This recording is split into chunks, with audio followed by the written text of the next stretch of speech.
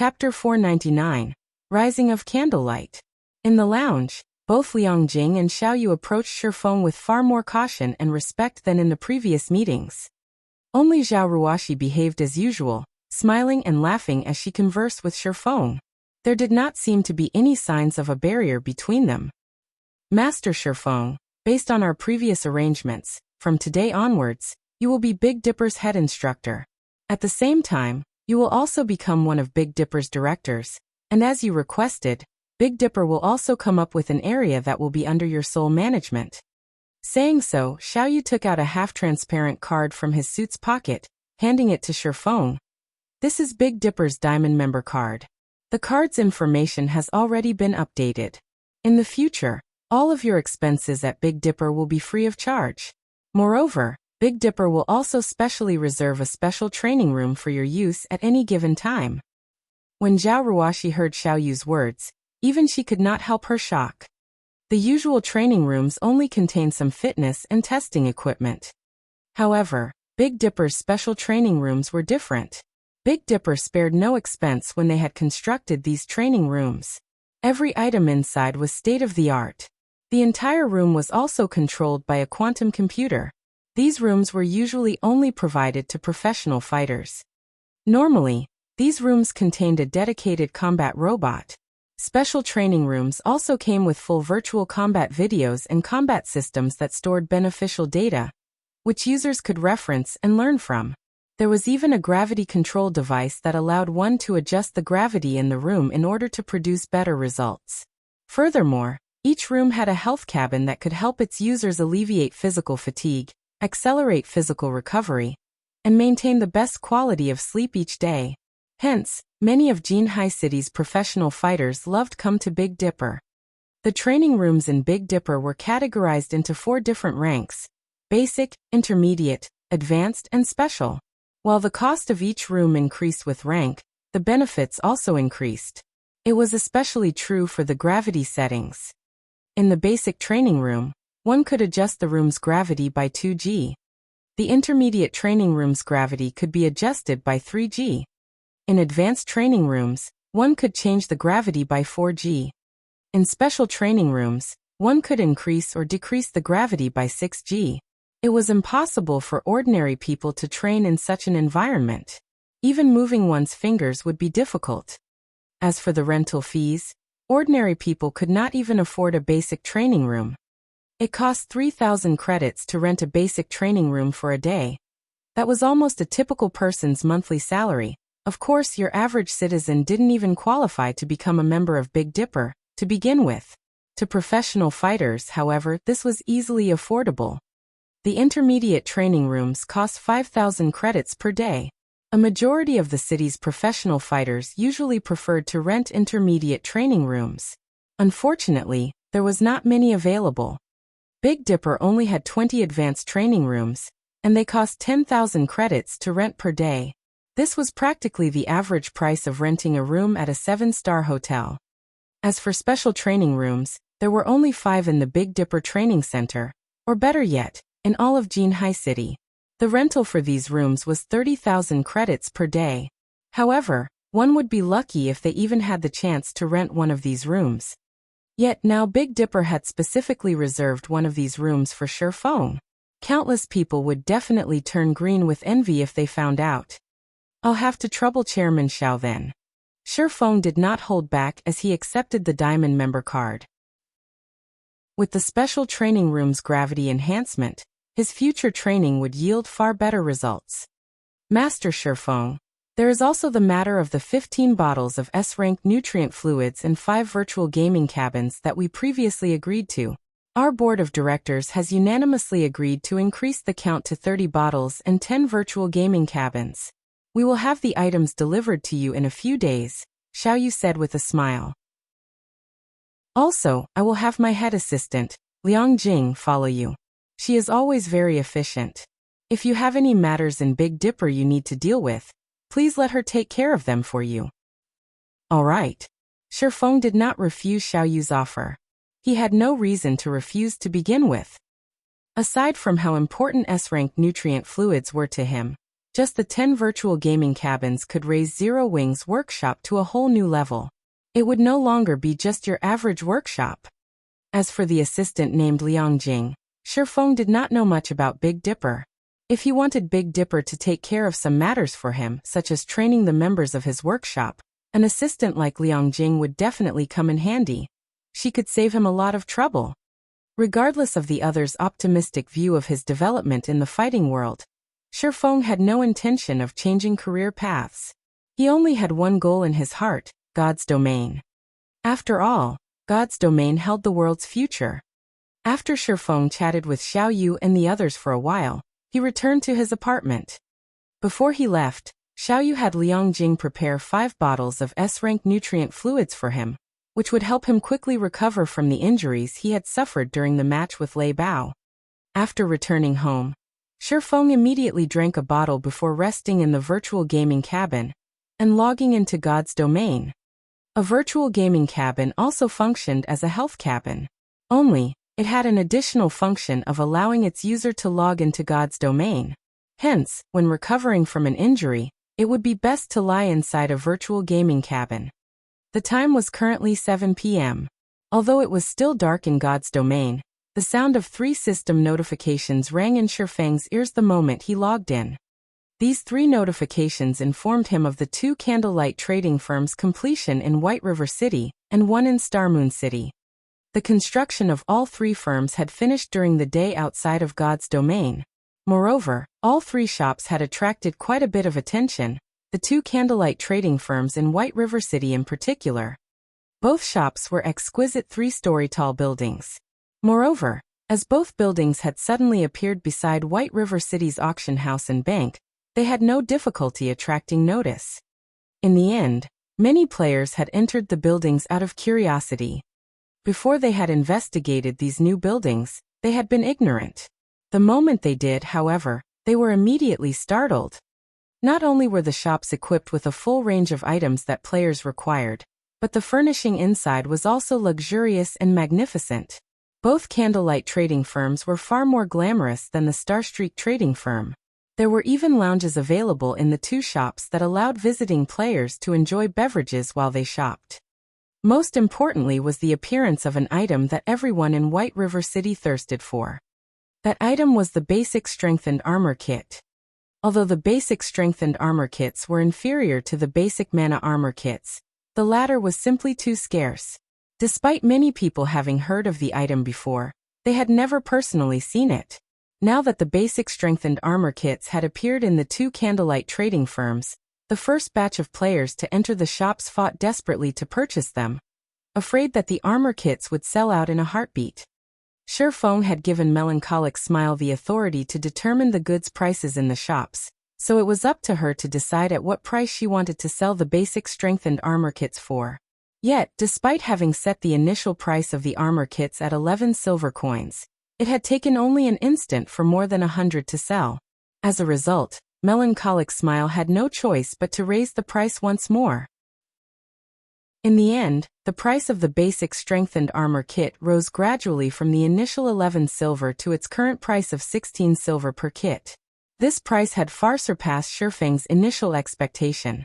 Even so, in a short dozen or so hours, the 3 shops in White River City and Starmoon City sold more than 6,000 kits.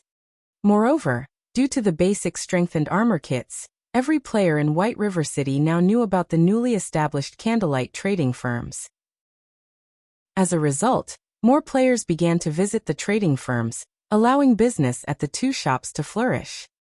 By the time Shifeng logged into the game, the 2 Candlelight trading firms in White River City were already packed full of people. Everyone rushed to purchase the basic strengthened armor kits. In addition to the several dozen sets of dragon scale set equipment that had sold at the Blackwing auction house, Shifeng had suddenly become a wealthy man again, with more than 10,000 gold in his pockets. Chapter 500, Exclusive Control. White River City, Overwhelming Smiles Guild Residence. Vice Leader Yulan, I've finished my investigation of the Candlelight trading firm. A level 23 male assassin reported upon entering Overwhelming Smiles meeting room. Who started it? Yulan asked in a hurry. Currently, Overwhelming Smile suffered in the field battles against Zero Wing. Their daily coin expenditures were also quite significant. Although Underworld had increased their investment in Overwhelming Smile, funds in particular, it was truly not easy to convert credits into coins. Despite spending a massive amount to purchase coins, the guild's supply barely maintained balance with its consumption. In the beginning, Yulan had not expected that repairing equipment would cost so much. However, her thoughts changed as the guild's death toll continued to increase. Dying once might not cost much, but after 2 or 3 deaths, the guild members had spent practically all of their remaining coins. Afterward, in order to repair their equipment, these guild members had no choice but to choose coins as compensation. This situation had immediately given Yulan, who had initially been quite confident, a huge headache. She wished she could choke Black Flame to death. They had already paid out more than 1,000 gold as compensation, not to mention the amount of credits they had compensated. Moreover, it wouldn't be long before the guild had to pay compensation solely in coins. After all, if players did not repair their equipment, they could not go out and level up. If their equipment became scrap, they would have to purchase new equipment to serve as a replacement. However, good equipment was not easy to obtain. Every piece of a player's equipment had been earned through blood and sweat. Losing even a single piece was a painful loss. If they lost every piece of equipment they had on them. Hence, before the durability of their equipment reached a critical point, even if players had to purchase coins with credits, spending their entire fortune, they had to repair their equipment. However, there was one point that confused Yulan greatly. Though Overwhelming Smile's losses were very heavy, Zero Wing's losses should not be any less. Not to mention, Zero Wing was not using credits as a form of compensation at all. Its consumption of gold should be significantly higher than theirs. Yet, even until now, not only had Zero Wing showed no signs of lacking money, but it was also spending more money than before. It was inconceivable. From the information Yulan had overheard, she knew that, aside from constructing the best smithy available, Zero Wing had also purchased several sets of dragon scale set equipment. At the very least, they would have to spend more than 2,000 gold on these purchases. Not to mention, there was also the gold they had to give out as compensation for the war of attrition. Even Underworld would find it difficult to spend so much in such a short time. Yulan could only see one end, Overwhelming Smile withdrawing from White River City, if things continued like this in their war of attrition. Hence, they needed to make a major change now. They must find a way to earn a large sum of gold. If one wanted to earn a large sum of coins in God's domain, the only way to do so was through trade. Although the guild quests published in the guild residence were a large source of income, that potential was nothing compared to the money one could earn through trade. Although the various large guilds of God's domain possessed a lot of gold, compared to the countless players in God's domain, this sum was insignificant. Even if Overwhelming Smile only earned 1 silver from each of the millions of players in White River City, the total would be several tens of thousands of gold. At that time, they could easily afford a war with several other large guilds simultaneously, much less afford to deal with a single Zero Wing. In White River City, the most powerful trading firm was currently the Starstreak trading firm. Not only did the firm occupy a strategic location, but it also possessed land in the 7 cities surrounding White River City, allowing it to sell items to players in 8 cities and earn tons of gold daily. The amount the firm earned each day was enough to make one drool. Unfortunately, the Starstreak trading firm was an NPC's property, not a player's. Despite exhausting all of their means, the various large guilds in White River City were unable to form a cooperative relationship with the Starstreak trading firm. In the end, they could only give up on their endeavors and try to open up their own shops. However, White River City's ordinary lands were not particularly valuable. Currently, the various guilds had all set their sights on the golden lands of the city, and were consistently accumulating money, and raising their reputation to achieve that goal. Now, however, the Candlelight trading firm had appeared and purchased 2 golden lands ahead of the other guilds. Although the Candlelight trading firm was not a match for the Starstreak trading firm, with the basic strengthened armor kits and the full range of products, it too stood among White River City's top trading firms. Over time, if the Candlelight trading firm introduced several other items that players direly needed, it would definitely surpass the Starstreak trading firm and become the #1 trading firm in White River City. Moreover, unlike the Starstreak trading firm, a player had established and owned the Candlelight trading firm. That signified the possibility of cooperation. Thus, Yulan had sent her subordinate to investigate the firm. I heard that the manager there is a young woman named Melancholic Smile.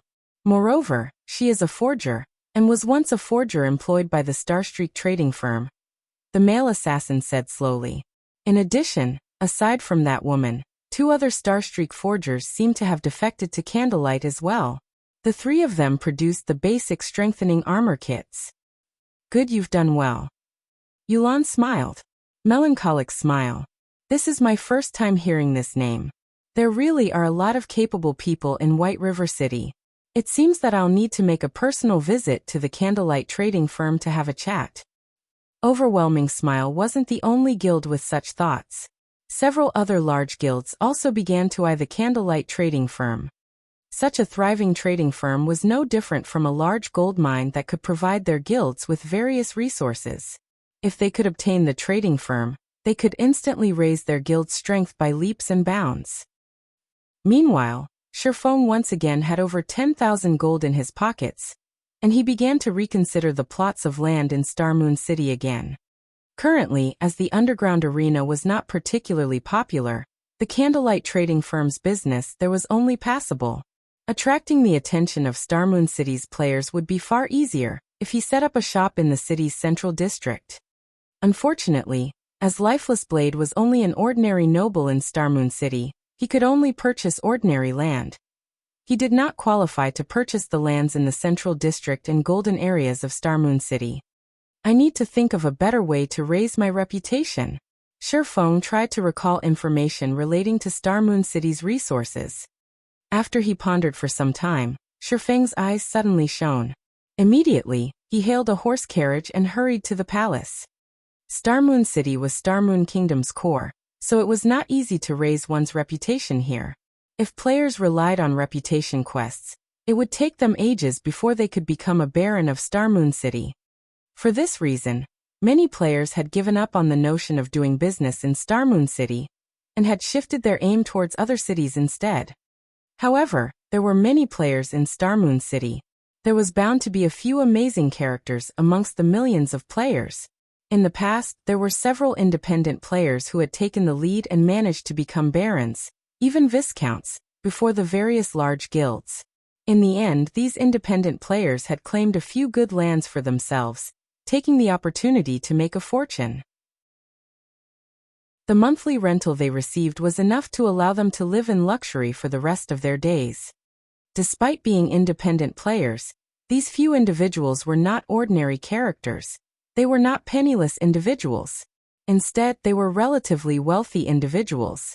They had been relatively famous in several other virtual reality games, and had earned large sums of money during their time playing those games. Meanwhile, through a special method, these people had managed to grind large amounts of reputation points in a relatively short amount of time, quickly becoming barons. After this incident was revealed, these players had become the envy of every player in Starmoon City. That method was very simple. Players needed to purchase some supplies with coins, then contribute these supplies to a certain Grand Duke to receive reputation points for Starmoon City. Unfortunately, the conversion ratio of coins to reputation points would make any ordinary player curse the system. However, Shifeng did not lack money right now. He only lacked time. Even if it were a more expensive method, he would still employ it. Chapter 501 Grand Duke Hartfield. The lights shone brightly outside of Starmoon City's palace. At this moment, the street adjacent to the palace looked as if it held a large-scale celebration. A crowd of players exploded with excitement. Players filled both sides of the street, shouting and selling their wares. Starmoon City was different from the other ordinary cities in Starmoon Kingdom. The traffic here was constant, with players coming and going from other kingdoms and empires. Hence, unlike in other cities where players could only set up their stalls once every 3 or 4 days in specified areas, players could set up their stalls in Starmoon City every day. Only, a fee was required to set up a stall. It was not free. Even with the fee, a large number of players were still willing to set up their stalls to sell items rather than using the auction house and paying a heavier fee. Even if they sold their items at a lower price here, they could still make a higher profit. Normally, players would only choose to sell their items through the auction house if they were in a hurry for money or they wished to obtain a better price for rare and precious items. As the items sold at stalls were much cheaper, many independent players and large guilds would come here to purchase the materials and items they needed. Shifeng had come to this place precisely to purchase some supplies. The method of exchanging coins for reputation points was, in reality, a special quest found in Starmoon City. To players who focused on raiding dungeons and grinding monsters to level up, they might never discover this special quest. However, to players who leveled up slowly and focused more on enjoying the game itself, it was not particularly difficult to find the quest. As long as they listened for information in the capital city, they could obtain some clues leading to the quest. Meanwhile, this clue was that Grand Duke Hartfield's daughter had fallen ill and was in urgent need of a large amount of herbs. The quest only required 1 stack of ordinary herbs. Upon completing this quest, players would receive a certain amount of money and EXP. Meanwhile, players could accept this quest indefinitely. Unfortunately, the amount of money and EXP wasn't quite worth the value of the herbs. In the past, wealthy players who wished to level up quickly had spent money to increase their EXP through such quests. Even so, they did not invest a lot of money in this method of leveling. After all, coins were very valuable during the initial stages of the game. Nobody would spend them foolishly. In the past, as everyone had been convinced that this special quest was merely a method that allowed one to exchange money for EXP, a few insane individuals, who had not wanted to level up in the fields, began to purchase herbs in bulk, turning them in to complete the special quest. In such a way, these individuals each traded in 1,500 stacks of herbs, reaching a critical point of this quest. When a player traded in 1,500 stacks of herbs, Grand Duke Hartfield would no longer reward said player with money and EXP. Instead, the Grand Duke rewarded the player with a thank you gift. One could obtain a variety of items from this gift. Among them, there was a 10% chance to obtain a reputation book. When used, the reputation book would give the user a certain amount of Starmoon City reputation points. This was why Shifeng had come to this bazaar to purchase herbs in bulk, either ordinary herbs or rare herbs. After making a round through the bazaar and investigating the general prices of herbs, Shifeng began shouting through the trade channel. Buying ordinary herbs, 40 copper per stack. Rare herbs, 3 silver per stack. We'll buy as many as you have. The trade channel was a unique channel only available in bazaars. Any players in the bazaar could receive the messages sent through this channel. However, players who wished to shout their messages needed to pay a fee of 1 silver per message. Though the length of each message was limited to 100 words, it was a valuable promotion tool. With this, Shifeng could save himself a lot of trouble.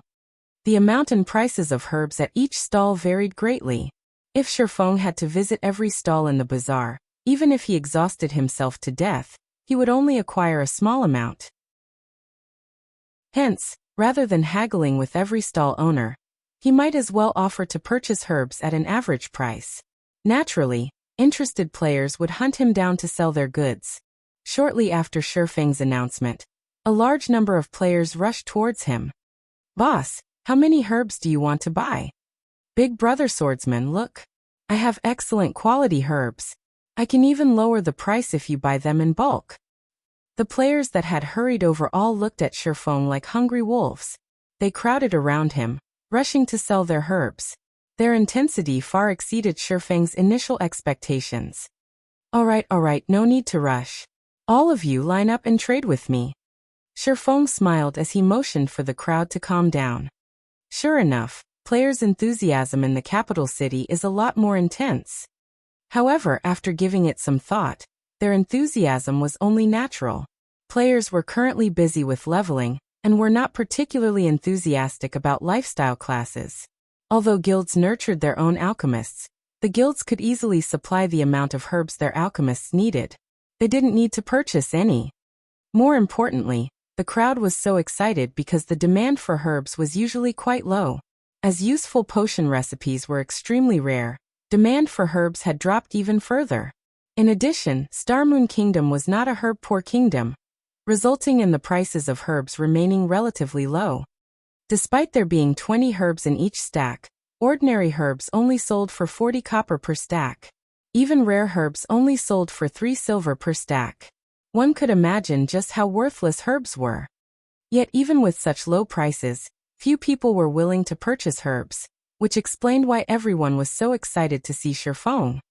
Players would frequently encounter herbs while adventuring, and they would usually collect these herbs to sell in bulk at a later time. Now these players' actions benefited Shifeng. In a short moment, Shifeng had purchased 2,000 stacks of ordinary herbs and 200 stacks of rare herbs, spending 14 gold in total. To other players, this might be an astronomical sum, but to Shifeng, this was only a drop in the bucket. Sorry, but my bag's full.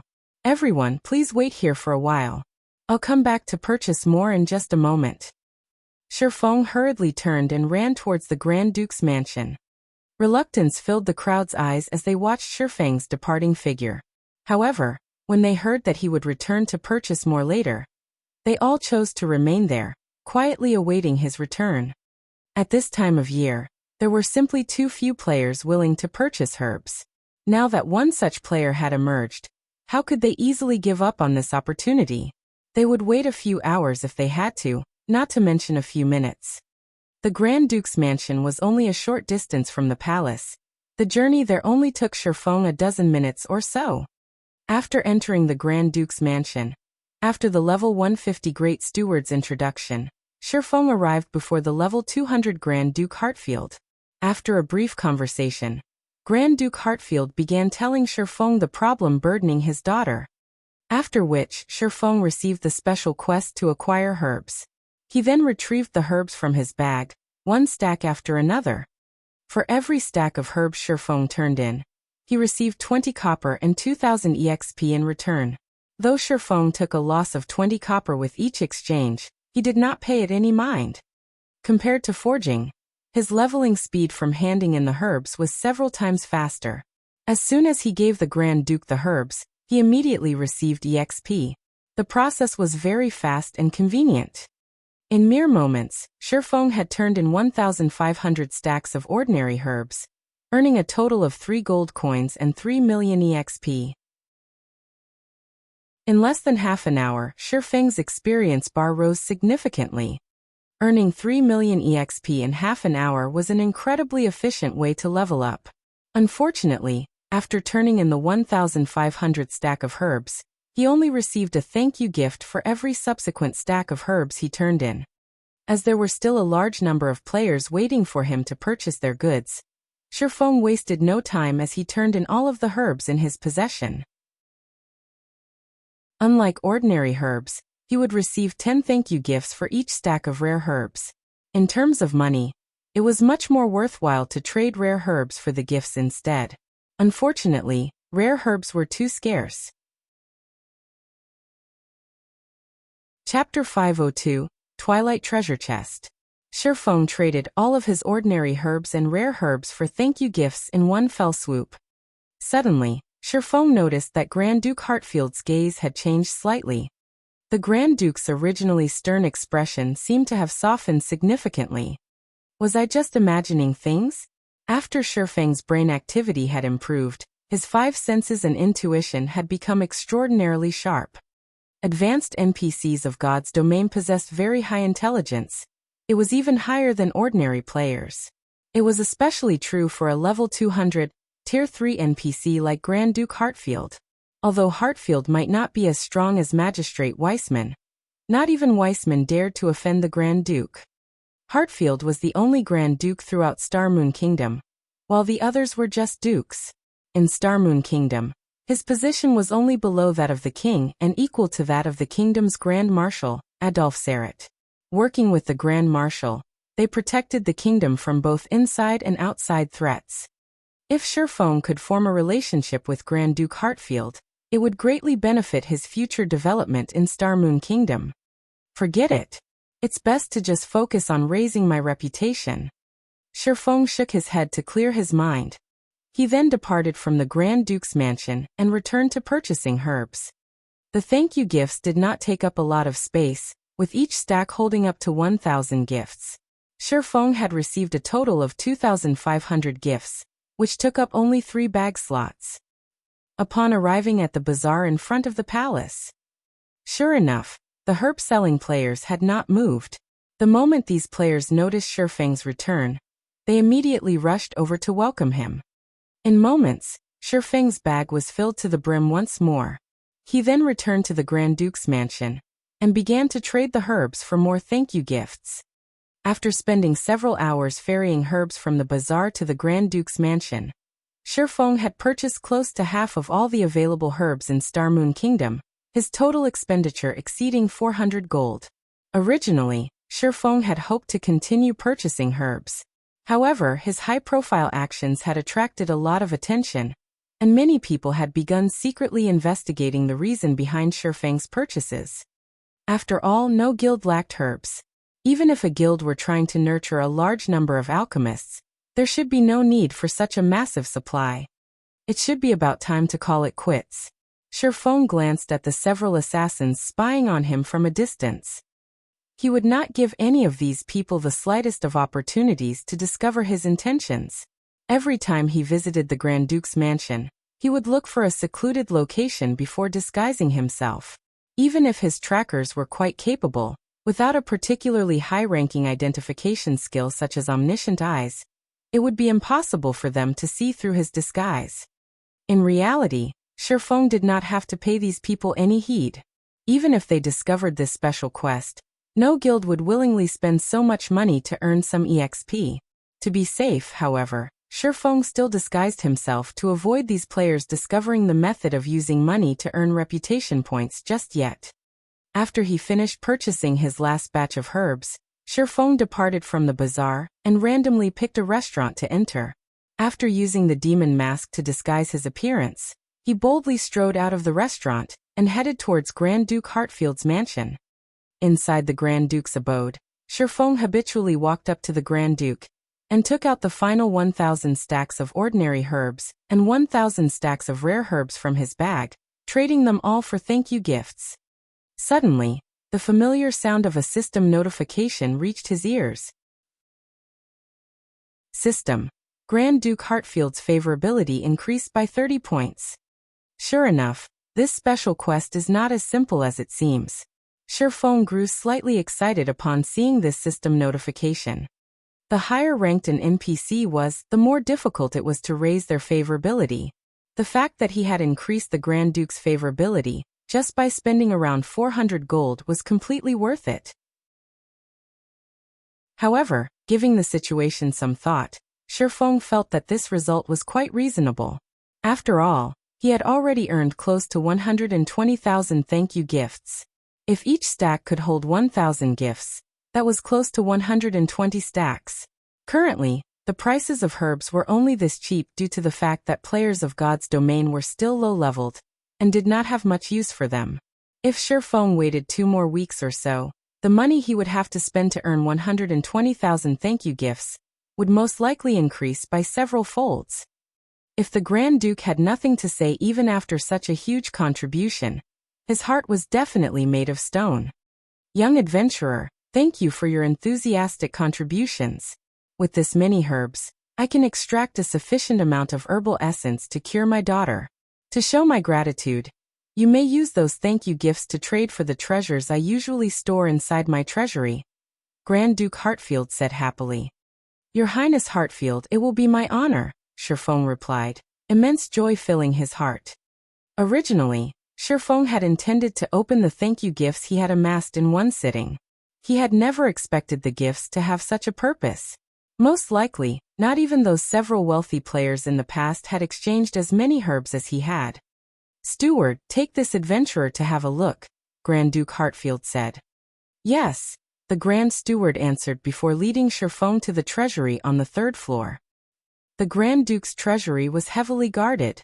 The 6 white-robed knights guarding the entrance were level 200 Tier 3 Judgment Knights. Not to mention, there was even a Tier 5 magic array protecting the vault.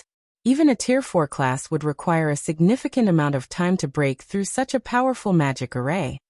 Upon entering the treasury, Sherfong discovered that the place looked very much like a museum, with many treasures on display.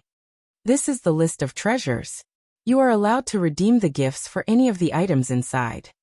The Grand Steward passed a list to Sherfong. There were not many items available for exchange on the list.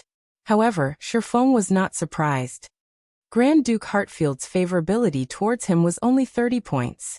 The fact that the Grand Duke was willing to let him trade his thank you gifts for treasures was already a considerable outcome. If he wished to trade for every item in this treasury, he would need to raise the Grand Duke's favorability towards him to at least 300 points. Sherfong then examined the list of items. Sure enough, every item was very basic. The majority consisted of weapons and equipment that were close to his current level, whereas the quality of the items ranged between secret silver and fine gold rank. Moreover, their prices were not cheap. Even the most basic piece of level 25 secret silver equipment required 1,000 thank you gifts. If converted to coins, it would cost 4 gold. If not for the herbs he bought being cheap, 1,000 gifts would cost 8 gold or more.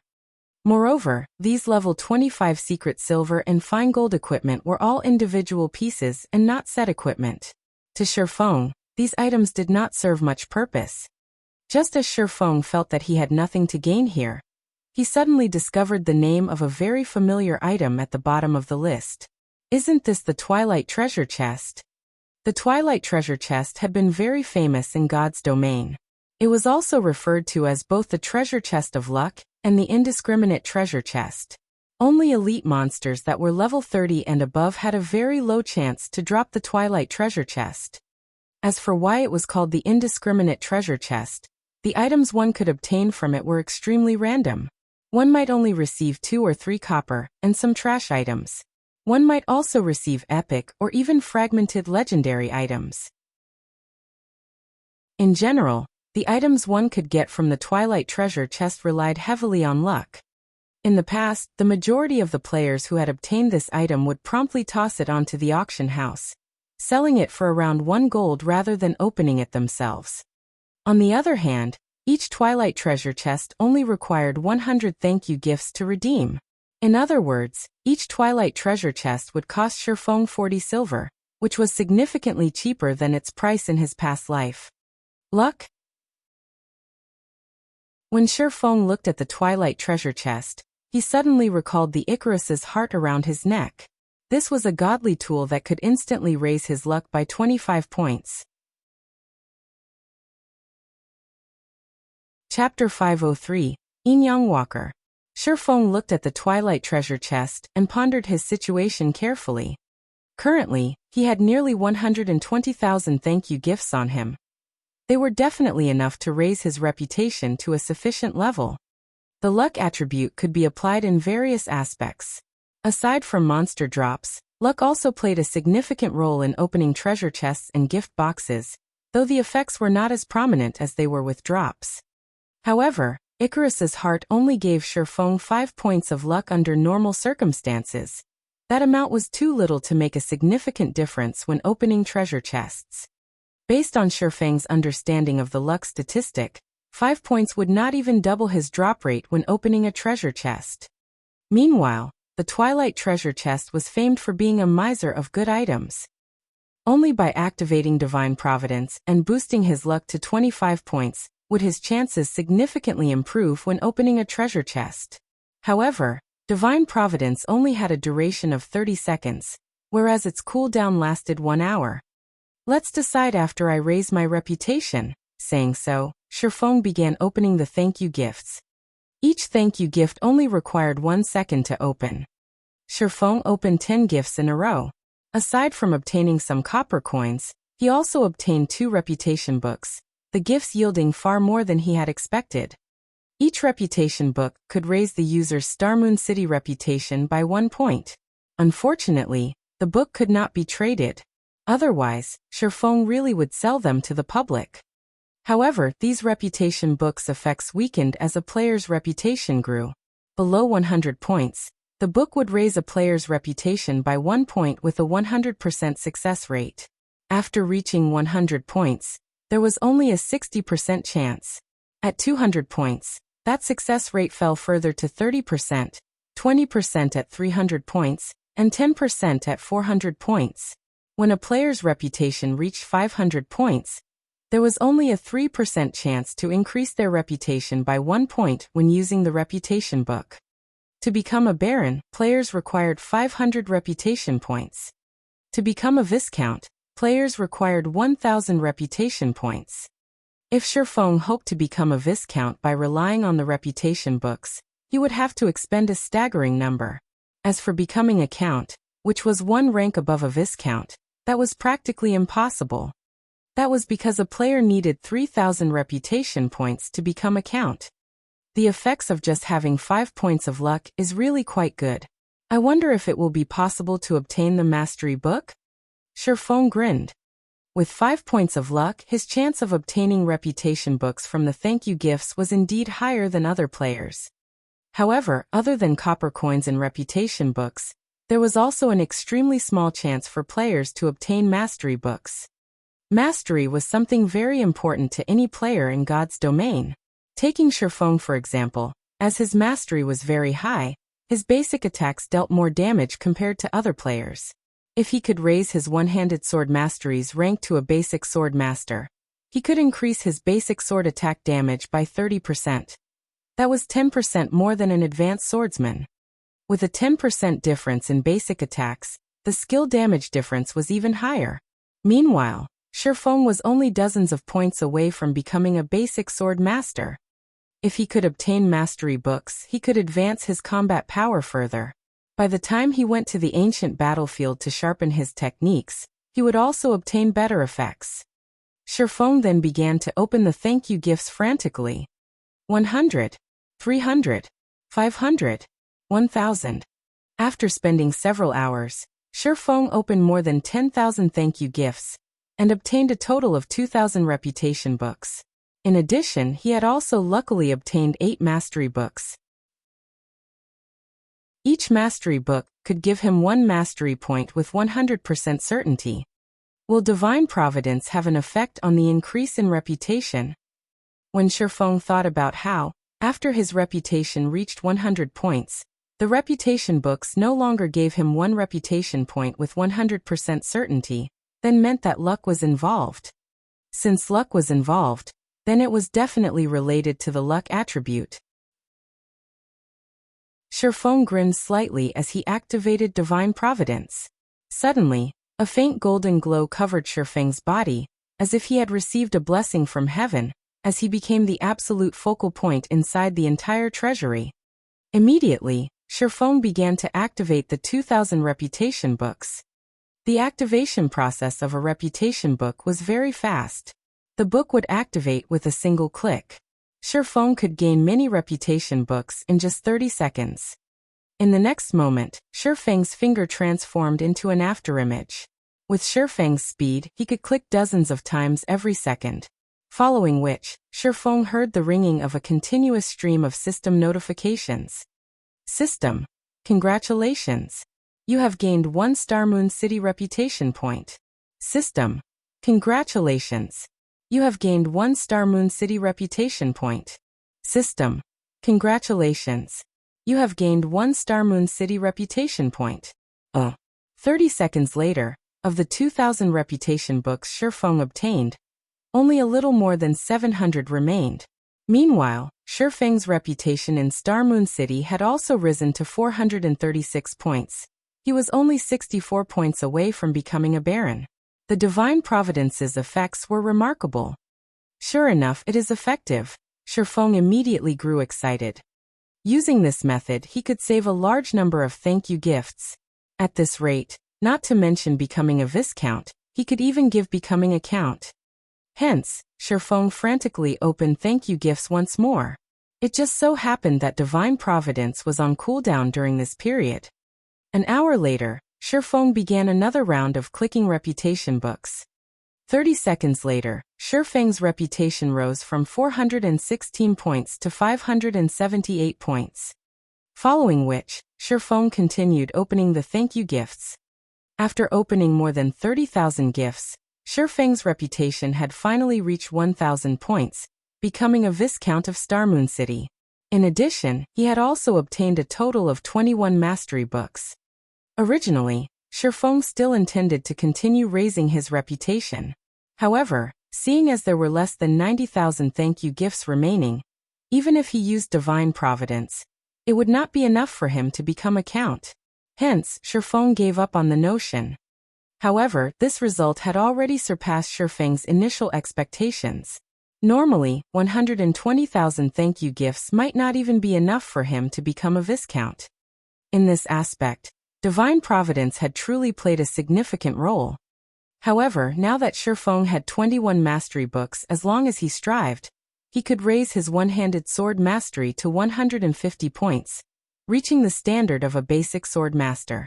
Hence, Shifeng continued the process of opening the thank you gifts, and had even used Divine Providence to aid him in his endeavor. After opening another 10,000 or so thank you gifts, Shifeng accumulated a total of 48 mastery books.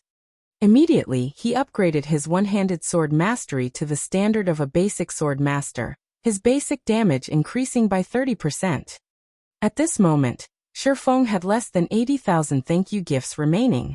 At once, Shifeng exchanged all of them for Twilight treasure chests. Each Twilight treasure chest cost 100 thank you gifts. In the end, Shifeng had gained close to 800 Twilight treasure chests. He would have to spend close to 800 gold if he bought so many anywhere else. After Divine Providence's cooldown completed. Twilight treasure chest, you better not disappoint me. Shifeng took out 9 Twilight treasure chests and set them on the ground. Taking a deep breath, he immediately activated Divine Providence and swiftly began activating the treasure chests before him. As time passed, the silver-colored treasure chests inlaid with purple crystals were swiftly opened. 1 chest, 2 chests, 3 chests. Finally, Shifeng managed to open the 9 Twilight treasure chests within 30 seconds. The 9 Twilight treasure chests released a colorful brilliance as their lids were removed, making the entire treasury shine beautifully. Shifeng then began collecting the items inside the treasure chests. As Shifeng collected the items inside the 6th Twilight treasure chest, he suddenly froze. With disbelief, he retrieved a beautiful chest plate that gave off both a black and white glow. Yin-Yang Walker. Chapter 504, Tier 1 Set Equipment. In God's domain, one could obtain a wide variety of items from the Twilight treasure chest. However, the chance of obtaining good equipment was incredibly small. As for set equipment, don't even think about it. Yet the armor called Yin-Yang Walker before Shifeng was indeed a part of a set equipment. For a moment, Shifeng even questioned his own vision. If it were any other set equipment, at most, Shifeng's good luck would have surprised him. However, the Yin-Yang Walker was different. It was a special set equipment just like the Warfire set equipment.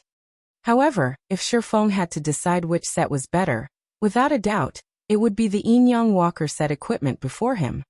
Although the Warfire set equipment could be upgraded to fine gold rank, the Yin-Yang Walker was a Tier 1 set equipment. A Tier 1 set equipment was an exclusive set for Tier 1 classes. Although it had no grade, its boost to a Tier 1 player's combat power even surpassed Dark Gold set equipment. However, a Tier 1 set equipment also possessed heavy restrictions as only designated classes could use it. Moreover, the set would bind to a player when equipped, and it could neither be dropped nor traded. However, it could be destroyed if its durability reached 0. Moreover, the repair fees for a Tier 1 set equipment could rival those of epic-ranked weapons and equipment. Despite having so many restrictions, a majority of the experts in God's domain loved these sets. However, it was extremely difficult to obtain a Tier 1 set equipment, as only level 20 or higher Great Lords had a chance to drop them. Both Great Lords in the fields and in dungeons had the same drop rate. Tier 1 set equipment was also known as the best set equipment, other than epic set equipment, available for Tier 1 players. It truly lived up to its name. The minimum level of a Tier 1 set equipment was level 20, and its attributes would increase alongside the player's level to level 50, which was when players could class change from a Tier 1 class to a Tier 2 class. If a player had a Tier 1 set equipment when they carried out their Tier 2 class change quest, the quest would undoubtedly be easier to complete. Shifeng then appraised the Yin-Yang Walker's chest plate. Yin-Yang Walker set equipment. Level 20, level 50. Equipment requirement. Tier 1 Guardian Knight. Set consists of 5 parts: head, chest, hands, legs, and feet. Binds when equipped. Set effect. 2-piece effect. Defense skill increased by 3 levels, defense increased by 10%, damage received reduced by 15%, and healing received increased by 15%. 4-piece effect. Endurance increased by 15%, and strength increased by 10%. Obtain Yin-Yang Shield skill. Cast a magic shield on yourself, reducing all magic damage received by 60% and gaining immunity to all control effects for 15 seconds. Cooldown, 2 minutes. 5-piece effect. Receive 1 stack of Yin-Yang energy every time damage is received. After 30 stacks, Yin-Yang power skill can be activated. Hatred increased by 100%.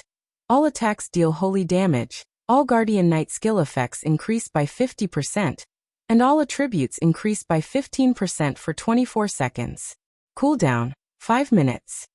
If I can gather the complete set and give it to a Tier 1 Guardian Knight, tanking bosses in large-scale team dungeons will be a breeze. Shifeng inwardly sighed as he read the Yin-Yang Walker's set effects. Obtaining even a single piece from the Twilight treasure chest was already nearly impossible. Trying to obtain the complete set would be a miracle. The effect of having 25 luck is better than I expected. Shifeng was utterly satisfied. He then looked at the large number of Twilight treasure chests in his bag, chuckling. With so many Twilight treasure chests, I refuse to believe that Divine Providence won't net me any other good items. Shifeng had already decided.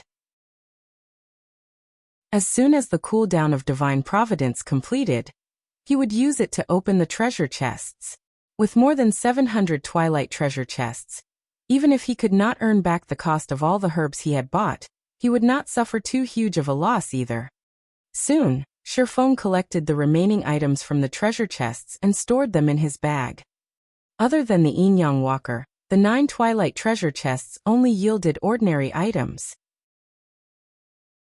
Shifeng had only obtained a few silver coins and some rare materials, as well as a forging design to create the light stone. Although it was a forging design, it wasn't very valuable. It was not worth even 30 silver. This was because the light stone forging design was quite common. It had a chance to drop from any level 40 or above maps. However, God's Domain's current players were very much in need of light stones. The light stone was a consumable item that could illuminate a certain area as if it were daytime. In the darkness of night, any monsters caught within the light stone's radius would lose their nighttime advantages. The item allowed players to grind monsters freely and level up during the night. To players who wished to level up quickly, even the darkest night was a time to level up. Light stones were practically necessary for players out in the fields, hence why the drop rate for the item's forging design was relatively high. Only, players would find it very difficult to obtain the forging design at their current levels. Light stone. A light flashed in Shifeng's eyes. He felt that this was a good opportunity to make a fortune. As long as he sold them, the light stones would be well received. Currently, the Candlelight trading firm relied on the strengthened armor kits to draw customers from the Starstreak trading firm. If he added light stones to the firm's available products, it would definitely boost the firm's competitive edge. Light stones were easy to produce.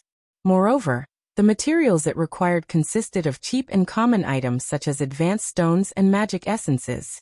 Hence, light stones were easily affordable by the majority of the players, unlike the expensive strengthened armor kits that only a small number of players could afford. In addition, there were only 3 people producing the strengthened armor kits right now, and their success rates were only at 30%. It was not enough to satisfy the demand of so many players. As for light stones, even an advanced forging apprentice's success rate would be higher than 30%. Only the lightstone forging design was not something players below level 30 could obtain. If Shifeng could acquire a large number of lightstone forging designs, the Candlelight trading firm could take Starmoon Kingdom's entire market by storm. The Candlelight trading firm had plenty of advanced forging apprentices. As long as they had a sufficient number of forging designs, they could mass-produce the lightstones. Not only could they supply the players from White River City and Starmoon City, but they could also provide an endless supply to other cities as well. At that time, even counting their money would become a laborious task. In any case, I have nothing better to do right now. I might as well grind for some lightstone forging designs. Shifeng grinned. Immediately, he recalled several maps suitable for grinding lightstone forging designs. Although those maps were all level 40 and above, Shifeng had the ignore level effects provided by the magic weapon Abyssal Blade, the Dragonclaw set equipment, and the Golden Stigmata. Combined, he could ignore up to 45 levels. In addition to Shifeng's own level, he could take on a level 70 monster should he choose to do so. Only the attributes of a level 70 monster were a bit too powerful. Even if Shifeng could damage these monsters, they could kill him with a single slap. However, against monsters below level 50, he could definitely make an attempt as long as they were not chieftains or lords. Shifeng then headed to Starmoon City's City Hall to purchase a valuable golden land. While Shifeng had focused on raising his reputation, the dragon scale set equipment he had placed in the Blackwing auction house had finally sold out. In addition to the money Shifeng had earned through the Candlelight trading firms, he now had over 20,000 gold in his pockets. Thus, Shifeng decided to buy one of the plots of land beside the Starmoon Bank for 16,000 gold. However, as Shifeng was a Viscount, he received a 10% discount on his purchase. Even after constructing a new branch of the Candlelight trading firm, he had not even spent a total of 16,000 gold. After he had finished his business in the City Hall, Shifeng took a horse carriage to the Teleportation Hall and teleported to the Twin Tower Highlands, a level 45 map with the highest drop rate for lightstone forging designs. Chapter 505, Domineering Melancholic. White River City, inside one of Candlelight trading firm's forging rooms. Melancholic's smile was currently busy forging basic strengthened armor kits. There were simply too many players in White River City. With just the 3 of them producing the basic strengthened armor kits, it was impossible to satisfy the demand of so many players. Had they not produced a large number of the kits early on, their supply would have long since depleted. Sister Smile, there are 2 people on the first floor looking to discuss business with you. I understand. Like the others, have them wait in the reception room for now. I'll head over once I finish my work. But one of them is claiming to be Overwhelming Smile's guild leader. Overwhelming Smile's guild leader. Melancholic Smile could not help but pause. As one of the tyrannical guilds in White River City, it was far ahead of other guilds. Their funds and member count were also plain for all to see. A lifestyle guild's direction of development was completely different than combat guilds. In other words, there should not be any conflicts of interest between the two. However, a lifestyle guild did not possess any combat capabilities. When producing certain items, plenty of rare materials were required. Meanwhile, many of these materials dropped from dungeons. Hence, lifestyle guilds would usually cooperate with some combat guilds. In such a relationship, the combat guild in question would be responsible for supplying the rare materials, while the lifestyle guild would offer some discounts and give priority on sales of certain items to said combat guild. Ha ha. Just in time, Melancholic Smile said. I'll head over there now. Saying so, Melancholic Smile tidied up the materials on the table and headed downstairs. In the reception room on the first floor, many of White River City's guilds had sent representatives to the Candlelight trading firm to discuss potential cooperation. However, when a man and a woman entered, the entire reception room's atmosphere sank. Everyone in the room immediately focused their attention on this pair of new arrivals, the woman in particular. Practically every guild in White River City knew who she was. This woman was none other than the guild leader of Overwhelming Smile's White River City branch, Yulan. The Candlelight trading firm sure knows how to treat its guests, to actually make us wait here with other guilds.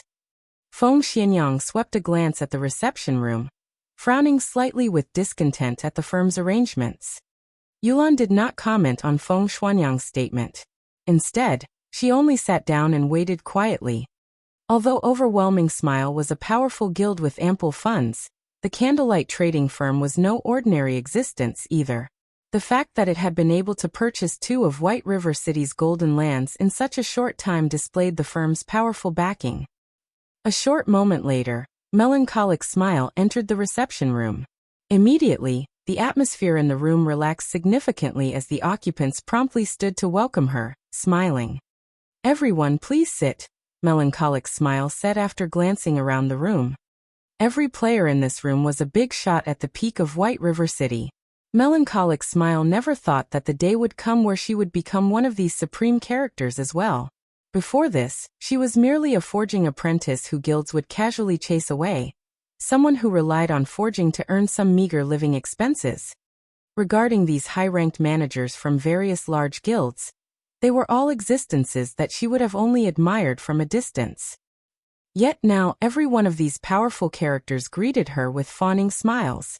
Compared to her previous life, it was as if she was in an entirely different world. When Melancholic Smile considered this, her thoughts immediately switched to the man who had helped her rise to this position.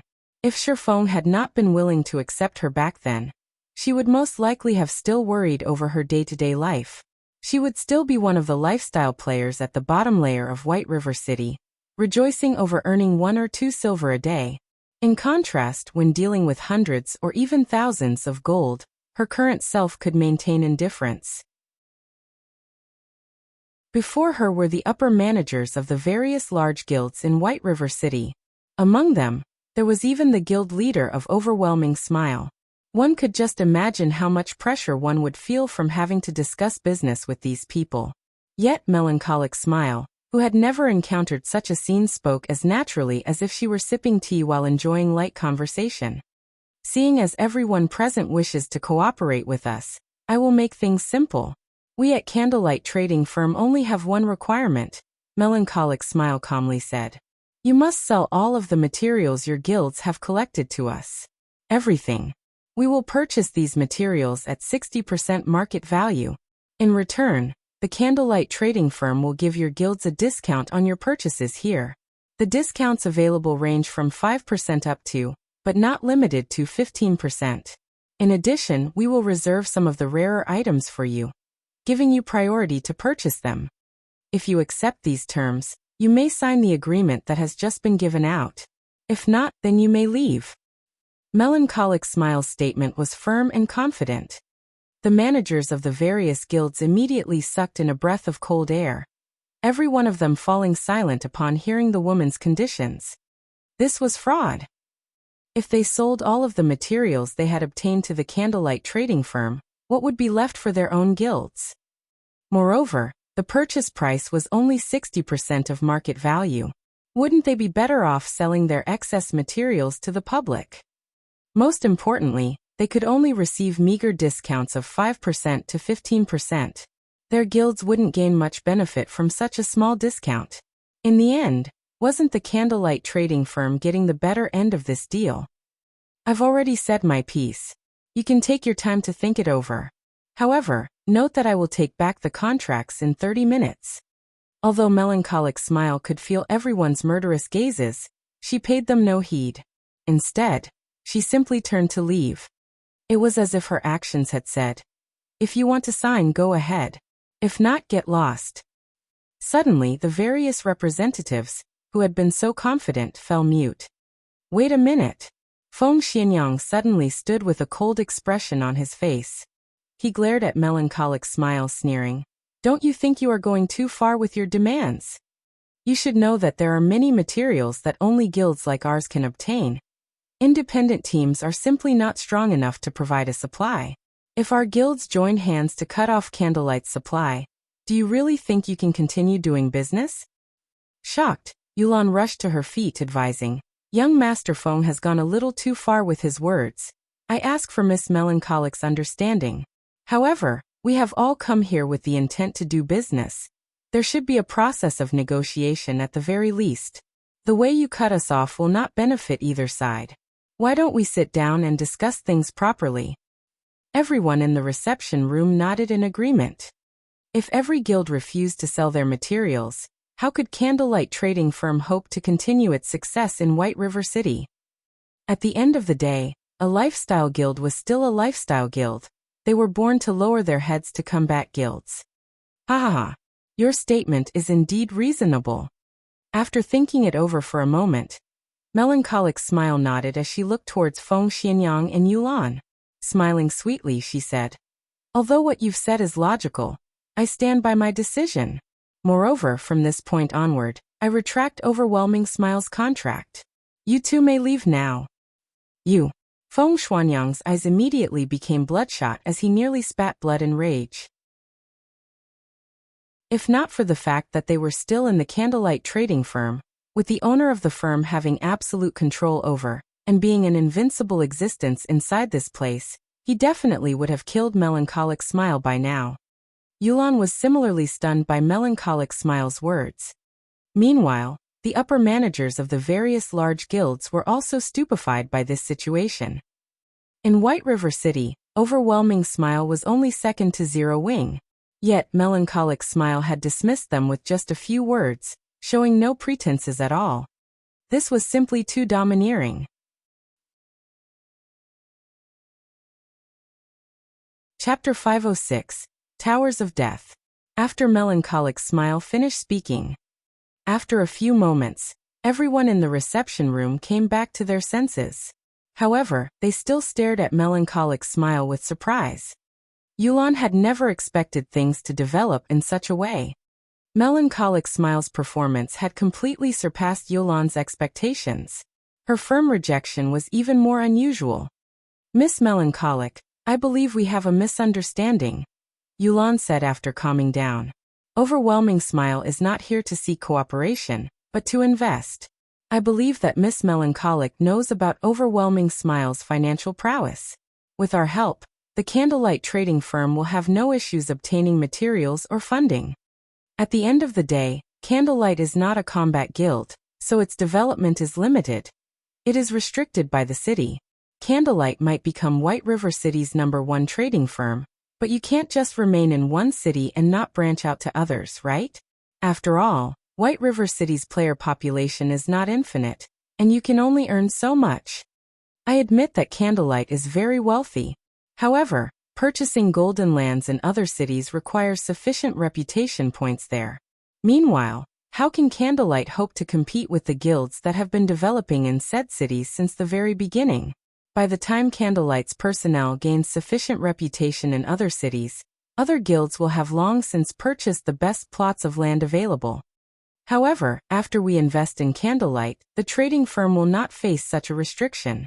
Overwhelming Smile has plenty of personnel in other major cities, including the several cities neighboring White River City. As long as we have enough gold, we can purchase the most valuable land in every city throughout Starmoon Kingdom, and establish the Candlelight Trading Firm all over the kingdom, saving you a lot of time and manpower. Is Miss Melancholic really not interested in such an opportunity? Yulan spoke confidently as she offered the attractive conditions. She had also hit the nail on the head by pointing out the Candlelight Trading Firm's weakness. Meanwhile, the fact that Yulan was able to make such a statement so confidently was all because of Overwhelming Smile's backer, Underworld. This was a feat that no other guild could ever accomplish, even first-rate guilds. Yulan's offer sorely tempted the other managers of the guilds in the reception room. Only, they were somewhat disappointed that the Candlelight Trading Firm would no longer be theirs. They could already imagine the Candlelight Trading Firm's flourishing future. One side had the advantage of manpower and resources, while the other had coins and popular shops. The cooperation between the two was practically a match made in heaven. Yulan really is amazing. It's as expected of someone fancied by Underworld's elders. Feng Xianyang, who had initially been overwhelmed by his rage, silently praised Yulan as he listened to the woman. He snuck a peek at Melancholic Smile from the corner of his eyes, his heart filled with joy when he saw her silence. To a trading firm, particularly a trading firm with hot-selling commodities. What they needed the most was not materials, but a market to sell those commodities. Meanwhile, Overwhelming Smile just so happened to be capable of providing that market. This method of persuasion was far more effective than any threat. At this moment, Melancholic Smile opened her mouth and spoke. Your conditions are tempting, but you may leave now. Everyone else, you have 30 minutes left to consider our offer. If you do not wish to cooperate, you may leave. I have other matters to attend to, so I won't accompany you any longer. Saying so, Melancholic Smile left the reception room, never once turning back. From the moment she had entered the room, she had acted as if she did not care about any of the representatives. Is she really not tempted? Yulan was stunned. With such huge potential profits, no sane trading firm would reject their offer. Even if Melancholic Smile rejected them eventually, it should be based on too harsh conditions. Yet, before they could even state their conditions, she had turned them away. Just what sort of situation was this? Before Yulan could make sense of the situation, the upper managers of the other guilds began signing their contracts, having already thrown their cooperation conditions out the window. Watching this, Yulan suddenly came to a realization. Melancholic Smile had displayed her might, killing the chicken to scare the monkeys. They just so happened to be that chicken. Feng Xianyang had also realized their situation. This had all been due to him voicing his rejection, becoming Melancholic Smile's target as a result. Despite this revelation angering him greatly, regret filled his heart. Just why had he been so eager to shoot off his mouth? As for encouraging Overwhelming Smile to face off against the Candlelight trading firm, that was simply impossible. Lifestyle players did not leave the city at all. If they remained in the city, who could do anything to them? Lifestyle players were unlike combat players, who relied heavily on their levels and equipment.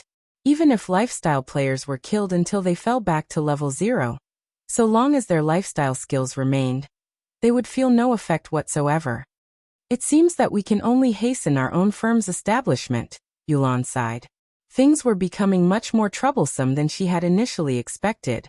However, the Candlelight trading firm had also given her a reminder. I have heard that Maple City's branch almost has enough reputation. We might as well develop our trade in Maple City. Moreover, the lands there are much cheaper.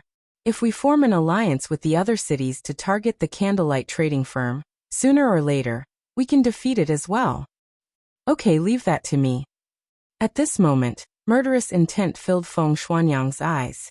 Watching Melancholic Smile's departing figure, he revealed a sinister smile as he said, though the trading firm itself is unwilling to cooperate, I refuse to believe that every worker is of the same opinion. I'll poach every single one of Candlelight's forgers. We'll see how long Candlelight lasts then. If a trading firm did not have a supply of goods, customers naturally would not visit it. It would be useless even if the trading firm occupied one of the city's golden lands. The fact that the Candlelight trading firm had become White River City's #1 trading firm so quickly was completely due to the basic strengthened armor kits. Otherwise, how could it possibly surpass the Starstreak trading firm? While Feng Xianyang plotted ways to poach lifestyle players from the Candlelight trading firm, Shifeng had arrived at the Twin Tower Highlands. The Twin Tower Highlands was a level 45 to level 50 map. It could be considered a country within a country. Unlike the monsters in low-level maps, the monsters here were mostly intelligent orcs that fought and lived in tribes. If players were not careful, rather than hunting their prey, they very well might become prey themselves. To God's Domain's current players, the Twin Tower Highlands was definitely a forbidden land. Aside from the level suppression, the difference in attributes was already quite vast. However, Shifeng did not care about any of that. His own attributes had long since surpassed the standards of the current players. It was especially true after he had equipped the fragmented legendary ranked Heavenly Dragon's Breath. In terms of attributes, he could easily match level 40 ordinary players. Without level suppression, a 5-level difference in attributes was nothing to Shifeng. Fortunately, Shifeng was very familiar with the Twin Tower Highlands. He had arrived at the core area of the Twin Tower Highlands, the Towers of Death, without so much as encountering a single monster. Dark clouds hid the tops of the two tall towers, preventing one from seeing them with a single glance. A thick layer of death also surrounded the towers as cold wind billowed around them. Tall ramparts surrounded the massive towers of death. An army of orcs patrolled the walls. Overall, the towers of death looked like an impregnable fortress. This was the best location for Shifeng to grind for the light stone forging designs. This should be it. Shifeng activated Wind Rider and the Ring of Nothingness and flew up to the tall walls. Sweeping a glance over the numerous level 47 orcs below the ramparts, a grin appeared on his face. Chapter 507, Explosive Power. Not only did the Towers of Death resemble a fortress, but there were also tens of thousands of monsters wandering inside their walls. It was simply impossible to infiltrate without a large team of more than 100 players. However, it was also why the Towers of Death were a good grinding spot. Although the common monsters, the hot-blooded orc warriors, behind the wall seemed to be covered in steel-like muscles, in reality, their strength was only an illusion. They were actually quite weak. Moreover, they were all melee monsters. As long as a team had several powerful AoE classes, the Towers of Death would become a leveling heaven. Hot-blooded orc warrior, orc common monster. Level 47. HP 30, 000/30, 000. To players of a similar level, these orc warriors were very easy to deal with. To Shifeng, who was only level 26 right now, they were just as easy to defeat. The only challenge was the fact that these hot-blooded warriors normally moved in groups of 100 or more, with an elite-ranked hot-blooded orc captain leading each company.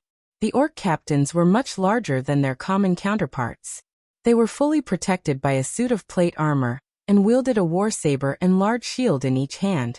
Most importantly, these orc captains had an aura effect that could increase the attack speed and damage of nearby hot-blooded orc warriors by 30%. Hot-blooded orc captain, orc elite rank. Level 48. HP 200, 000/200, 000. Even a 50-man team would struggle against such a company of orcs. As for 20-man teams, they could only escape for their lives. Teams that came to grind here would usually eliminate the orc captain first, sending several assassins with high burst damage and a bombardment from the ranged attackers, getting rid of the orc captain in the shortest amount of time possible. That way, the hot-blooded orc warriors would be fish in a barrel, easy to annihilate. However, Shifeng's level was too low right now.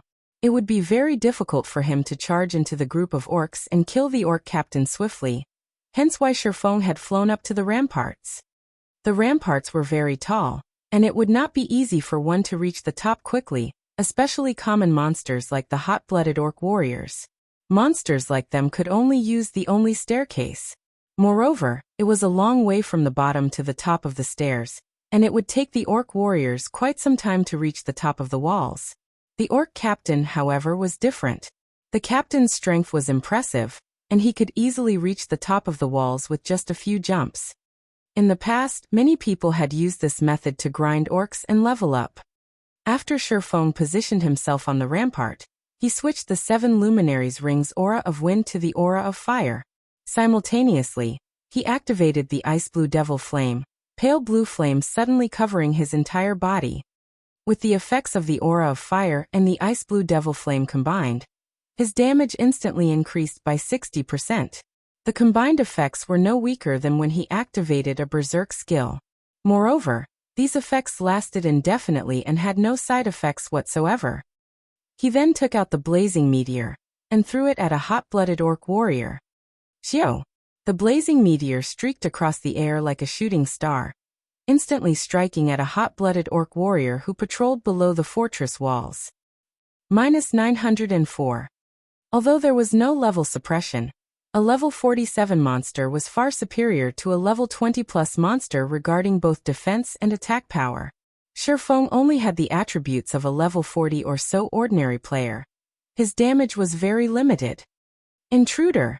The orc warrior bellowed angrily as he turned towards Shifeng on top of the wall. Immediately, the entire company of hot-blooded orcs also discovered Shifeng. However, as the wall was too large, they could only frantically dash towards one of the distant staircases. The armored hot-blooded orc captain, unlike his allies, simply bent his legs and jumped. In just a moment, the orc captain had jumped up to half the height of the wall.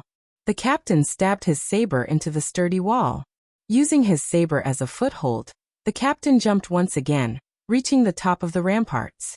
His robust and powerful hand grabbed and tugged on the chain wrapped around his wrist. In the blink of an eye, the saber, which was connected to the chain, returned to the orc captain's hand. The entire process was smooth and only took an instant. The orc captain was like a martial arts expert who could walk on walls and fly through the eaves of buildings. However, Shifeng was not the slightest bit surprised by the orc captain's actions.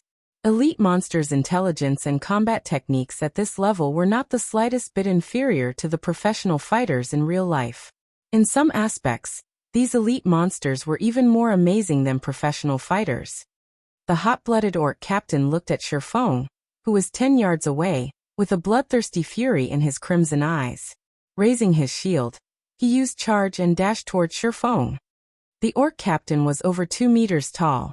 With his mass and speed, he was like a small car rushing toward Shifeng. One could just imagine the consequences of such a collision.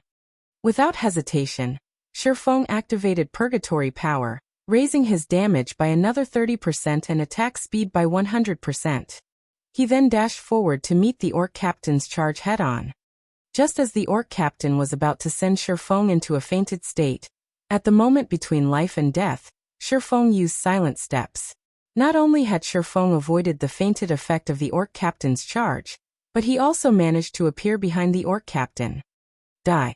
Shifeng shouted. In the next moment, the abyssal blade and the purgatory's shadow in Shifeng's hands released a powerful blinding light. The crimson flames that covered both swords caused the surrounding temperatures to soar. Flame burst. Dazzling streaks of light shot out from Shifeng's hands, piercing the hot-blooded orc captain's armor. The orc captain's armor could stop neither the scorching heat of the flames nor the sharp edges of the swords. The blazing abyssal blade easily penetrated the sturdy armor, stabbing the orc captain's vital point. -9,120, -18,160, -9,234, -27, 548. Frightening damages appeared above the hot-blooded orc captain's head, one after another. In the blink of an eye, the orc captain had lost close to half of his HP. The orc captain bellowed at the damage he received. Responding quickly, the orc captain used War Stomp, causing all enemies within a range of 6 yards to enter a fainted state for 3 seconds. However, Shifeng, who had already grasped the flowing water realm, had long since seen the orc captain's intentions. The instant the orc captain lifted his leg, Shifeng swung his sword. Abyssal Bind. When the orc captain's feet were only several centimeters from the ground, 9 pitch-black chains emerged from the ground and bound the captain, restricting all of his movements. Taking this opportunity, Shifeng launched a barrage of attacks towards the orc captain. Due to Abyssal Bind reducing the orc captain's defense by 100%, Shifeng's Flame Burst skill became even more powerful. Now, each attack dealt around -20,000 damage, while double critical hits dealt around -40,000 damage. Before Shifeng could exhaust the 12 instances of Flame Burst, the hot-blooded orc captain was already dead, dropping a few silver coins and a piece of equipment. From beginning to end, Shifeng took less than 4 seconds to kill the hot-blooded orc captain. Meanwhile, only now did the hot-blooded orc warriors finish climbing the stairs, reaching the top of the rampart. However, there were still more than 60 yards between them. After collecting the drops, Shifeng used Skywheel Sword on the orc warriors who were 40 yards away from him. Golden divine swords descended from the sky, sealing the hot-blooded orc warriors in a radius of 20 yards for 4 seconds. At the same time, the orc warriors each received over -4,000 damage, while some received close to -10,000 critical damage. With a single attack, the hot-blooded orc warriors lost close to half of their 20,000 HP. While the hot-blooded orc warriors ceaselessly bellowed with anger, Shifeng followed up his attack with firestorm. Suddenly, heavenly fire descended from the skies, annihilating the company of orc warriors. Items scattered across the ground around the orc warriors' corpses. Meanwhile, Shifeng's experience bar rose at a rate visible to the naked eye. Shifeng marveled at the dropped items on the ground. Fragmented legendary items and epic items really are frightening. Originally, Shifeng thought he would have some troubles dealing with these hot-blooded orc warriors. Now it would seem that he had worried for nothing. Chapter 508, Successive Promotion.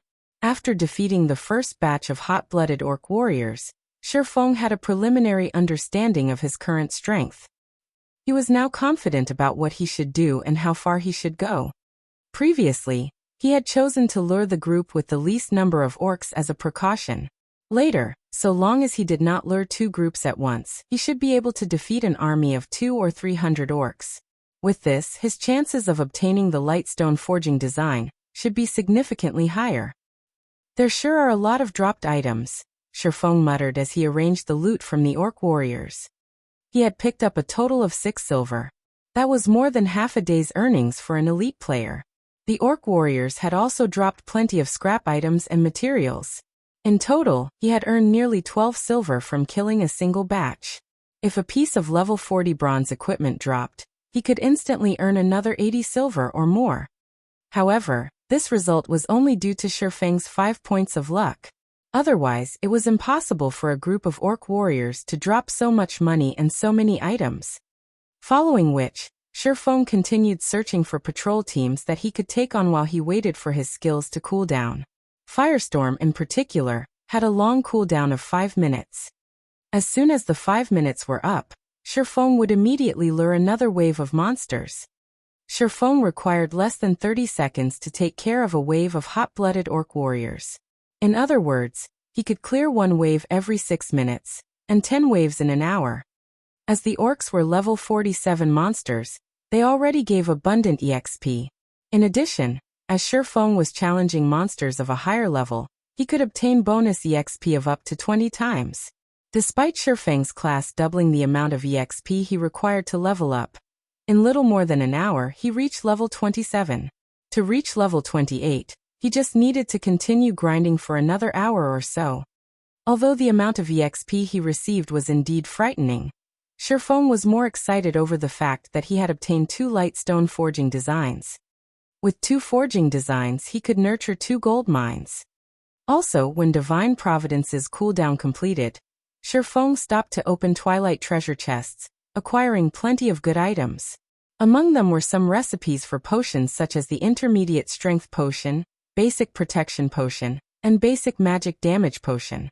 These were all potions that players around level 40 would commonly use. Only, the recipes for these potions were impossible for current players to obtain. In addition, Shifeng had also obtained some level 30 secret silver and fine gold equipment, which he intended to use to replenish the guild's warehouse. While Shifeng enjoyed his grind, Melancholic Smile suddenly contacted him. Through the screen, Shifeng could tell that, though Melancholic Smile seemed somewhat tensed, there was a hint of pride and excitement in her eyes. Guild leader, just as you predicted, Overwhelming Smile paid us a visit, though I've already chased them away. The other guilds have also agreed to cooperate with us, Melancholic Smile said slowly.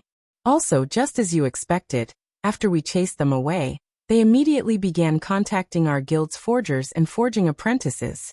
Although Uncle Ironheart and Coco rejected their offers, many of the forging apprentices in the guild were unable to resist the tempting offers, and have already applied to dissolve their contract with us to join Overwhelming Smile. From what I learned from those forging apprentices, it seems that they are heading to Maple City to develop themselves. Although Melancholic Smile had tried to dissuade those who intended to leave, there were bound to be some who could not resist Overwhelming Smile's astronomical offer. Melancholic Smile could not force these people to stay. Fortunately, Shifeng had long since prepared for such a situation. All lifestyle players who joined the Horizon Alliance were required to sign a contract. Under this contract, the Horizon Alliance would provide all materials, forging designs, forging rooms, and other necessities for the lifestyle player. The lifestyle player could also obtain a certain amount of commission from the items they made. This commission would be determined according to the lifestyle player's skill level. The more skilled they were, the higher their commission would be, with the highest possible being 20% of profit. However, these generous benefits came with a condition. Any lifestyle player wishing to dissolve their contracts was required to erase all the lifestyle classes they had taken on. In other words, upon leaving the Horizon Alliance, these lifestyle players would have to start all over again. That way, it would be impossible for these poached players to benefit other guilds in a short amount of time. Only due to their past experiences, it would cost less for other guilds to nurture these players. It was not easy for a lifestyle guild to nurture a lifestyle player. The initial investment included materials and forging designs, particularly those rare forging designs. These items required immense effort to obtain. So, how could they possibly let others take advantage of them? Any lifestyle player who had learned rare forging designs was also required to compensate the Horizon Alliance for this loss. Normally, few lifestyle players would willingly choose to develop themselves elsewhere. However, with Overwhelming Smile's reckless poaching, there were bound to be some who could not resist the temptation. Heading to Maple City, huh? Shifeng pondered for a moment before saying, "It seems that they plan to develop trade in Maple City before joining the competition in White River City." Although Overwhelming Smile had been nurturing their own lifestyle players all this time as well, without their own shop, it was not only very inconvenient to sell their products, but the cost of the items would also increase. In particular, by selling their items through the auction house, they would incur a massive processing fee. For small items, they might not even recover the cost, let alone make a profit. Maple City was Overwhelming Smile's domain. It was very easy for the guild to develop its trade there, and the same went for acquiring land and reputation. By the time Overwhelming Smile possessed sufficient capital, it would be a lot easier for it to deal with the Candlelight trading firm. At the very least, both sides would be on equal footing. Afterward, Overwhelming Smile could just use the simplest way to deal with the Candlelight trading firm: wage a price war. They want another war of attrition? Shifeng could not help but laugh. Unfortunately, Overwhelming Smile no longer possessed such an opportunity. Shifeng then said, "Smile, instruct someone to begin purchasing advanced stones and magic essences in bulk, and don't just buy from White River City, buy from other cities as well. Buy as many as you can. However, this must be done secretly. Do not let other guilds discover our actions." Although the Candlelight trading firm held a significant advantage due to the basic strengthened armor kits, the production volume for the kits was simply too low. It lacked competitiveness. However, it was a different story for light stones. "Okay, I'll head out and buy them myself right now," Melancholic Smile said. After Shifeng gave his instructions, he resumed grinding for more forging designs. For the next several dozen hours, Shifeng grinded the hot-blooded orc warriors like a madman. During this time, his experience bar rose rapidly, his level increasing from level 27 to level 30. His leveling speed was simply unmatched. However, compared to the EXP spent on increasing his own level, Shifeng had expended even more EXP on the 7 Luminaries ring. He had leveled up the 7 Luminaries ring twice, upgrading it to level 7. Just as Shifeng was about to investigate the level 7 Luminaries ring's new power, suddenly, the gates of the Towers of Death opened. In the next moment, a roar that shook even the heavens emerged from behind the gates. As the roar grew louder, Shifeng saw a massive orc walk out. This orc wore exquisite armor, and had a black cape draped over his back. Upon the appearance of this massive orc, the orcs outside the Towers of Death went into a frenzy. It was as if they were welcoming the arrival of their king. "Why has the Orc King appeared here?" Shifeng could not help his surprise.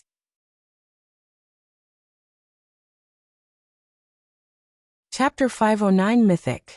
The valiant and extraordinary Orc King slowly walked up to an altar before the Towers of Death, constantly muttering incantations as he approached the pitch-black altar.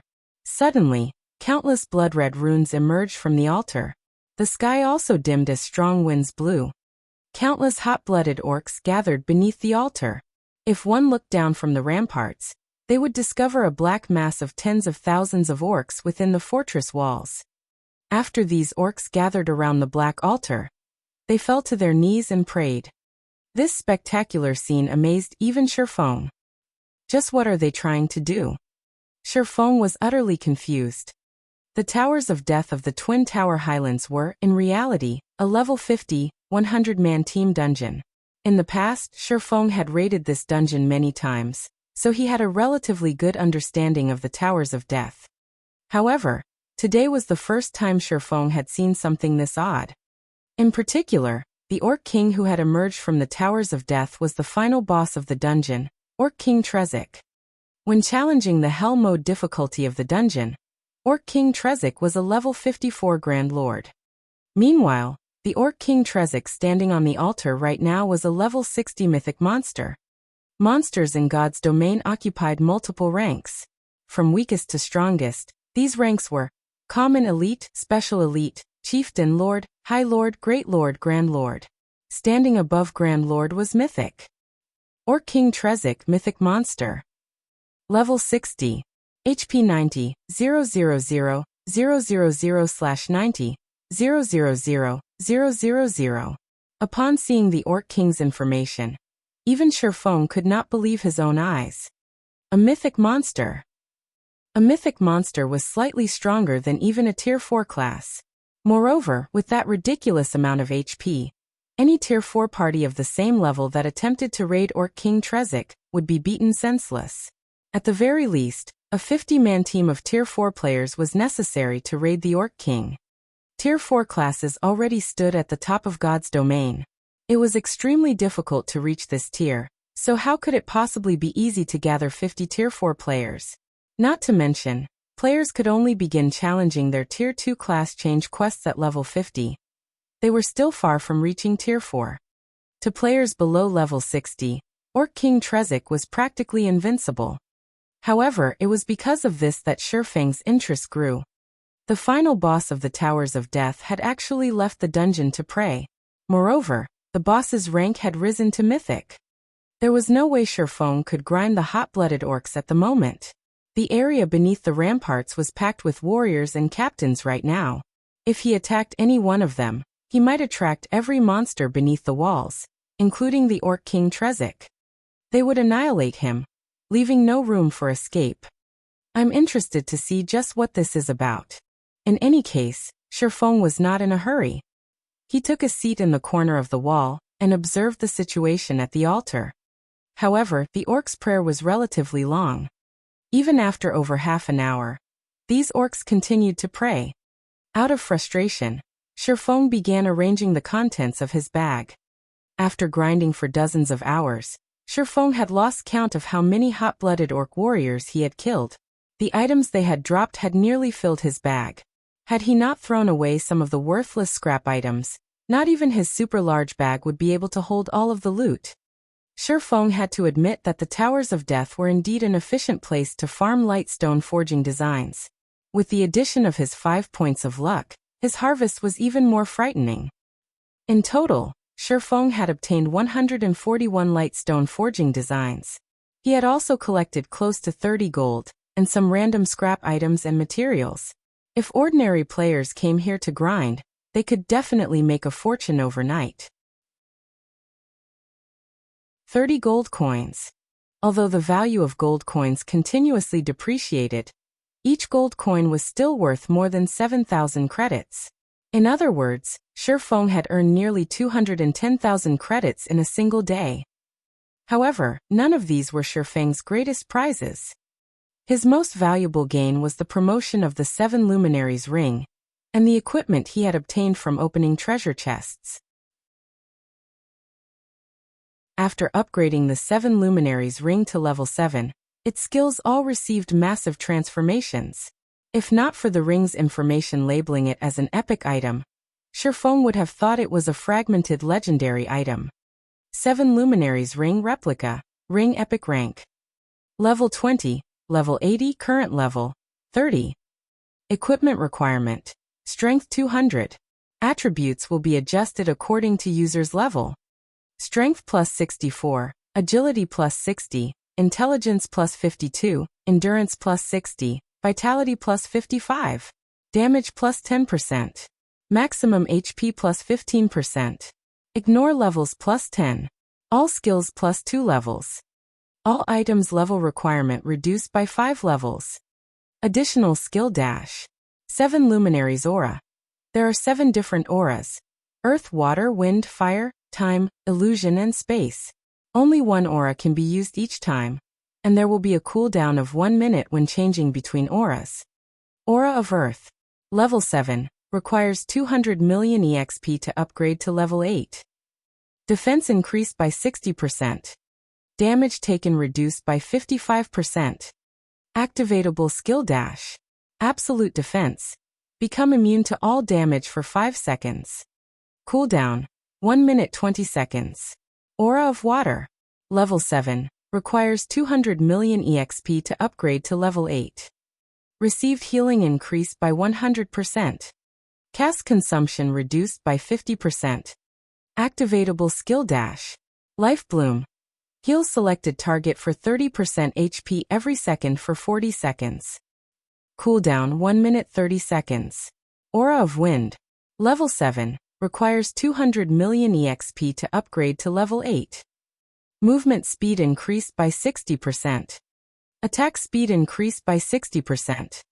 Agility increased by 50%. Activatable skill dash. Wind Rider. Enables temporary flight and movement speed increase of 220% for 24 seconds. Cooldown 2 minutes. Aura of Fire. Level 7, requires 200 million EXP to upgrade to level 8. Damage increased by 50%. Target's defense reduced by 60%. Activatable skill dash. Firestorm. Inflicts 1000% damage within a range of 30 by 30 yards for 6 seconds. Cooldown, 5 minutes. Aura of Time. Level 7, requires 500 million EXP to upgrade to level 8. Cooldown of all skills reduced by 40%. Enemies within a 150-yard radius will have their movement speed and attack speed reduced by 40%, and cooldown of skills increased by 50%. Activatable skill dash. Absolute Time. Prevents enemies within a radius of 100 yards from using any skills or tools for 24 seconds. Cooldown, 2 minutes 30 seconds. Aura of Illusion.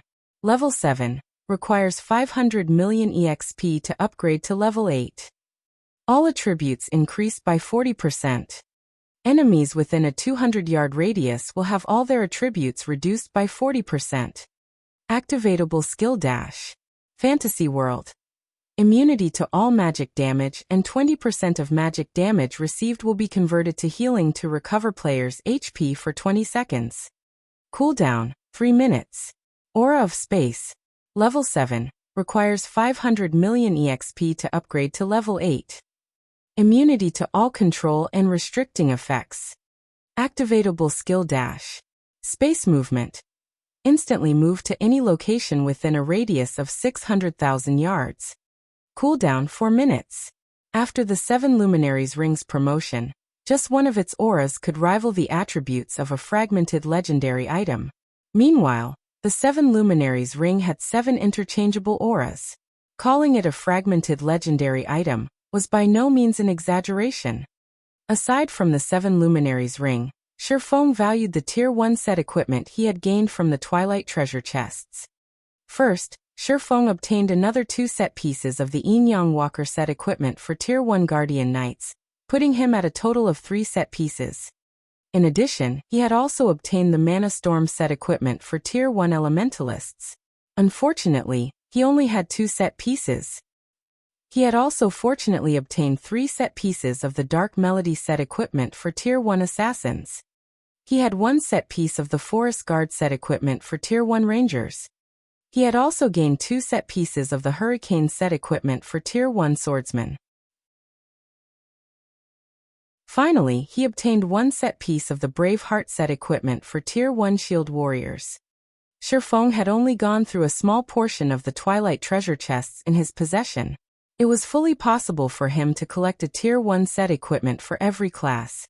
Suddenly, why has the sky darkened? While Feng had been busy organizing his bag, he suddenly realized the light had dimmed, visibility becoming even poorer than during nighttime. Taking a look below the ramparts, he noticed that a change had finally occurred at the Black Altar.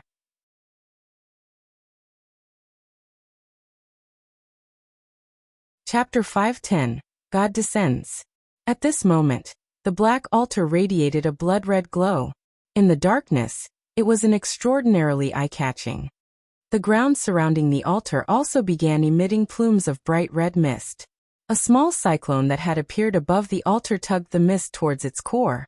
Gradually, the space in the storm's center gradually began to crack. A moment later, this spatial crack formed a portal. The instant the spatial portal was complete, the area around the Towers of Death froze. It was as if a separate, miniature world had formed around the Towers of Death, and no object from the outside world could affect anything that occurred inside this place. All of Feng's communication with the outside world was blocked as well, every name on his friends list having turned a dull gray. He was unable to contact anybody. The surrounding air felt as heavy as mercury, and Feng felt as if his every action was heavily restrained. Inside this region, Feng felt like a candle flickering in the wind. His life could be extinguished at any moment. Meanwhile, this was all due to the horrific pressure from the spatial portal. Just what is inside that spatial portal? Feng widened his eyes in shock. He tried to glimpse at what was inside the spatial portal. Yet, as if a strange power shrouded the portal, not even Feng, with his extraordinary dynamic vision, could see anything inside it. However, there was one thing that his brain urged him to do right now. Escape. The pressure leaking from the spatial portal was sufficient to freeze the entire space surrounding the Towers of Death and create a separate world. This was the first time Feng had ever encountered such a situation. While Feng struggled to recover from his shock, the hundreds of thousands of orcs surrounding the pitch-black altar suddenly turned into blood mist. Moreover, the transformation had been completely silent. The originally crowded fortress around the Towers of Death had suddenly become a ghost town. The abrupt change was enough to instill utter terror. For a time, the blood-red runes around the altar forcefully sucked in the blood mist, intensifying the rune's glow. Simultaneously, the portal above the altar grew, the pressure it emitted increasing as well. The air that had previously felt as heavy as mercury now felt as dense as fine steel.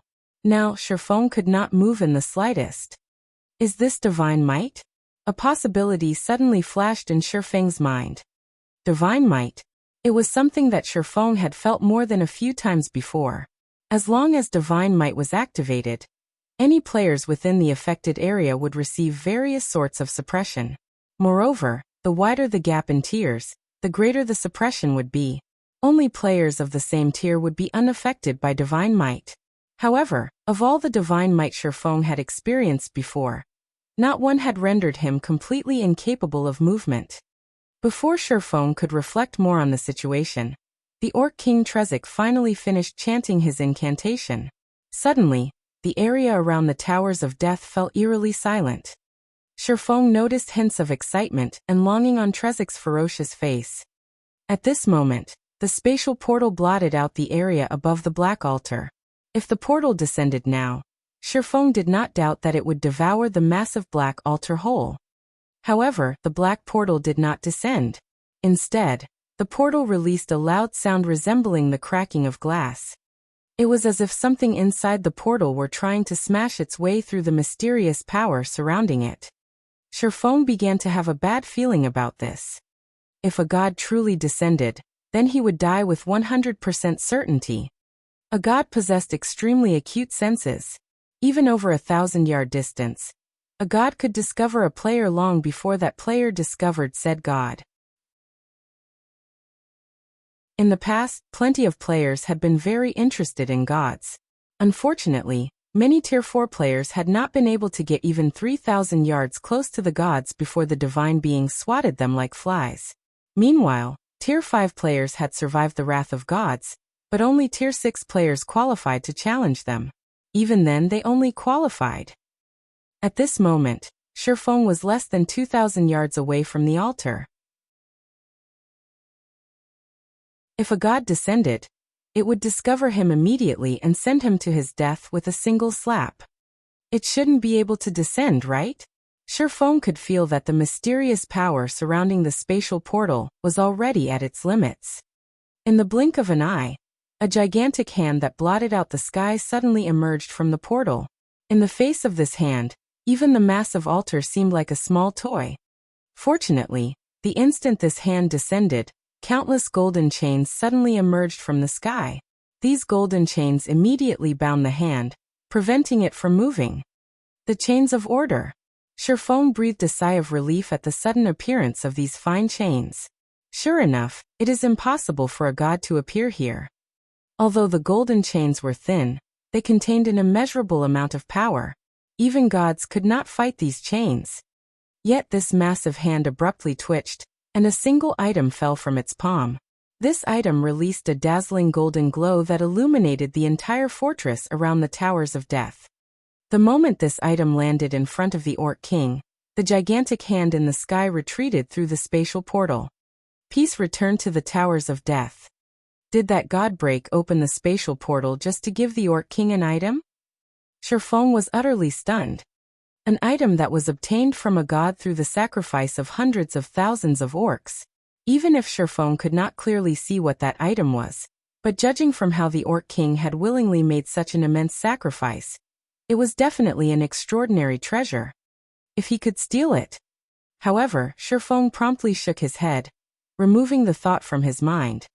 Only those who wanted to give up on life would attempt to steal an item from a mythic monster.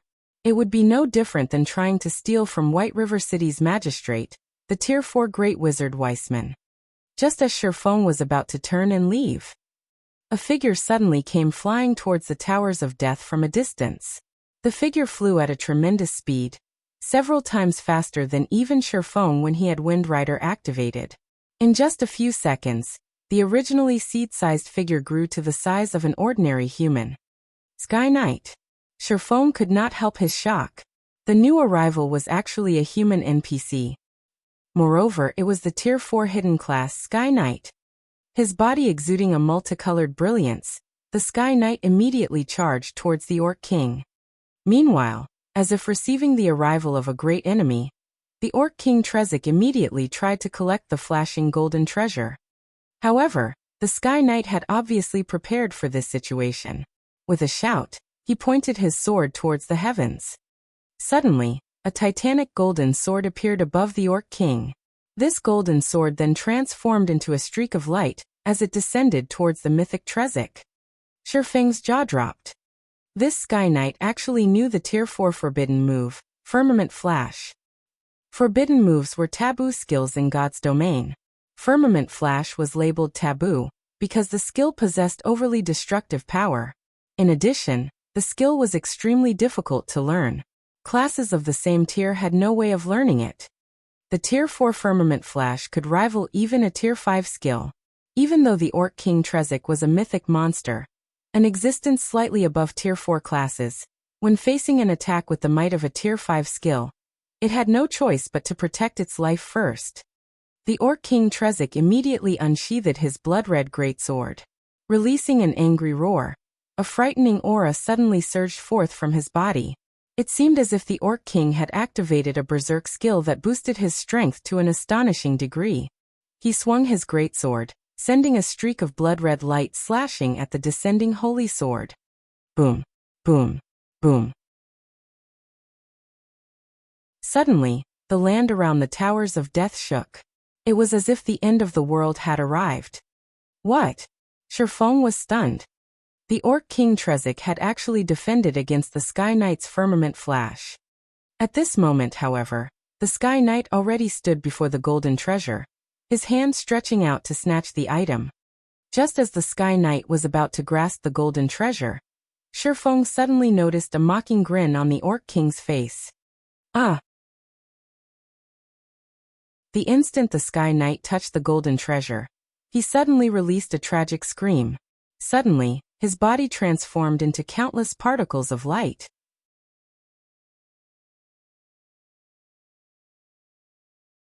Chapter 511, God Crystal. A Tier 4 Sky Knight had been a tyrant qualified to rule over a large city. Yet such a dominant existence had died without offering even the slightest of resistance. Shifeng even wondered if he were hallucinating. Is it a trap specifically targeting the Sky Knight? Shifeng watched the dispersing particles of light, inwardly relieved. Prior to this, he had even considered stealing the treasure from the Orc King Trezek. Fortunately, he had given up on that idea.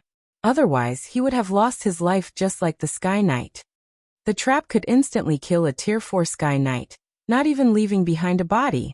It was clear that this trap's damage was not ordinary. Although players would not face true death, the consequences of such an attack definitely would not end with just the loss of EXP and equipment. It was highly possible that the players would be affected as well. At the very minimum, players' immortal souls would receive damage, preventing them from logging into God's domain for a time. However, this was still not the most severe possibility. In some circumstances, players who died might even have to delete their accounts after reviving. It was possible that the Sky Knight's death fit into this category. After the Sky Knight died, Trezek kept his blood-red greatsword and slowly walked towards the treasure. Looking at the treasure with its golden divine glow, a grin on the Orc King's ferocious face. Trezek then began chanting his incantation once again. Suddenly, golden runes formed around the treasure, wrapping around the item, as if sealing it. Is it not a trap? As Shifeng watched the Orc King's actions, it was clear that the trap was not meant for the mythic monster. Instead, there should be something special about the treasure that prevented others from touching it. However, as the Sky Knight had not known this, he had been erased out of existence. Since the Orc King knew that he could not touch the treasure, he knew exactly what kind of item that treasure was, hence why he sealed it. Should I take this risk? Shifeng hesitated. Before, as the Orc King and the treasure were too close, by the time Shifeng made it to the treasure, the Orc King would have already claimed it. However, now that the Orc King sealed the treasure, he had a chance to steal it. Shifeng could take the opportunity while the Orc King was busy to sneak over. And as the treasure was sealed, he could steal it. However, Shifeng had also witnessed the Orc King's power. Trezek had managed to block even the Firmament Flash, which had the power of a Tier 5 skill. Dealing with a Tier 1 player like him would be child's play for the Orc King. It was possible that, before he could even arrive before the treasure, the Orc King's greatsword would have already devoured his life. Moreover, escaping after he collected the treasure was also a problem. With the Orc King Trezek's attributes, even if Shifeng's speed were several times faster, he would not escape from the Orc King's clutches. Seeing as the number of golden runes surrounding the treasure had gradually increased, it was clear that the time remaining for the completion of the treasure's seal grew shorter and shorter. Shifeng looked at the 7 luminaries ring wrapped around his finger. Suddenly, he activated gravity liberation and jumped down from the wall. He then made a dash for the black altar. It would be a pity if he did not at least try to steal a treasure that could tempt even a Tier 4 NPC.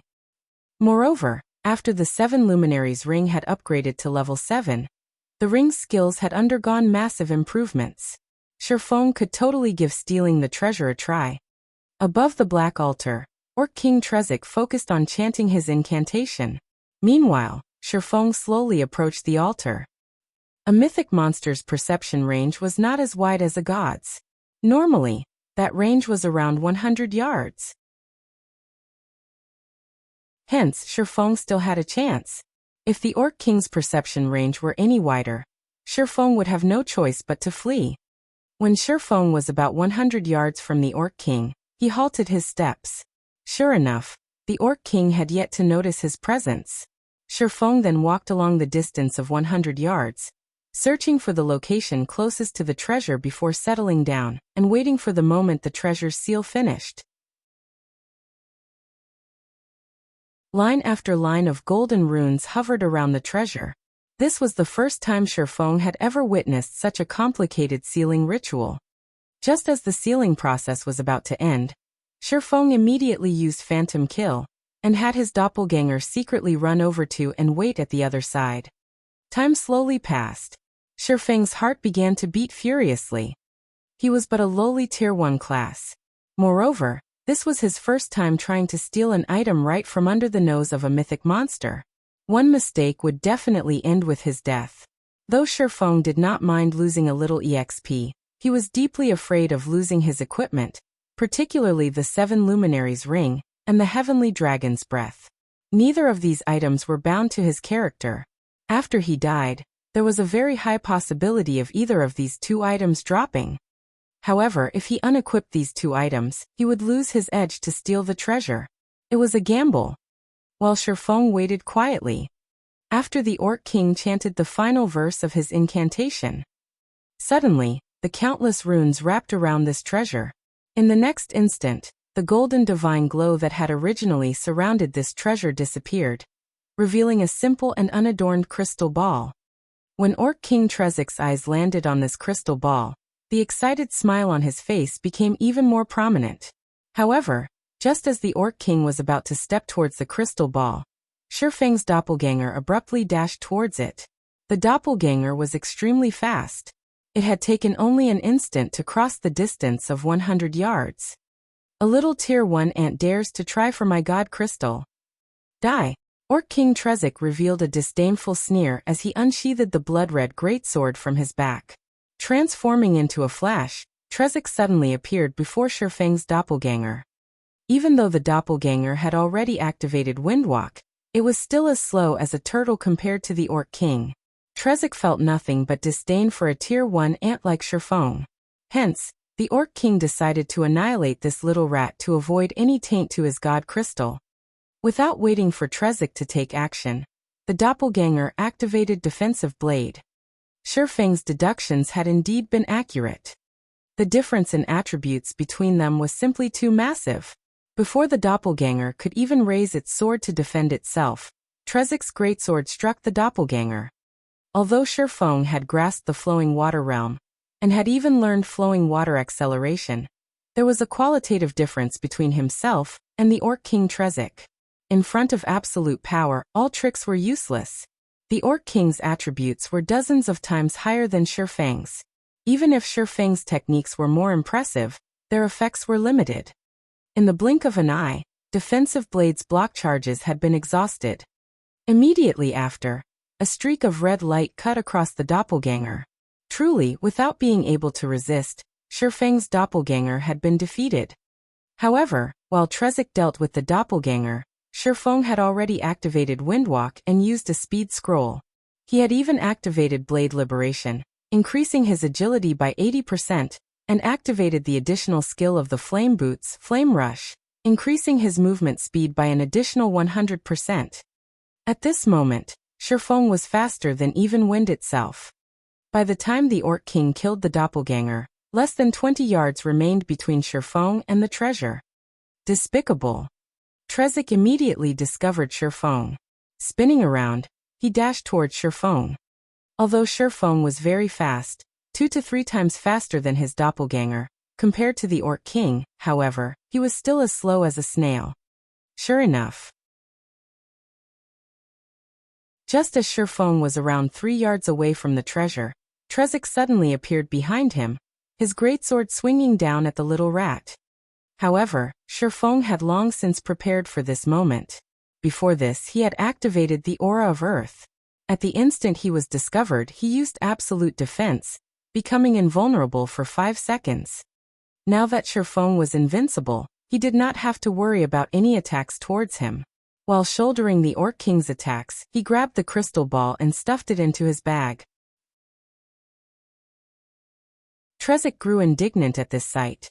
The violent aura that surged forth from his body caused even Shifeng to grow breathless. If he were not in an invulnerable state right now, he would have long since died. With the God Crystal in hand, Shifeng immediately swapped the Aura of Earth to the Aura of Space and activated space movement. He then jumped into the spatial crack that appeared and left the Towers of Death.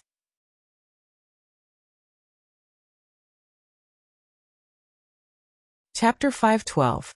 Killing 2 birds with 1 stone. Darkness arrived in God's domain once more. The lights in White River City shone brilliantly. After the night had arrived, aside from a small number of experts and elite parties grinding in the fields, the majority of players could only head back to the city to rest.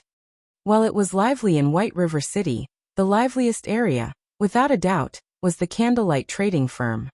As for the reason behind the Candlelight trading firm's popularity, that was due to the basic strengthened armor kits. Although the basic strengthened armor kits were not as powerful as the basic mana armor kits, the latter was simply too scarce. It could not compete with the large number of basic strengthened armor kits available at the Candlelight trading firm every day. Inside a high-class bar a short distance from the Candlelight trading firm, Feng Xianyang sat on the second-floor open-air terrace, gazing at the Candlelight trading firm with a smile on his face. "I want to see just how long you can hold out." Feng Xianyang laughed, his expression clearly displaying his arrogance. Initially, Feng Xianyang had been slightly worried that the Candlelight trading firm's flourishing business would show no signs of ending. If that were so, it would not be easy to deal with the firm in the future.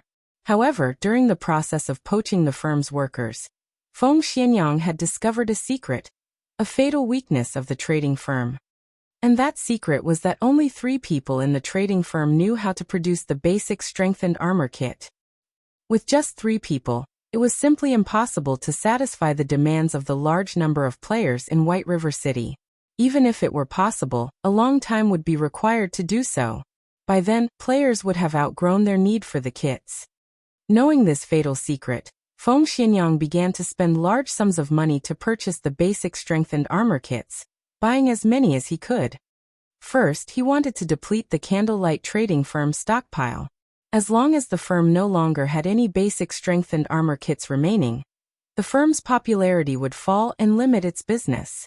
Although he had to invest a massive sum of coins, the basic strengthened armor kits he bought were not completely useless. On the contrary, they were particularly helpful when raiding team dungeons. Secondly, aside from striving to establish their own guild residences, the various guilds in Starmoon City also strive to accumulate sufficient money to purchase the city's golden lands. Other than that, these guilds were also continuously raiding large-scale dungeons, improving their guild's popularity and equipment. Meanwhile, other than giving the basic strengthened armor kits to his own teams, Feng Xianyang also set aside a portion, selling them to other cities. There was no Candlelight trading firm branch in other cities, so there were no basic strengthened armor kits available there. With Underworld's channels, Feng Xianyang had sold these kits to the various guilds of other cities. When these guilds saw the kits, they fought tooth and nail to purchase them. As a result, he made a huge profit by reselling the kits. It was truly killing 2 birds with 1 stone. Not only could he deplete the Candlelight trading firm's stockpile of armor kits, but he could also profit from reselling them. How could this possibly go wrong? However, as he celebrated his plan, he had also gained a deep understanding of how fearsome the Candlelight trading firm was. Fortunately, the Candlelight trading firm was only in White River City, and there were only 3 forgers capable of producing the basic strengthened armor kits. Should the trading firm ever resolve these 2 problems, it could definitely dominate Starmoon Kingdom's market. At that time, who could possibly compete with the Candlelight trading firm? Feng Xianyang could not hold back his envy.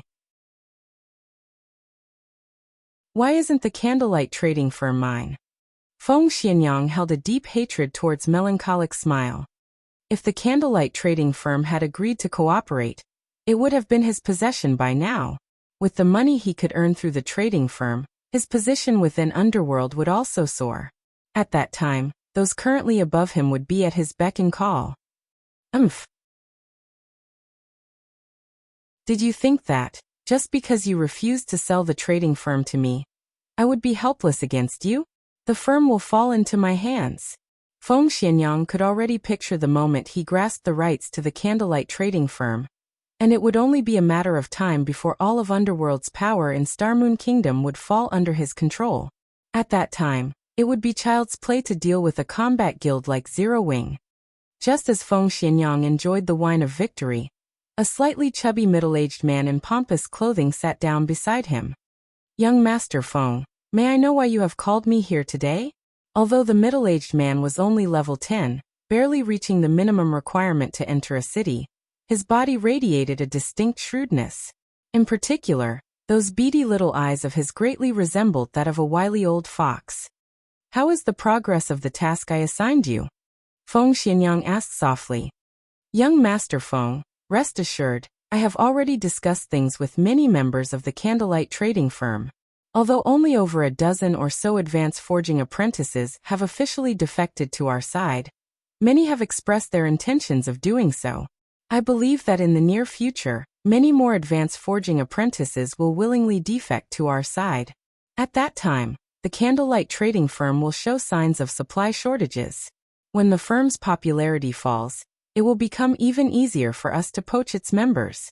If they run out of workers, even with a good shop and the basic strengthened armor kits, expansion will be impossible." The middle-aged man chuckled. "Good, you've done well.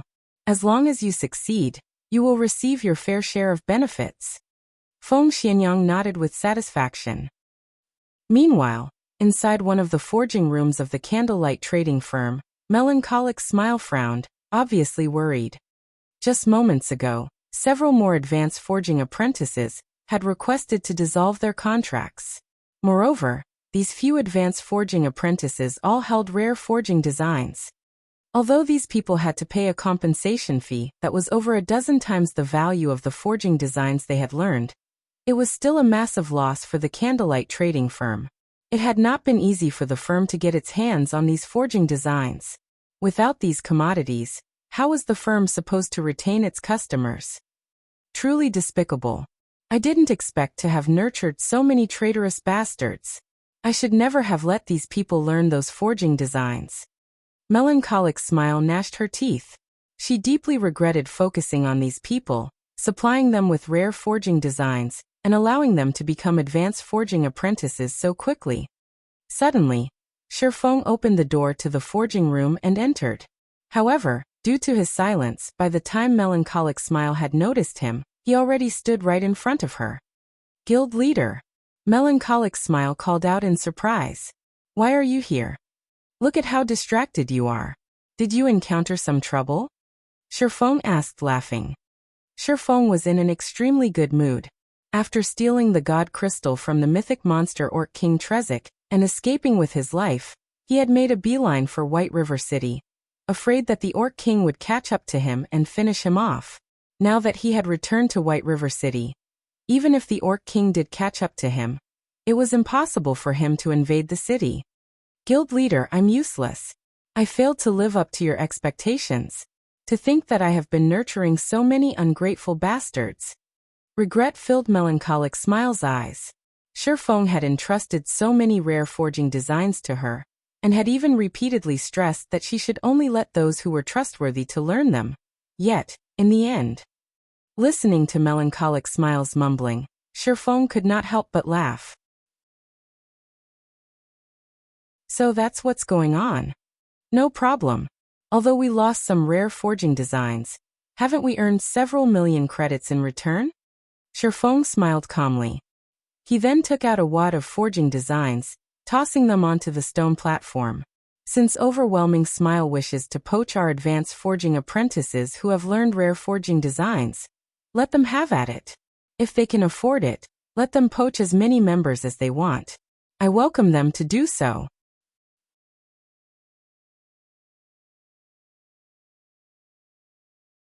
Chapter 513 Mysterious Crystal Ball. Melancholic's smile had never before seen any of the numerous forging designs scattered across the stone platform. This, Melancholic's smile was stupefied. No words could describe her shock. "Guild leader, I'm not dreaming, right?" She was a forger in her own right, so she knew how valuable these forging designs were. While the forging designs that could be purchased from the Forging Association were not particularly valuable, forging designs obtained elsewhere were. This was due to the design's low drop rates. However, ordinary forging designs were not enough to nurture a forger. Hence the forging designs were so expensive. It was especially true for the forging designs that had very low drop rates and were meant for producing highly useful items. The prices of such forging designs were astronomical. Aside from that, There was one more type of forging design that was even more valuable, such as the basic strengthened armor kit forging design. Currently, aside from the Horizon Alliance's 3 copies, no one had them. Moreover, nobody knew where to obtain these forging designs. As a result, they were even more valuable than epic equipment. Regarding the currently available forging designs, Melancholic Smile had practically learned all of the designs that were available. Even if she hadn't, she at least knew about them. However, she had neither seen or heard of any of the forging designs that Sherfong had scattered all over the table before. Taking a casual glance at the forging designs, Melancholic Smile's eyes shone brilliantly. Every item these designs produced was an item that players needed desperately at this stage of the game. A majority of these forging designs contain instructions for the Lightstone. There are also some meant for level 25 to level 30 mysterious iron and secret silver equipment. You can let any advanced forging apprentice learn the Lightstone forging designs. Sherfong chuckled. Slowly he said, however, only the 3 of you can learn these equipment forging designs. You can also leave some to serve as a reward for the members who become basic forgers, but all those who wish to learn them must renew their contracts. If they want to leave the Horizon Alliance, fine. But they must first compensate the guild 20 times the value of the forging designs. If Overwhelming Smile wants to poach our members, let them have at it. Sherfong had long since guessed that Overwhelming Smile would try to poach their lifestyle players. These forging apprentices had initially joined with the intent of making a living for themselves. Since Overwhelming Smile was willing to offer an absurd salary in addition to shouldering the compensation, many would naturally be tempted. Before this, Sherfong had repeatedly told Melancholic Smile to be careful when recruiting members precisely because he wished to avoid this situation. He had also done so with the intention of informing Melancholic Smile of the severity of the matter. Not even the gods could see through the human heart, let alone mankind. Only through experiencing hardships could one grow. There were many things that one could not learn from the experience of others. Only through experience could wisdom be earned. Now that Melancholic Smile had personally experienced such a situation, in the future, she would definitely be more thorough when selecting talented players. Currently, he had a large number of Lightstone forging designs on hand. If Overwhelming Smile would willingly pay the price to poach the Alliance's members, Sherfong welcomed them to do so. The Lightstone forging designs were very common. In the past, each forging design only sold for several gold. Moreover, that was when most players had reached level 45. These forging designs were not particularly valuable. Only current players' levels were not high enough yet to obtain them, resulting in their value increasing significantly. Based on Sherfeng's initial estimates, each Lightstone forging design should be worth around several dozen gold. If he wished to acquire more Lightstone forging designs, he could obtain a ton of them anytime he wanted. This way, he would not have to wait for the profits of the Lightstones to slowly roll in. Just the 20 times compensation Overwhelming Smile had to pay for poaching each member could make a ridiculous amount of credits. He could make a fortune just by selling advanced forging apprentices. Guild leader, I will definitely be more careful when selecting who I allow to learn these forging designs. Melancholic Smile was immensely excited when she looked at the Lightstone forging designs scattered across the stone platform. However, her greatest joy was due to Sherfeng's forgiveness and encouragement. It's fine, just pick them at random. Even better, choose those who already have the heart to defect to Overwhelming Smile. Let Overwhelming Smile poach as many as they can. Otherwise, how will I make money? Sherfong laughed. But, for a moment, Melancholic Smile wanted to dissuade Sherfong. However, when she looked at the forging designs on the table, she suddenly came to a realization. I'll carry out your orders then, guild leader. To others, the Lightstone forging design might be a treasure. However, judging from Sherfeng's behavior, it seemed that they were not valuable in the slightest. Only, others did not know this yet. They would be senseless fools if they did not profit off of Overwhelming Smile's greed while they had the chance. A moment later, Melancholic Smile had picked out 3 advanced forging apprentices. Of them, 2 seriously considered defecting to Overwhelming Smile. They only held out for the right price. Hence, Melancholic Smile decided to give them this opportunity. In reality, there were many others with the same intentions within the Horizon Alliance. However, to convince others of the Lightstone forging design's rarity, she could not allow too many people to learn it at once. An item was as valuable as it was rare. If she did so, the Lightstone forging designs would lose their value. As long as these two advanced forging apprentices learned how to produce the Lightstones, their personal value would immediately skyrocket. In addition to the two's willingness to defect, Overwhelming Smile would try to poach them at all costs. After all, not only would they deal the Candlelight trading firm a blow, they could also steal two of the trading firm's highly valued talents. As Melancholic Smile took care of the Lightstone forging design situation, Shifeng had arrived at his own exclusive forging room. He had set up a private forging room for himself in every Candlelight trading firm. Other than himself, no one was allowed into these rooms. He wanted to ensure that he would have access to a forging room at all times. Inside the quiet forging room, Shifeng carefully retrieved the god crystal from his bag. The translucent crystal ball on the stone table looked simple and ordinary. No matter how he looked at it, it was just an ordinary crystal ball. However, Orc King Trezek had sacrificed hundreds of thousands of his subordinates to obtain this treasure.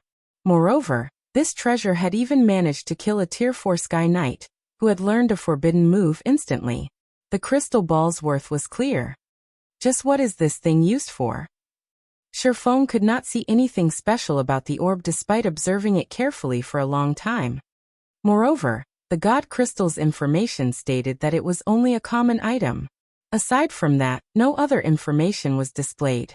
It was also not in an unknown or unappraised state. Is there some hidden information about it? The more Shifeng thought about it, the more he felt it was possible. There were many amazing items in God's domain that might look ordinary, but in reality, contained power that could even shake the heavens.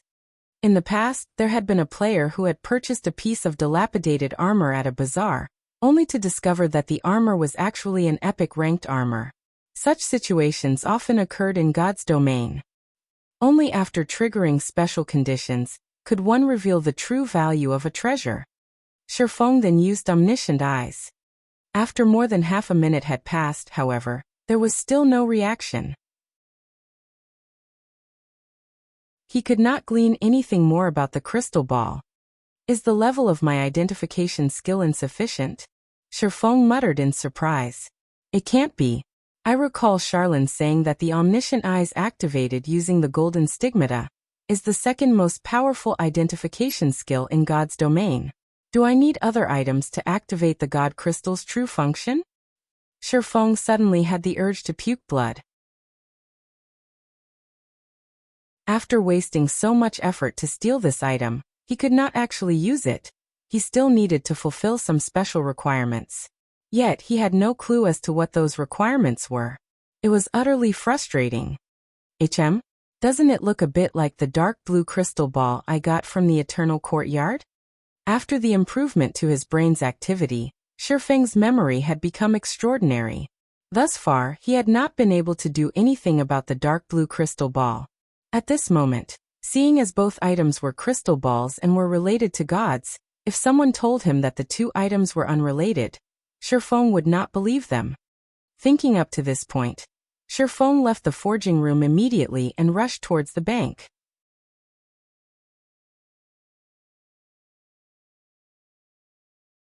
Chapter 514 Divine Might. Inside Overwhelming Smile's guild residence in White River City. What did you say? Feng Yin-Yang abruptly slammed his fist down on the table. Furious, he said. Those bastards suddenly raised their price? Do they take us for fools? Young master, please calm down, the slightly chubby middle-aged man advised. They have not raised their prices without reason, but because they have the capital to do so. Capital? Advanced forging apprentices like them? Overwhelming Smile has no shortage of individuals of their caliber. Feng Xuanyang's brows furrowed, a hint of killing intent flashing in his eyes. Although his family was successful, he wasn't the only one competing to become the successor. He had joined Underworld precisely because he needed the organization's help to achieve his goal. Meanwhile, upon discovering God's domain's unique standing through Underworld's inside information, he had immediately snatched the chance and invested in the virtual reality game. As long as he could create a legacy for himself, the matter of becoming his family's successor would be set in stone. He had spent such a large sum of money to poach these people only because he wished to wound the Candlelight trading firm. Due to the ongoing war with Zero Wing, Overwhelming Smile's daily gold expenditure was massive. Hence, all of the money spent on dealing with the Candlelight trading firm right now was his. His liquid funds only amounted to several hundred millions of credits, so he could not squander it. Although advanced forging apprentices were indeed rare, with the money he possessed, he could easily hire dozens of advanced forging apprentice NPCs from the Forging Association. It was much easier and cheaper than poaching advanced forging apprentices from the Candlelight trading firm. Not only did he have to offer these people high benefits, but he also had to pay an astronomical compensation fee. Moreover, even when these forgers joined him, they were useless with their lifestyle skills reset to zero. Young Master Feng, the two I mention are somewhat special. Special? Just because they are special, they dared to raise the price we have agreed upon by 3 times.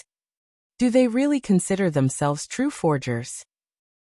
Young Master Feng, although they are not forgers, they have recently learned a rare forging design. They can now produce lightstones. A lightstone is an item that enables players to grind and level even throughout the night. With it, players will not be limited by time. Moreover, it's quite cheap to produce lightstones, so it is a very lucrative product.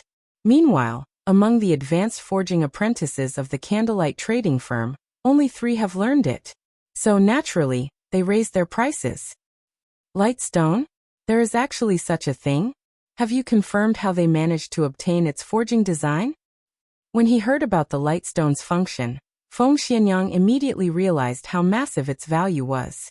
If he could obtain the forging designs for them, he would not need to spend money to poach the Candlelight trading firm's members.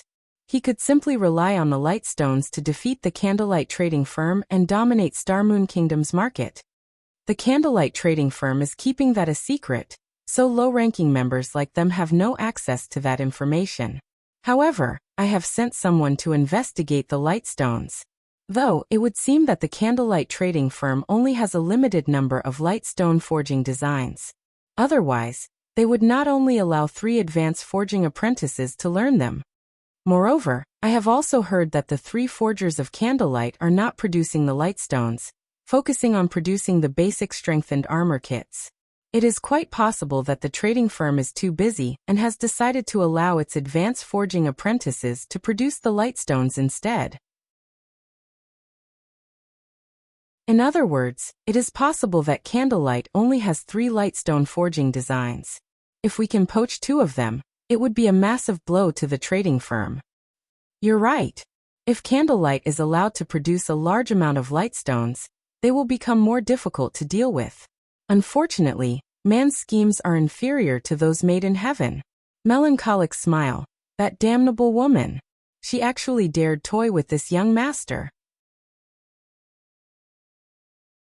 Now I'll show her what pain means. I don't care what it takes, poach those 2. We'll be even better off if you can lure the last one as well. When Feng Xianyang recalled Melancholic Smile's arrogance, he could not help but laugh. Young Master Feng, rest assured we already have those 2 in the bag. Only the last one is rather obstinate. His price might be a lot higher than the others. In addition to Candlelight's latest contract, our expenditure this time might exceed 50 million. The middle-aged man said cautiously. After all, this was not a small sum of money. They had to spend 50 million credits just to poach 3 people, with a majority consisting of the compensation fee. Based on his initial estimates, the lightstone forging design should be worth nearly 100 gold. If they poached all 3 forgers, they had to pay a compensation fee of 6,000 gold. Just do it. It will be worth it if we can drag all 3 of those forgers to our side. Feng Xianyang said as he gnashed his teeth. If he could steal both man and forging design, he would have done so in a heartbeat. However, the Candlelight trading firm wouldn't be so stupid. Even fools knew how precious one-of-a-kind products were. Such items could significantly increase a shop's competitive edge. Following which, The middle-aged man left the meeting room to negotiate with the advanced forging apprentices. Meanwhile, at White River City's bank, Shifeng had already rented a private warehouse for himself. If a player wished to store a truly precious item in God's Domain's banks and wanted no one else to know of it, they had the option of renting a private warehouse and private room. Without the owner's permission, nobody was allowed inside the private warehouse. However, unlike the public warehouse where the daily fee was only several copper coins, renting a private warehouse was not cheap. Inside a small private warehouse, players had 30,000 item slots. Each day's rent was 30 silver, and there was a minimum rental period of 1 month, which would be a total of 9 gold. There was a discount if players rented the warehouse for 3 months, but even then they would still have to spend 25 gold. A medium private warehouse had to 100,000 item slots, and the daily fee was 1 gold coin. Renting for 1 month cost 30 gold, while renting for 3 months cost 85 gold. A large private warehouse held up to 500,000 item slots, and the daily fee was 4 gold coins. Renting for 1 month cost 120 gold, while renting for 3 months cost 350 gold. Normally, ordinary players would not rent a private warehouse at all. However, as players reached higher levels, it would become much easier to earn coins. Many players who conducted business would usually rent a private warehouse. Shifeng had rented 2 large private warehouses without hesitation. Moreover, he had rented both for 3 months. One was for himself, while the other was for the guild. This way, Aqua Rose and the others would not have to worry about spies from other guilds while retrieving items of great importance. Such incidents had not been uncommon in God's Domain in the past. There were many guilds that had not rented a private warehouse, and as a result, other guilds had learned some of their secrets. As a precaution, Shifeng had to rent one for the guild, no matter what. Shifeng then entered his private warehouse. Rows of cabinets lined the warehouse's interior neat and orderly. Shifeng immediately moved all of the items from his public warehouse to his private warehouse. The private warehouse was very human-like, and immediately, it intelligently categorized all of the items, saving Shifeng the trouble of arranging them himself. Shifeng then opened a cabinet. Inside the cabinet, there was a single dark blue crystal ball. This crystal ball was none other than the one Shifeng had obtained from the Eternal Courtyard. However, this crystal ball was too powerful. Even with Shifeng's extremely high resistance, he lost 1000 HP every second just by coming into contact with it. If ordinary players touched it, they would most likely die on the spot. Death upon touching? Shifeng recalled the situation when he had obtained the deep blue crystal ball. Suddenly he came to a realization. Wasn't it the same situation when he had stolen the god crystal from the Orc King? Only, as the god crystal had not been sealed yet, the Tier 4 Sky Knight had died instantly when he touched it. I wonder if it is possible? Shifeng was slightly nervous as he took out the god crystal from his bag. Carefully, he placed it inside the cabinet, beside the dark blue crystal ball. He wanted to see just how these 2 crystal balls would react when placed together. The instant Shifeng placed the god crystal inside the cabinet, the 2 crystal balls suddenly released a blinding glow, illuminating the private warehouse. The powerful pressure the 2 orbs gave off had caused Shifeng's body to feel heavy. Divine might! Shifeng could not help his shock. Right at this moment, the sound of a system notification rang out by his ears. System. Do you wish to remove the seal and merge the 2 crystal balls?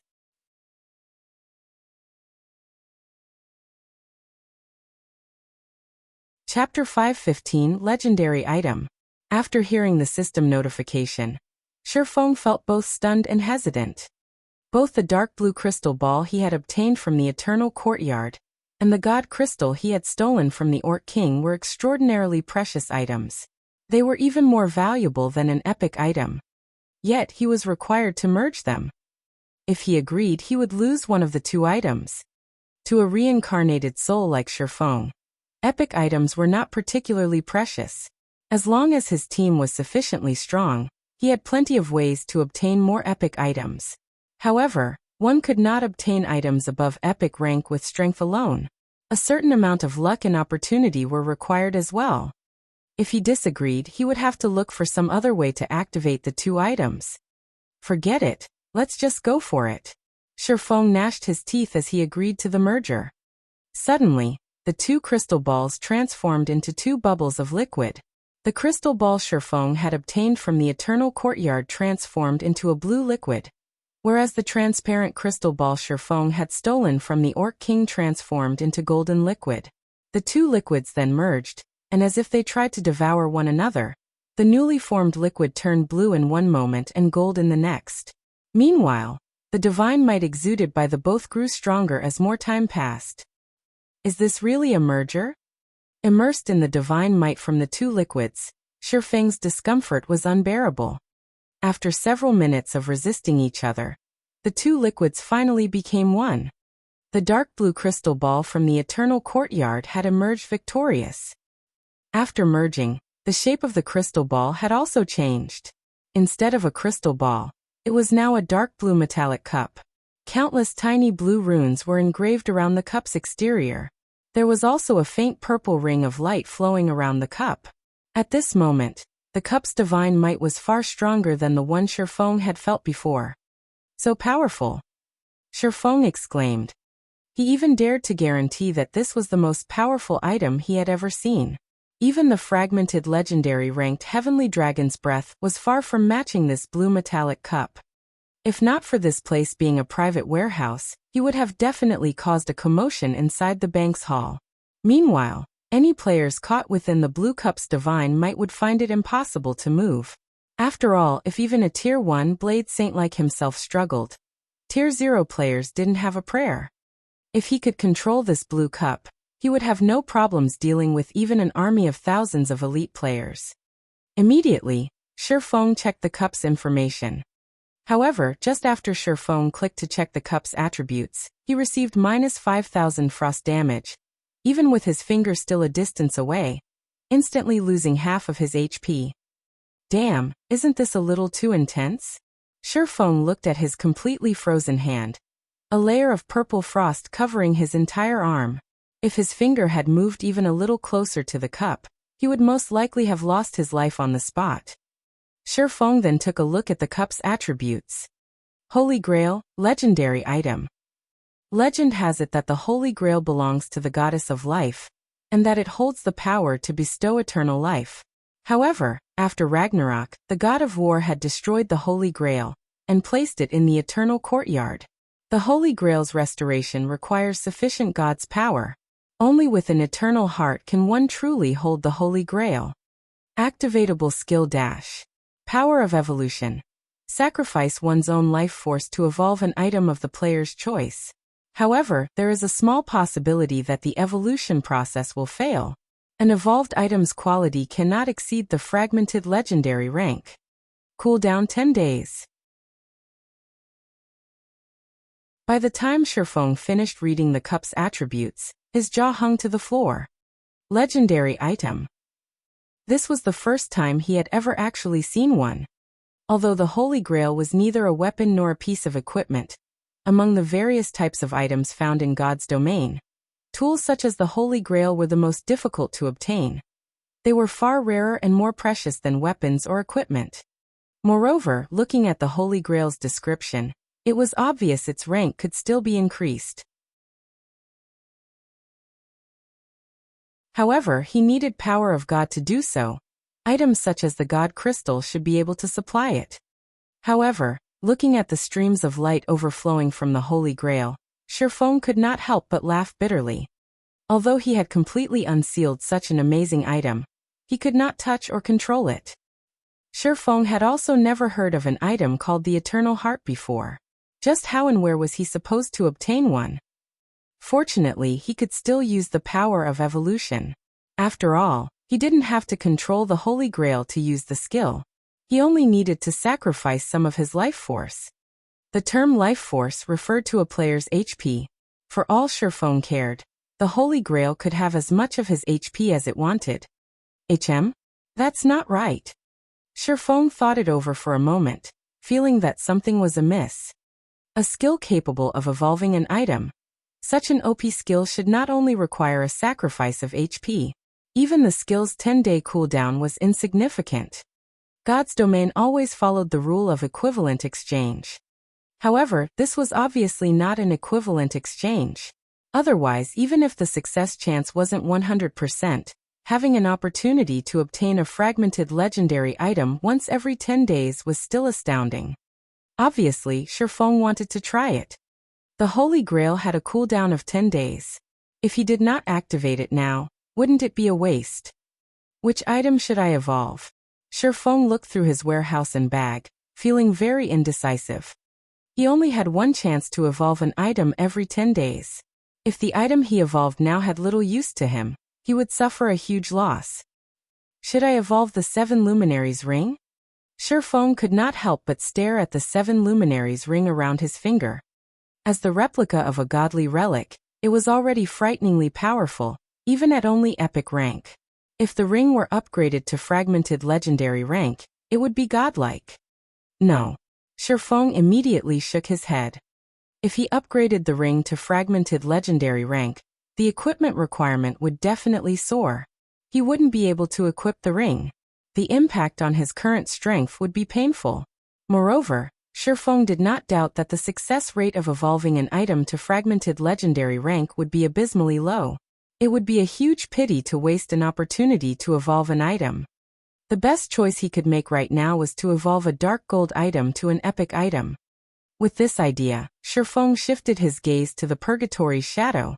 As a dark gold weapon, if he could promote it to an epic weapon, then it would increase his overall combat power significantly. At that time, even Summer Sunshine would easily suffer defeat at his hands. As the leader of a guild, however, his first and foremost priority was to increase his guild's strength. Currently, his personal strength was sufficient. Even if he became slightly stronger, it would not impact the guild. Suddenly, a streak of light flashed past Shifeng's eyes.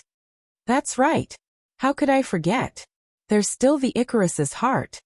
Shifeng laughed. If he evolved Icarus's heart, it would help the guild tremendously. Just the meager 5 points of luck it provided had allowed him to obtain so many Tier 1 set equipment. If he could evolve Icarus's heart further, raising the luck it provided even a little, couldn't he obtain even better items? Although Icarus's heart was already capable of evolving, he needed the souls of Lord-ranked monsters to do so. Even so, based on Shifeng's estimates, he should only be able to evolve Icarus's heart to dark gold rank at maximum. After all, it was an item he got from a dark gold treasure chest. It was utterly impossible for him to obtain an epic ranked necklace. I'll choose you. Shifeng smiled as he removed Icarus's heart from his neck. He then adjusted the 7 Luminaries ring to the aura of water and activated Life Bloom, healing himself. Previously, he had received a significant amount of damage just by approaching the Holy Grail. He would have to touch it again, so he had to heal himself back to full HP.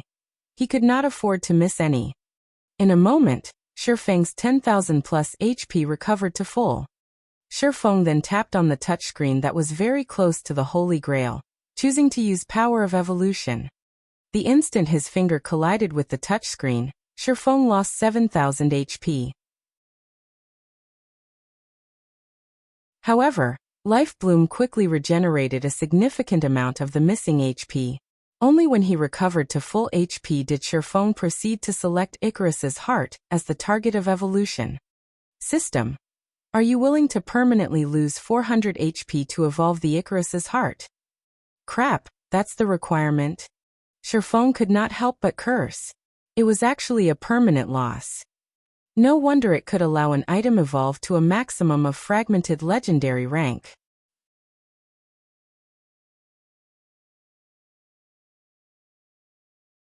Chapter 5:16, Successful Evolution. In God's domain, aside from leveling up, it was extremely difficult for players to obtain permanent attributes. Losing 400 HP, or the equivalent of 20 endurance points, would significantly weaken a player. Even Shifeng would mourn the attribute loss, let alone other players. However, despite having seen the true side of the power of evolution, Shifeng still chose to sacrifice 400 HP, albeit begrudgingly. Although 400 HP was precious, it could not beat being able to upgrade the Icarus's heart to epic rank. Moreover, Shifeng knew of several methods to increase his endurance permanently. He could easily make up for the loss he suffered now. Shifeng then clicked agree, and suddenly, the strength of the Holy Grail's divine might soared. In the next moment, strands of green light flowed from Shifeng's body and into the Holy Grail.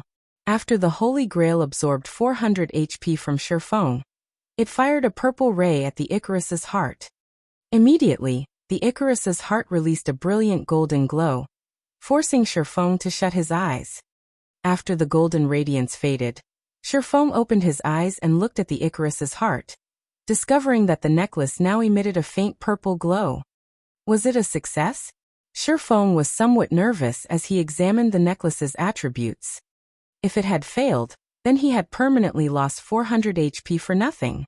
Moreover, he would also have to wait for 10 days before the next sacrifice. However, after investigating the Icarus's heart's attributes, Shifeng's tightened fists relaxed as excitement quickly overtook him. That's right, it was a success. Icarus's heart, necklace, mysterious iron rank can be evolved. Equipment requirement. All attributes 120. Level 20, level 80, currently level 30. All attributes plus 18. Luck plus 7. Additional skill. Divine Providence. Temporarily increases player's luck by 25 points for 30 seconds. Cooldown 45 minutes. Evolution condition. Absorb the life force of 300 players to evolve to secret silver rank. 0/300. After evolving, Icarus's heart's rank had upgraded from bronze to mysterious iron. The luck it provided had increased from 5 points to 7 points. Aside from that, Divine Providence's cooldown had decreased from 1 hour to 45 minutes. This would save Shifeng a lot of time. However, the best improvement by far was the change to the evolution conditions. Originally, the Icarus's heart required Shifeng to kill Lord-ranked monsters. Moreover, it required 100 kills. Lords were extremely rare, and Shifeng would have to waste a lot of time to kill 100. Now that the conditions had been adjusted, Shifeng only needed to kill 300 players and absorb their life force instead. A lord was very difficult to find, but players crowded the streets. As long as Shifeng worked hard, he could upgrade Icarus's heart to epic rank very quickly. At that time, he would gain massive profits from opening the Twilight treasure chests. At the thought, Shifeng could not help but grow restless. If not for the ongoing war with Overwhelming Smile, he would have struggled to find opponents. Now, however, his target was clear. He would use Overwhelming Smile's players as sacrifices for the Icarus's heart. Now that Overwhelming Smile's White River City branch has been defeated, it won't be easy to find large groups of players. I might as well make a trip to Maple City and have a look at the situation there. After some consideration, Shifeng felt that Maple City was the best location to take action. Overwhelming Smile had already become Maple City's overlord. The Overwhelming Smile members there had nothing to fear within the region of Maple City. It would be far easier for Shifeng to find targets there than in White River City. Shifeng then slipped the Icarus's heart over his head and headed for White River City's teleportation hall. Shifeng very much looked forward to upgrading the Icarus's heart to epic rank. Not even the night in God's domain could hinder Shifeng's yearning. The sooner he upgraded the necklace to epic rank, the sooner he could obtain better items from the Twilight treasure chests. One could obtain even epic items from the Twilight treasure chests. If he could get his hands on several epic items, he could help the guild tremendously. Naturally, he would upgrade it sooner rather than later. As for the matter regarding the Lightstones, he fully trusted Melancholic Smile's capabilities. Shifeng believed that it wouldn't be long before the Lightstones raked in a massive income. Just as Shifeng arrived before the teleportation hall, the sound of his communicator rang near his ears. The caller this time was none other than Gentle Snow, who had been busy consolidating her power as the new guild leader of Ouroboros. Although Gentle Snow had chased away her biggest competitor, Chao Qinghua, the resulting internal struggles within Ouroboros had resulted in the first-rate guild falling apart. If Gentle Snow wished to consolidate her power, she would need to spend a lot of time and effort to do so. In addition, a more powerful opponent, the first-rate Guild Star Alliance, lurked, waiting to strike. Shifeng had never thought that Gentle Snow would have the spare time to contact him with the burdens she currently shouldered. Guild Leader Black Flame, may I ask if you have the time to speak right now? In the video call, Gentle Snow still wore the calm and elegant smile she usually displayed. She looked like a goddess that was high above mortals. It felt as if she were in control of everything. However, though she appeared completely fine on the surface, her act did not deceive Shifeng. He could feel that Gentle Snow had grown frilier than before. Seeing a superwoman like Gentle Snow so exhausted, one could just imagine how terrible Ouroboros's current situation was. However, giving the situation some thought, Shifeng felt that such an outcome was expected. Gentle Snow had just taken control of Ouroboros. The number of people she could trust was limited. Meanwhile, after ruling Ouroboros for so many years, Cao Qinghua would not give up so easily after being kicked out of his position. In addition to a great enemy like the Star Alliance threatening the guild, it would be very difficult for Gentle Snow to cope. Miss Snow, there is no need to mince words. Our guilds are allies, so feel free to speak your mind, Shifeng spoke candidly. Gentle Snow revealed a bitter smile on her pure and delicate face upon hearing Shifeng's words. Guild Leader Black Flame's senses are as sharp as always. I'll speak openly then. I'm calling about the Candlelight trading firm that suddenly appeared on one of Star Moon City's golden lands, and the Candlelight trading firms in White River City. I can't think of anyone in the entire Star Moon Kingdom other than you who is capable of launching such firms. That's right. I am indeed the founder. Shifeng did not try to hide it. To begin with, he had no need to do so. He had spoken with Gentle Snow about his plans to establish a lifestyle guild long ago. Back then, he had hoped to utilize Ouroboros's fame to promote his trading firm. Even without Gentle Snow's call today, he had prepared to seek her help to promote the Candlelight trading firm at an appropriate time.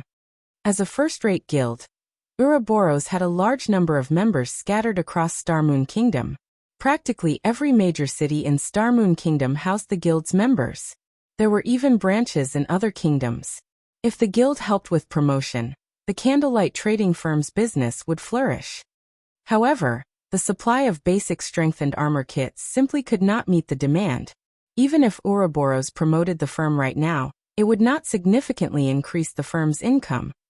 Hence Shifeng had decided to hold off on seeking Gentle Snow's help for the moment. Excellent. This will make things easy. I want to invest into the Candlelight trading firm. I don't want a lot of shares. 20% will do. Naturally, I will compensate you appropriately. The compensation will include 30% of Ouroboros's shares, as well as funds, channels, and materials, which will allow the trading firm to develop quickly. What do you think of my offer?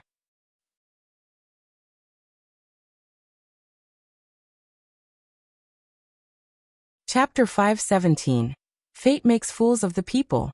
One had to admit that Gentle Snow's proposal was tempting. Even Zhao Yueru and the elders of Ouroboros standing beside Gentle Snow were shocked by her offer. After all was said and done, Ouroboros was a bona fide first-rate guild, and possessed a massive fortune. The guild had only achieved its current status after striving for many years. Although the guild's internal struggles were serious, the guild itself was still frighteningly strong. Second-rate guilds were still no match for it.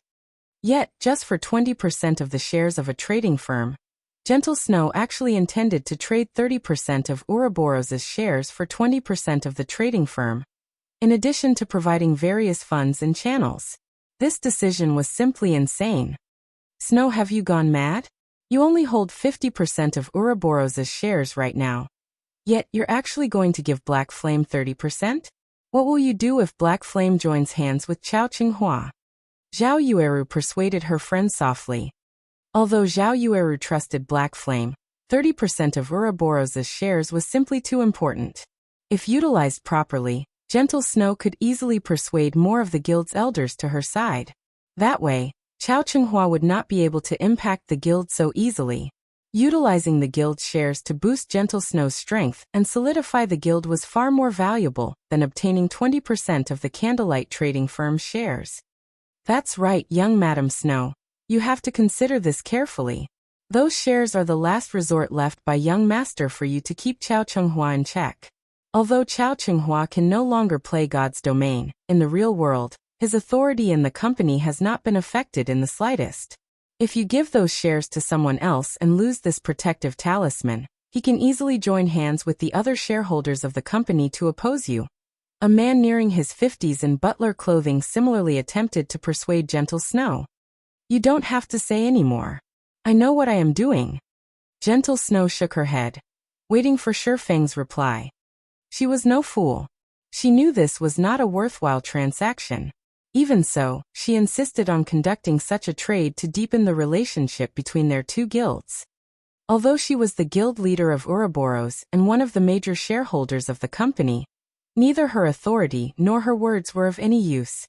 Unfortunately, although she had tried to nurture plenty of people herself, there were too few capable personnel under her command. It was especially true for experts in God's domain.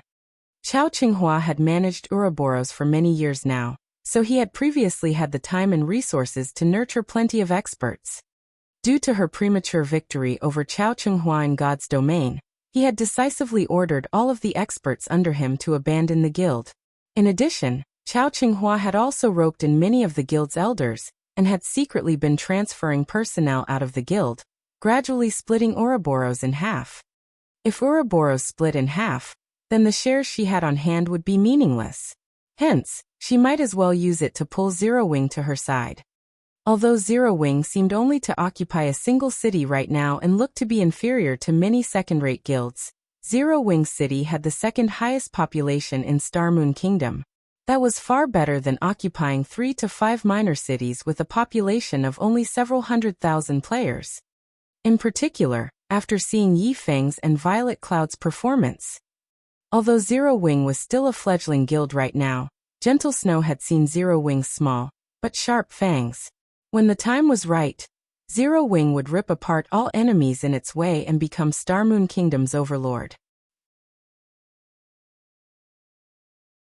At this moment, just the fact that Black Flame had managed to establish a Candlelight trading firm on one of Star Moon City's golden lands displayed the man's capabilities and power. Meanwhile, Shifeng was similarly stunned by Gentle Snow's proposal. He had never expected Gentle Snow to make such a tempting offer. However, Shifeng still shook his head and said, "Miss Snow, your offer is indeed very tempting. However, please allow me to refuse." Refuse? Why? Gentle Snow asked in disbelief, her beautiful eyes widening with shock. Her proposal was no different than shoving money at Shifeng's face. If Zero Wing and Ouroboros joined forces, not only could they make up for each other's deficiencies, but it would also become more convenient for their two guilds on their paths to becoming the overlords of Star Moon Kingdom. She could not fathom why Shifeng would reject such a proposal. As I understand it, I know that you hope to deal with Ouroboros' internal problems quickly, but I do not want Zero Wing to get mixed up in the internal struggles of other guilds, Shifeng explained. However, I have another proposal that Miss Snow might be interested in. Another proposal? Gentle Snow could not help but ask curiously. It's very simple. Miss Snow simply needs to bring Ouroboros' members into Zero Wing. I can give Miss Snow 15% of Zero Wing's shares. Although Shifeng's voice was utterly calm, his words were astoundingly shocking. Are you trying to annex Ouroboros? Gentle Snow said, slightly indignant. Ouroboros did not belong to her entirely. Originally, it should have been her brother's. Only due to her brother having an accident, Chao Chenghua had taken the opportunity to weasel his way to the top. And all this time, she had been thinking of a way to help Ouroboros recover its past glory, so how could she possibly agree to merge Ouroboros and Zero Wing right now? Is there a difference? Shifeng countered. Ouroboros exists only in name now. Although you have acquired the position of Ouroboros' guild leader, you do not possess the corresponding authority.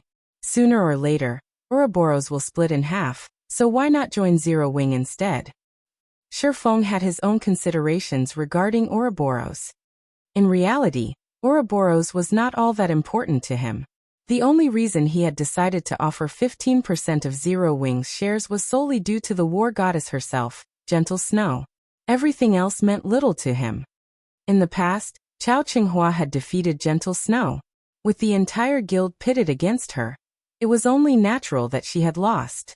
Aside from Gentle Snow's most trusted followers, not a single person had stood with Gentle Snow. How could she have won?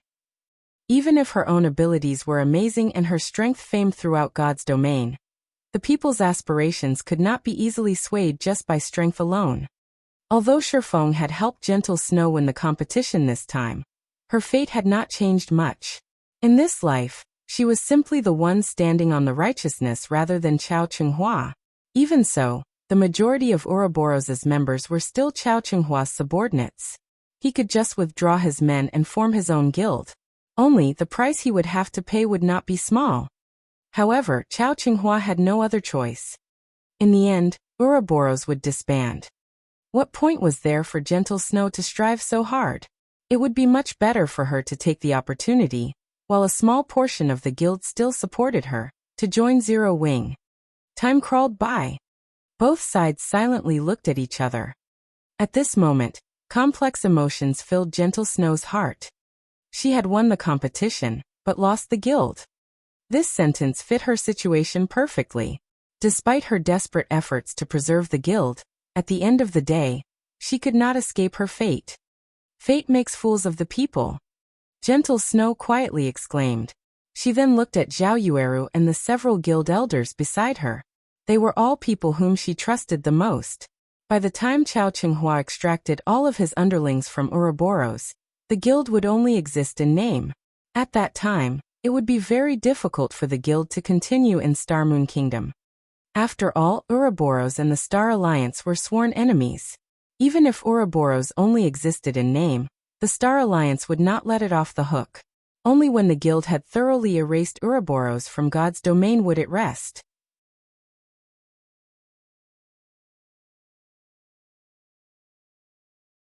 Chapter 518. Breaking the Balance. After some time, Gentle Snow released a small sigh. Feng could see the helplessness Gentle Snow struggled with through the screen. However, her reaction was only natural. After all, who would willingly merge the guild they had spent an endless amount of effort to establish with another guild? However, Feng had his own considerations as well. Even if Zero Wing and Ouroboros were allies, the guilds resided in two different cities. And as no one could predict the future, both Zero Wing's upper management and its guild members had to keep up their guard constantly. In order to avoid adding to Zero Wing's worries, the best result would be to annex Ouroboros. It was truly hilarious. A little guild like Zero Wing actually dared to annex a first-rate guild. However, Feng possessed the strength and confidence to succeed. Zero Wing currently possessed many experts. There was also a continuous supply of funds from the Candlelight trading firm, so Zero Wing could afford to annex a gigantic existence like Ouroboros. Moreover, after receiving Ouroboros' trade channels, the Candlelight trading firm could profit further. In addition, after operating in the virtual gaming world for so many years, Ouroboros must have accumulated plenty of old customers, who were very rich and willing to spend lots of money in virtual reality games, as well as corporate sponsors. Otherwise, the guild would not have such an impressive income. Zero Wing Workshop was currently still developing their customer base. If the workshop could claim Ouroboros' old customers, it could very quickly earn large sums of credits, unlike the workshop's current state where it was without a stable income and required Feng to look for a source himself. Guild leader Black Flame, I need some time to consider this matter, Gentle Snow said after calming down. Since guild leader Black Flame has no intentions of selling the Candlelight trading firm's shares, may I purchase some coins from you? Although there were plenty of people selling their coins on the virtual trade center, the available volume was very small. Moreover, every other guild in the game was also attempting to purchase coins in bulk, making it practically impossible to purchase large sums. Thus, Ouroboros could only rely on its own money farming teams to cover the guild's daily expenses. Miss Snow, you should know how tight the various guilds are for coins right now. However, if you're only interested in purchasing a small sum, there should be no issues. May I know how much you are looking to buy? Shifeng asked. Although he had spent quite a lot of money already, both the Starstreak trading firm and the Candlelight trading firm provided him with a significant daily income. He could easily sell 1,000 or 2,000 gold. I don't want much, 5,000 gold will do, Gentle Snow stated after giving the matter some thought. I can transfer 50 million credits for them immediately. With 5,000 gold, she should barely be able to stabilize Ouroboros's current situation. If she established a guild residence and gave the guild members some hope, it would make it more difficult for Chao Qinghua to lure players away. 5,000? Miss Snow, you think too highly of me. Shifeng smiled bitterly. How about this? I can sell you 2,000 gold at market price. However, I will require Ouroboros's help to purchase a few plots of land in Starmoon Kingdom's top 10 cities, and to promote the Candlelight trading firm. Coin's market value constantly depreciated. Currently, 1 gold coin was worth about 6,000 credits. One could roughly purchase a piece of level 25 mysterious iron equipment, or level 20 secret silver equipment with that kind of money. Gentle Snow's offer to purchase 5,000 gold at 50 million credits was far above market value. However, even if she had 50 million credits, she couldn't even purchase 4,000 gold, much less 5,000. Otherwise, those corporate giants would have long since bought up all the available lands in major cities. One could say that coins were at their peak value right now. If one could purchase a good plot of land now, they could earn back the money spent by 10, or even dozens of times. These massive corporations naturally would not hold back from spending their credits. Unfortunately, such a thing was simply not possible. 2,000 gold? Gentle Snow was immediately stunned. Before, she had only mentioned 5,000 gold with the intention of probing Zero Wing's bottom line. Throughout God's domain, there was not a single guild that was capable of revealing 5,000 gold. Yet Shifeng had just casually mentioned that he would sell her 2,000 gold. 2,000 gold. In order to acquire so much money, she would have to spend several days relentlessly trying to purchase coins and draft the guild's money-farming teams and her confidants.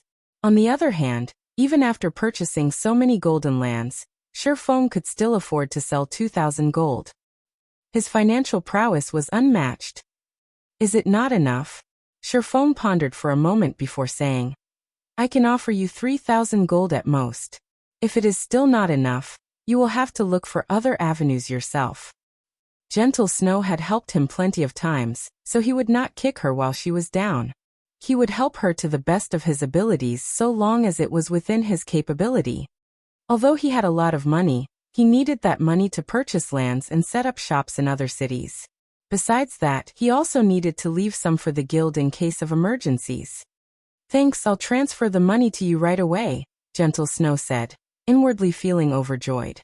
With 3,000 gold in addition to the 2,000 gold she currently had on hand, she would have enough to purchase a plot of land and establish Ouroboros's guild residence, as well as maintain the guild's daily expenses. This way, Chao Qinghua would find it far more difficult to tear the guild. After Shifeng sold 3,000 gold to Gentle Snow through the virtual trade center, he then teleported to Maple City.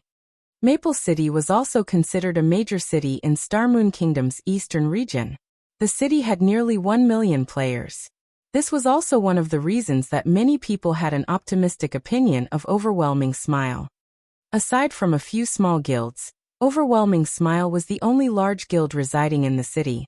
It had already chased any major competition out of Maple City. One could say that Overwhelming Smile had fortified itself in Maple City. It would be very difficult for other guilds to cause even the slightest bit of trouble here. At this moment, as Shifeng wandered through Maple City's streets, the majority of the players he saw on his walk consisted of Overwhelming Smile's members. Every one of these Overwhelming Smile members flaunted their arrogance, and players of other guilds could only do their best to avoid standing in the way. Overwhelming Smile has set up a trading firm in Maple City. The shop's name is Overwhelming Trading Firm, and it's in the Central District.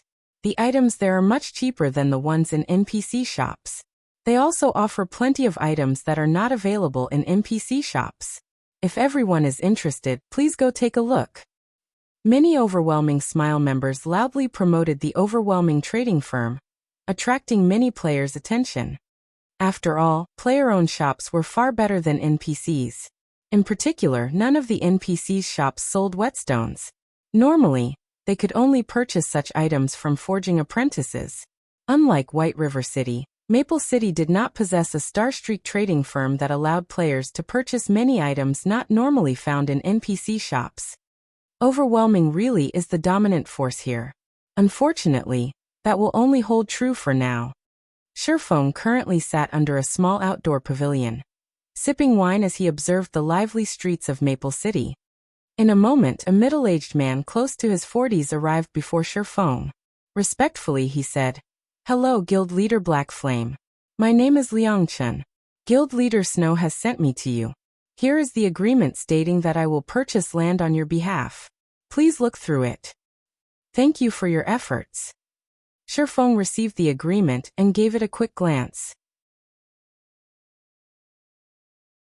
After making sure that everything was in order, he signed his name and said, "Let's head to the city hall and proceed then."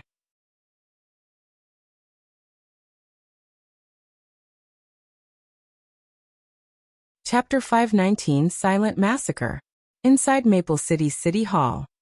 At this moment, Liang Chun, the person whom Gentle Snow had delegated to assist Sherfong in purchasing land, was utterly stupefied. Without hesitation, Sherfong had purchased a plot of land located in the central district of the city that cost over 2,000 gold. Immediately after, he established a luxury shop for 1,000 gold. In total, Sherfong had spent over 3,000 gold in a span of just a few breaths. Liang Chun was someone whom Gentle Snow trusted absolutely, so she had already shared her knowledge regarding Sherfong. Hence, Liang Chun knew that Sherfong had sold Gentle Snow 3,000 gold not long ago. Otherwise, he would not have exposed the fact that he already had enough reputation in Maple City to become a baron. Although Maple City was not as good as White River City, the number of players who had reached the reputation of a baron was still extremely low. There should only be 2 or 3 such players throughout Maple City right now. Previously, Sherfong had spent 3,000 gold. Now he had spent over 3,000 gold once again. This level of wealth far surpassed Ouroboros. With such financial prowess, who could possibly challenge Zero Wing in a war of attrition? Only now did Liang Chen finally realize why Overwhelming Smile, a guild that had managed to dominate Maple City, had failed to defeat Zero Wing, and why Zero Wing was publicly acknowledged as White River City's #1 guild. The other first-rate guild's upper managers believed in their hearts that, although it was no match for Zero Wing in White River City, particularly in terms of the number of experts each guild possessed, Overwhelming Smile would still emerge victorious. After all, Overwhelming Smile possessed ample funds, whereas Zero Wing was a guild with no background or capital at all. At most, Zero Wing could only hold out for a bit longer. However, now that Liang Chen re-examined the situation, even 3 Overwhelming Smiles would not be enough to defeat Zero Wing. It seems the sky in Maple City will change soon, Liang Chen inwardly sighed. After learning more about God's domain, the various guilds had obtained a general understanding of its rules. If a guild wanted to become an overlord in the game, they required 3 things: experts, financial prowess consisting mainly of coins, and member count. Among these 3 points, member count was the least important as it was very easy to increase a guild's population. As long as a guild possessed sufficient financial prowess, they could increase their member count indefinitely. God's Domain was different from past virtual reality games where member count was a guild's top priority. In past virtual reality games, the differences between each individual player were simply too small. In these games, numbers equaled power. If one person was not enough, then they could just send a group. If a group was not enough, then they could send 100 players. Sooner or later, they were bound to exhaust their enemies to death. Unfortunately, God's Domain was different. A single top-tier expert could single-handedly dominate an entire region. Moreover, unlike in past virtual reality games, the top-tier experts of God's domain were not easily produced. In the past, one could easily become a top-tier expert if they had sufficiently powerful equipment. Now, however, players needed sufficiently powerful combat techniques to qualify as a top-tier expert. Meanwhile, Overwhelming Smile was far behind Zero Wing regarding both experts and financial prowess. The result of the confrontation between the two guilds was already self-evident. In reality, so long as Overwhelming Smile hurriedly established their trade and earned large sums of money through it, they would have a fighting chance. Only, now that Shifeng had arrived, how could Overwhelming Smile contend with Star Moon Kingdom's chief forger with its few lifestyle players? Moreover, the Candlelight trading firm possessed 3 bona fide forgers. They were several times more powerful than advanced forging apprentices. The Candlelight trading firm also possessed the tactical weapon, known as the basic strengthened armor kits. Simply put, Overwhelming Smile stood no chance of victory whatsoever. After Shifeng obtained some information regarding Maple City from Liang Chen, he hurried towards the city's teleportation hall. From the information Liang Chen had given him, Shifeng basically knew all of Overwhelming Smile's elite members' preferred grinding locations. He could use this chance to sacrifice these players to the Icarus's heart. Guild's elite members were different from ordinary players. When night arrived, ordinary players would usually return to their respective cities to rest or log out of the game, whereas elite players would continue leveling out in the fields. Because of their equipment or combat techniques, elite players had no reason to fear the monsters at night. Only their leveling speed would slow somewhat this time of day.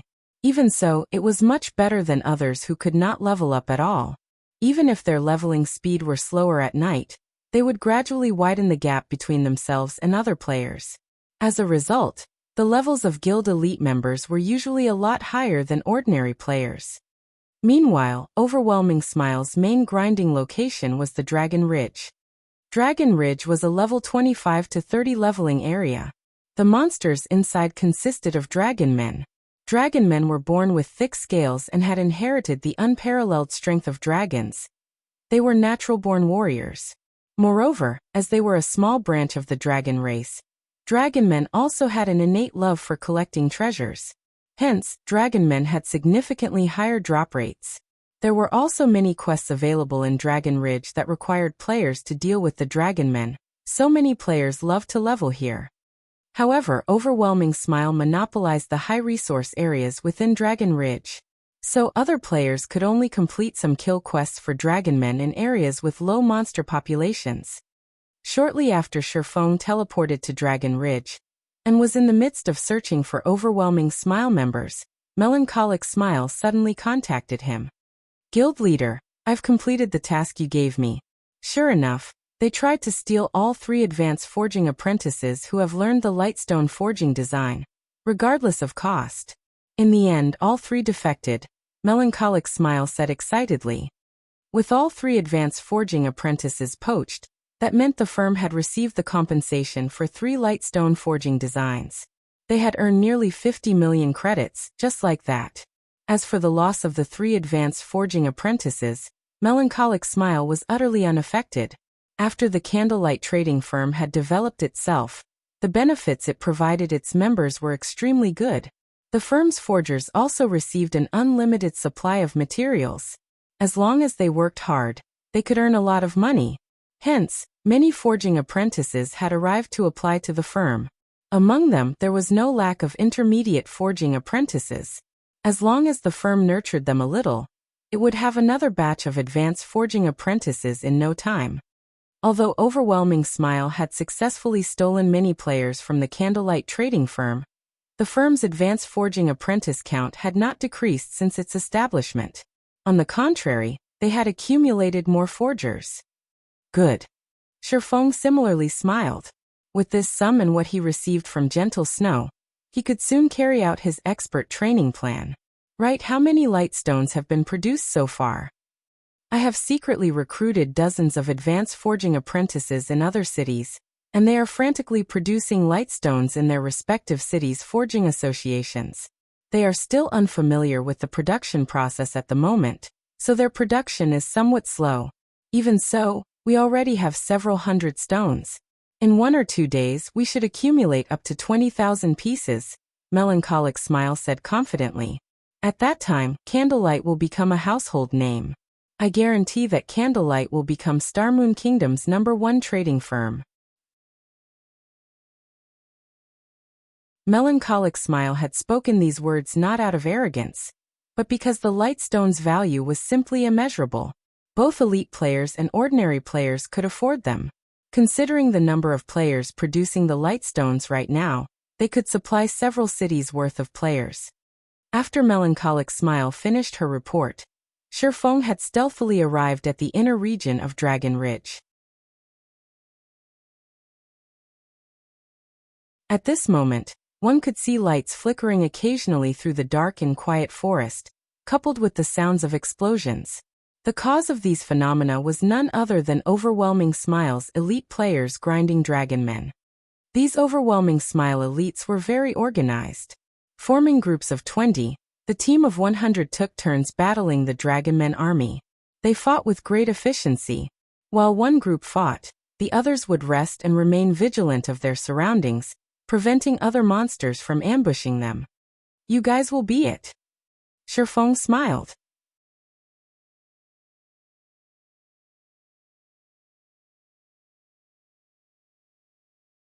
Chapter 520. Expert Hidden in the Dark.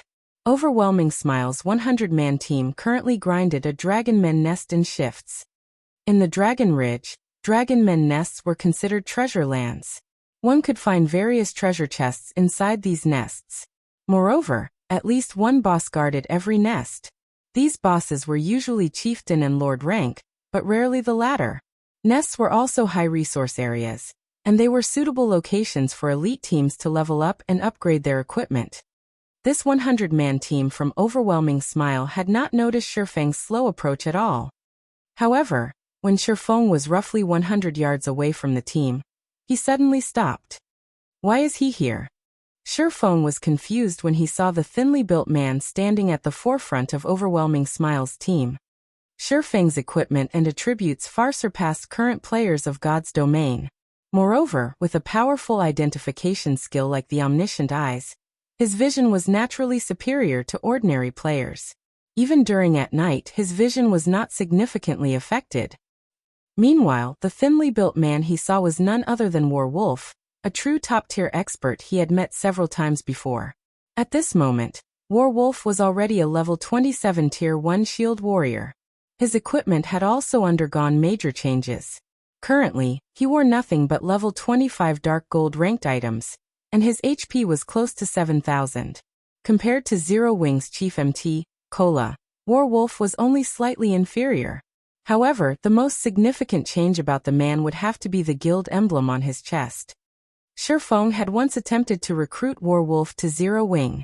However, the latter had expressed his dislike of being bound by a guild, so Shifeng had given up.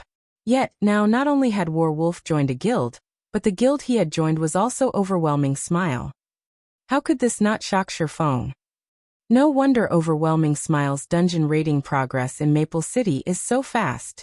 It turns out that they have his help. Shifeng came to a realization.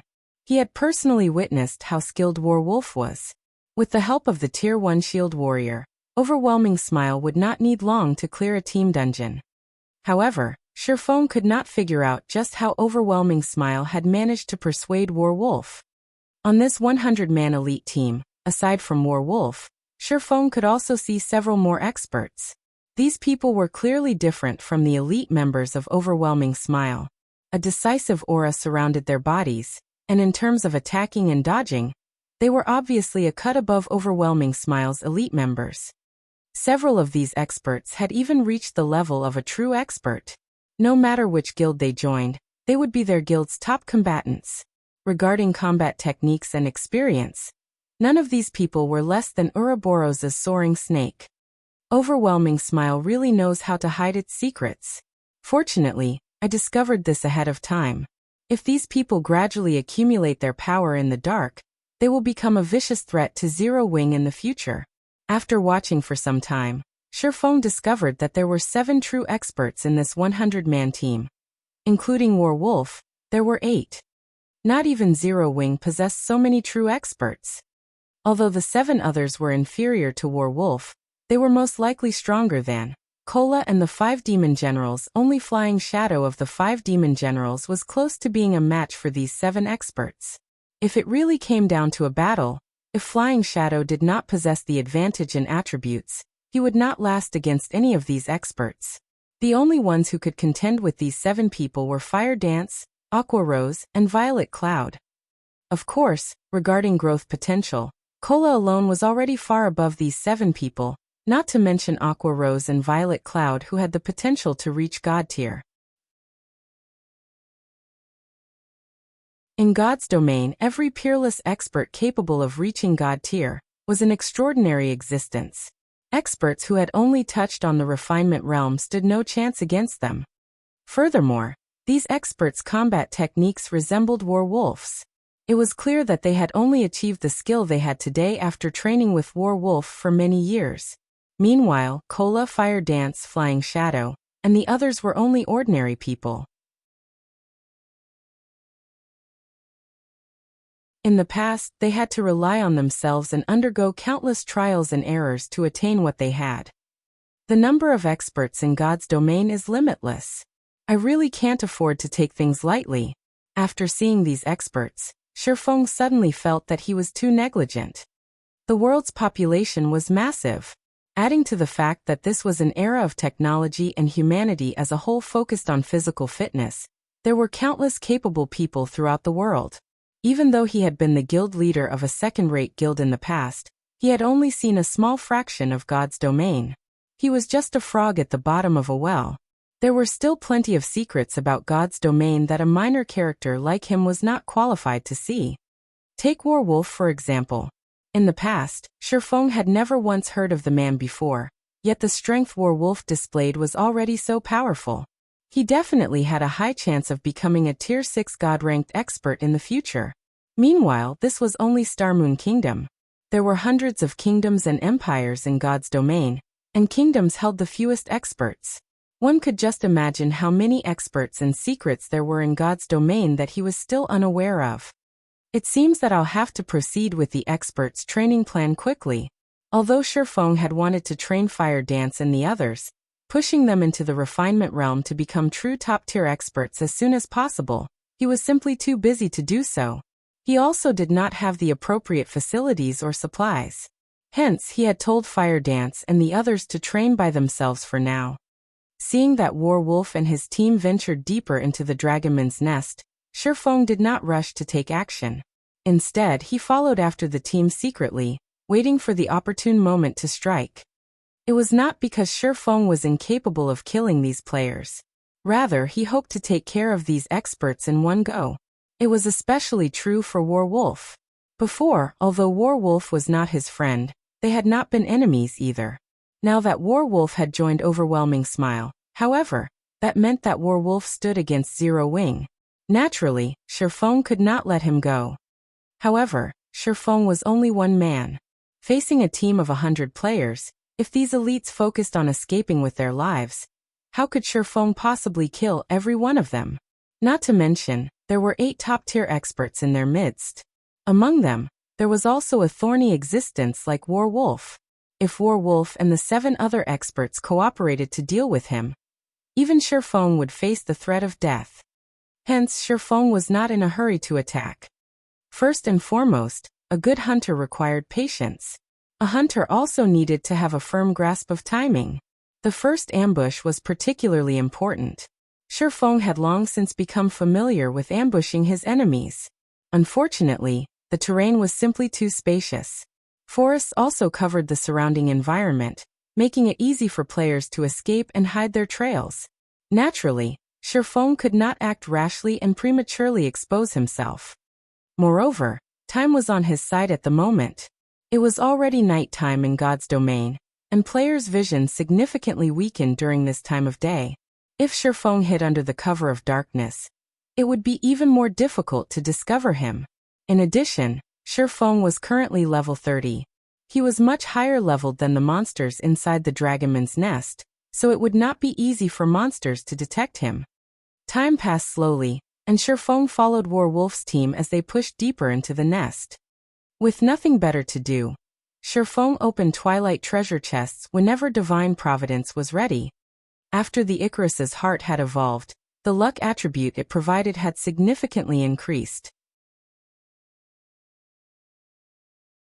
Upon activating Divine Providence, Shifeng's luck could reach a maximum of 32 points. That was 7 points higher than before. With each use of Divine Providence, Shifeng could open up to 9 treasure chests, and among these 9 treasure chests, there was a very high probability of Shifeng obtaining 1 or 2 pieces of Tier 1 set equipment. After Shifeng had tailed Werewolf's team for close to 4 hours, he had completed the Hurricane set equipment, the Tier 1 set equipment for swordsmen. As expected of a godly tool. I've only gone through half of the treasure chests, and already I've completed a set of Tier 1 set equipment. If I can upgrade the Icarus's heart to epic rank, and open up the remaining Twilight treasure chests, I might complete the Tier 1 set equipment for all classes. Shifeng grew excited as he smiled at the brand new Hurricane set equipment inside his bag. As a Tier 1 set equipment for swordsmen, the Hurricane set was only inferior to an epic set equipment. It was far superior to the level 20 Dark Gold ranked Dragonclaw set equipment he currently wore. Moreover, unlike the Dragonclaw set, the Hurricane set specifically catered to swordsmen.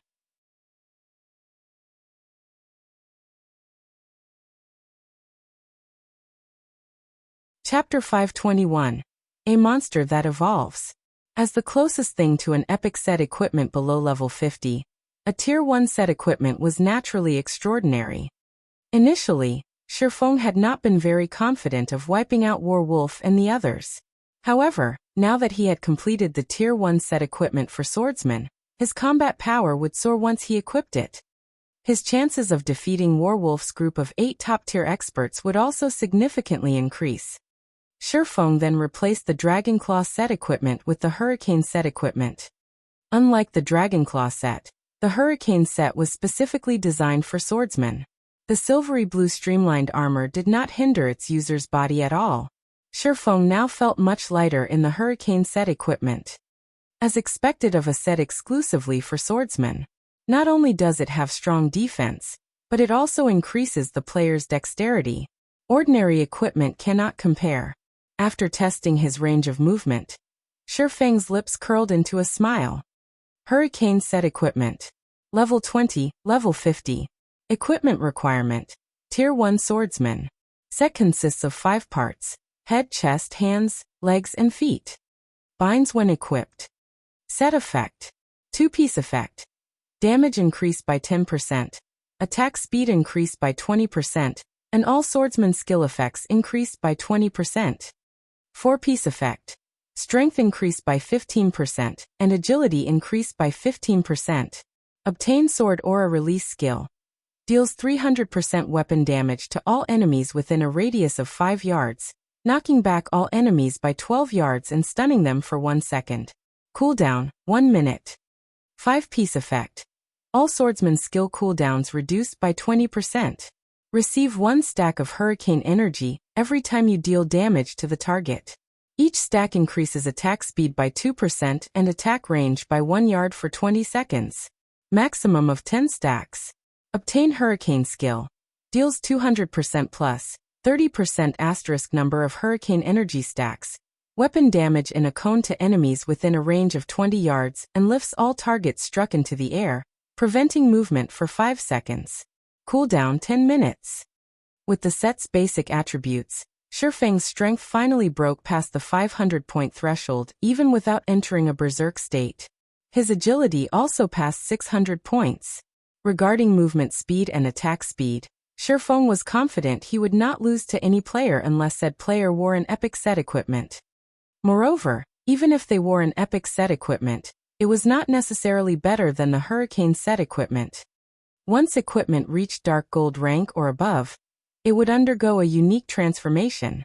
This transformation was not reflected in the equipment's information. Rather, the set provided a hidden advantage. This advantage came in the form of the equipment's compatibility with a player's movements. It was similar to how a person would find it uncomfortable wearing shoes and clothing that did not fit. Every class and player had different movement habits. Ordinary equipment was standardized, not adapting to a player's movement habits, and was somewhat inconvenient for a player.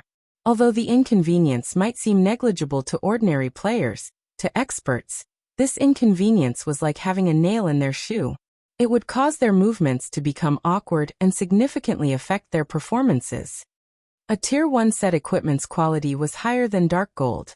Hence, in the system settings, the set equipment would adjust to fit the player's class movement habits.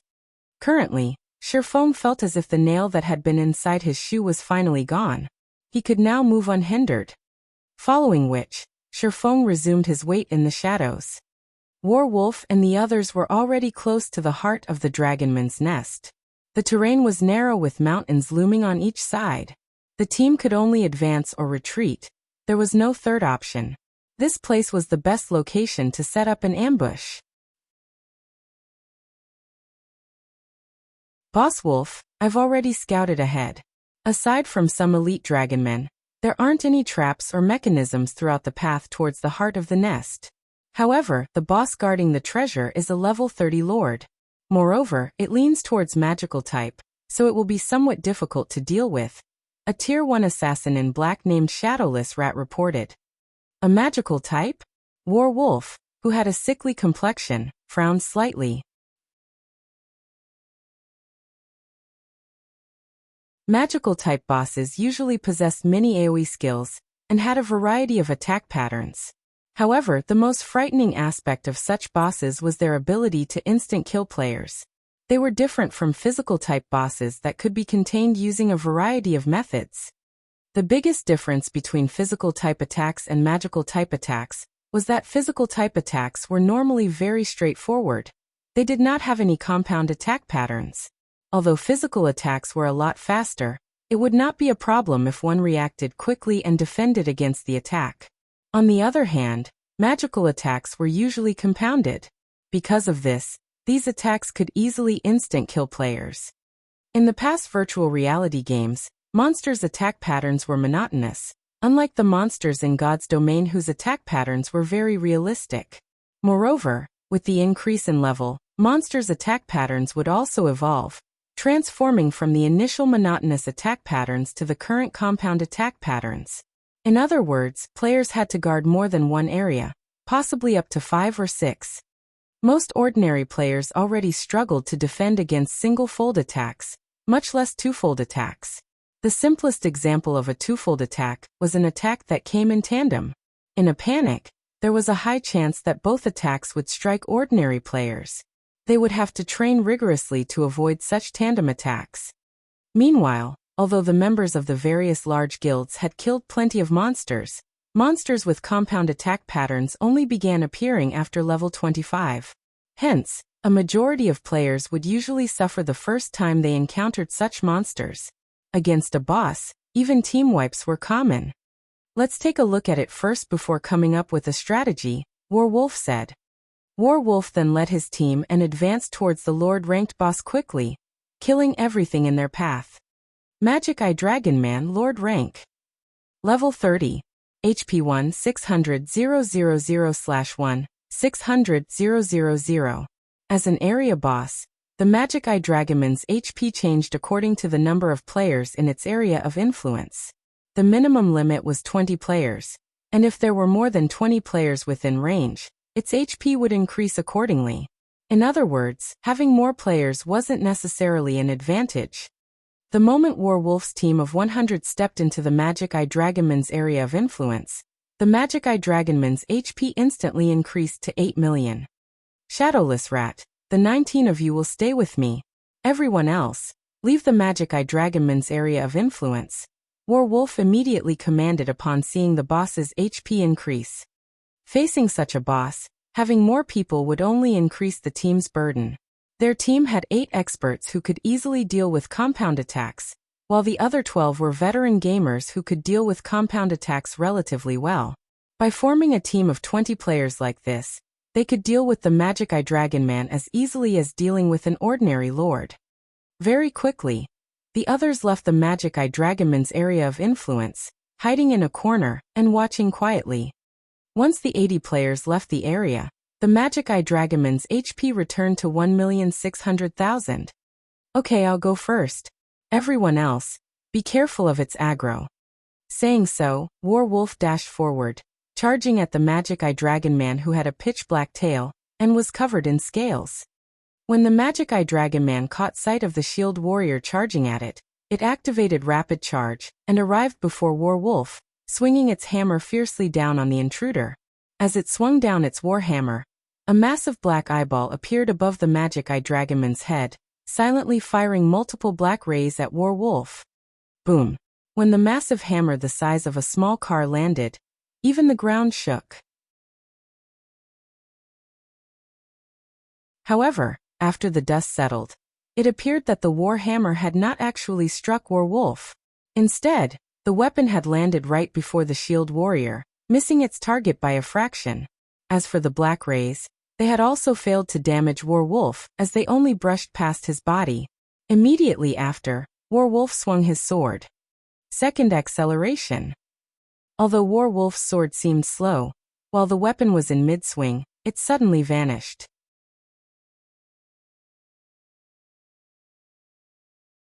Unknown as to when it happened, Werewolf's sword had struck the Magic Eye Dragon Man, causing over -400 damage to the Lord. Following which, Werewolf and the others began to bombard the Lord with attacks. For a time, attacks flew back and forth, the extraordinarily intense battle shocking the overwhelming Smile members who watched from a distance. If they recorded this battle, they could enjoy it like watching a sci-fi movie. It's time. Shifeng, who had waited for a long time, revealed a faint smile. At this moment, Shifeng downed a bottle of Haunted and activated the Ring of Nothingness. Upon entering a state of nothingness, he charged forward.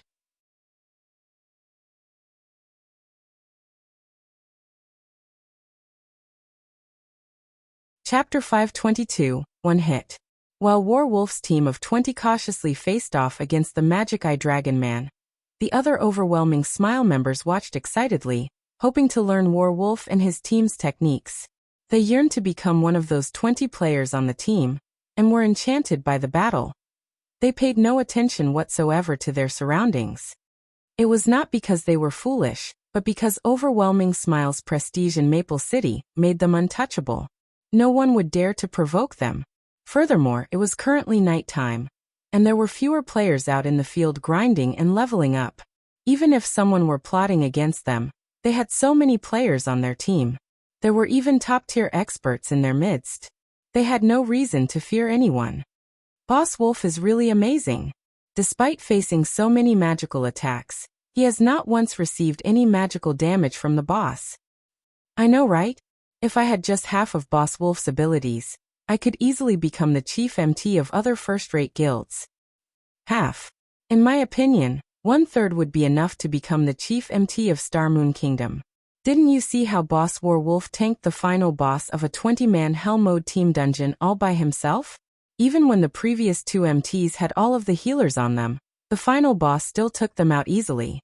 Meanwhile, after Boss Werewolf arrived, he tanked the boss all by himself and only required 1 healer to keep him alive. My jaw nearly hit the ground. When the spectating crowd spoke about Werewolf, admiration for the shield warrior filled their hearts. Due to Werewolf's appearance, the 20-man Hell Mode team dungeons that had previously given overwhelming Smile a headache had become very easy to raid. If not for the 50-man large-scale team dungeons having too high of a requirement, overwhelming Smile would have long since obtained the first clear. Why does it suddenly feel hot? Hot. Now that you mention it, you're right. Isn't it nighttime right now? Several players began to glance around, searching for the source of the sudden heat. However, they had not noticed anything in particular. Wait above us! A vigilant assassin shouted as he pointed towards the sky. Immediately, everyone shifted their gazes upward, only to find an endless stream of fire-type mana gathering above their heads, condensing into a fire that rained down on them. Meanwhile, A spinning wall of flames had appeared around them. The ground beneath their feet also began to boil. This phenomenon was none other than Shifeng's firestorm. After Shifeng had upgraded the 7 Luminaries ring, the level 7 firestorm now had an effective radius of 30 yards, and the skill shrouded all 80 spectating players. Before Overwhelming Smile's elites could react, a damage of over -10,000 points appeared above each of their heads. Werewolf had the highest HP in Overwhelming Smile, yet even he only had close to 7,000 HP. After a storm of flames swept through the crowd, silence permeated the area. All 80 members of Overwhelming Smile had been reduced to ash. Due to Haunted's effect, the drop rate of all of the players Shifeng had killed had multiplied. Moreover, due to Shifeng absorbing their immortal souls, not only had these players lost their levels and equipment, but they were also barred from logging into God's domain for a long period. Good. Only you guys are left. Hiding a short distance away, Shifeng revealed a satisfied smile. This was the fearsome aspect of large-scale destruction spells. In the past, there had been a saying in God's domain.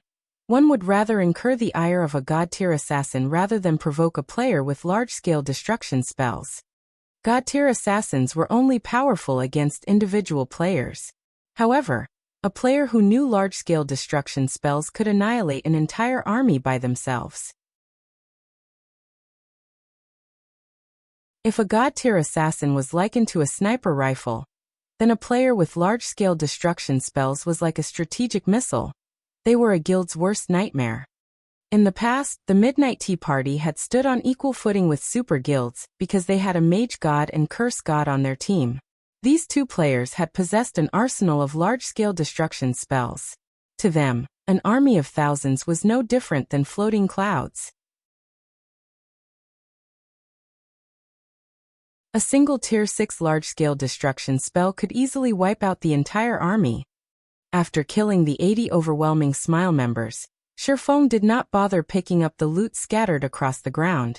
Instead, he charged towards Werewolf, who currently raged against the Magic Eye Dragon Man. Firestorm's Commotion would not have escaped the notice of Werewolf's team. While both sides were engaged in an intense battle, Shifeng could not waste this opportunity by picking up loot. Boss Wolf, the members on standby have been wiped out. What are we supposed to do now? Shadowless Rat asked, a lingering fear in his eyes as he watched the raging inferno that faded gradually. At this moment, the names of their team members on standby had turned gray. Retreat for now. Otherwise, our chances of victory will be too low if we have to fight the boss while dealing with this new enemy. Werewolf immediately shouted in the team chat. I'll cover for you guys. Everyone retreat. One had to admit that Werewolf's team was very skilled. Despite realizing that a new enemy had arrived, they still retreated in an orderly manner. Werewolf also retreated slowly as he held off the boss. Only one person? While Shadowless Rat pulled away from the boss battle, he suddenly noticed a black figure dashing towards them. He sighed with relief at the sight. Licking the corner of his lips, he sneered and said, Boss Wolf, leave this bastard to me. He actually thinks he can provoke us and plunder our treasures. I'll teach him a lesson. Saying so, Shadowless Rat activated wind steps and dashed to meet the cloaked figure. Initially, Werewolf had intended to stop the assassin. However, after giving it some thought, he changed his mind. Seeing the enemy's movement speed, Werewolf had already managed to judge the enemy's strength. Although the enemy was an expert and possessed good attributes, he was still far from being a match for Shadowless Rat. Werewolf was very familiar with Shadowless Rat's strength. Among the 8 top-tier experts, the assassin ranked 3rd in one-on-one combat. He was more than enough to deal with an ordinary expert. Moreover, they had already destroyed 50% of the boss's HP. It would be a huge waste if they had to start all over again. Before, he had worried that the enemy was very powerful due to the fact that the latter possessed a large-scale destruction spell. Ordinary players could never possess such skills. At the very least, the enemy should be an extremely powerful expert, or someone with the backing of a large guild. If it were someone targeting Overwhelming Smile as a whole, they would have no choice but to retreat. After all, with Overwhelming Smile's high prestige in Maple City, the enemy would have sent a team of several hundred players to deal with their 100-man team. However, since there was only one attacker, it should only be an expert trying to plunder their items. Shadowless Rat was more than enough to deal with such an expert. If Shadowless Rat was not enough, they could just send someone to help the assassin. With their combat techniques, it was very dangerous for them to fight against the boss while fending off several hundred players. However, since the enemy was alone, one person should be enough to deal with the problem. The rest could focus on the boss. When Shadowless Rat was only 30 yards away from Shifeng, he activated stealth. He intended to finish off Shifeng with a chain of attacks. However, who was Shifeng? Under the gaze of omniscient eyes, no enemies could hide from Shifeng. Up till now, Shifeng had intentionally lowered his speed. He had not used his maximum. Suddenly, Shifeng's speed increased. Xiao! Only an afterimage remained in Shifeng's original location. So fast, Shadowless Rat immediately panicked. He knew that he had encountered a tough opponent this time. However, it was too late to retreat. The distance between him and Shifeng was less than 20 yards. Activating Windblade, Shifeng's speed soared, and in the blink of an eye, he had arrived before Shadowless Rat. He immediately swung his sword down towards the assassin. Shadowless Rat was greatly surprised.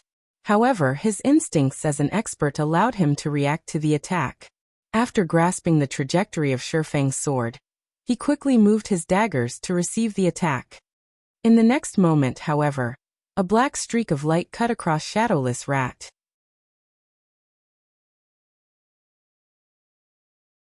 The assassin was then forced out of stealth, a shocked expression on his face as he looked at the black hooded figure before him.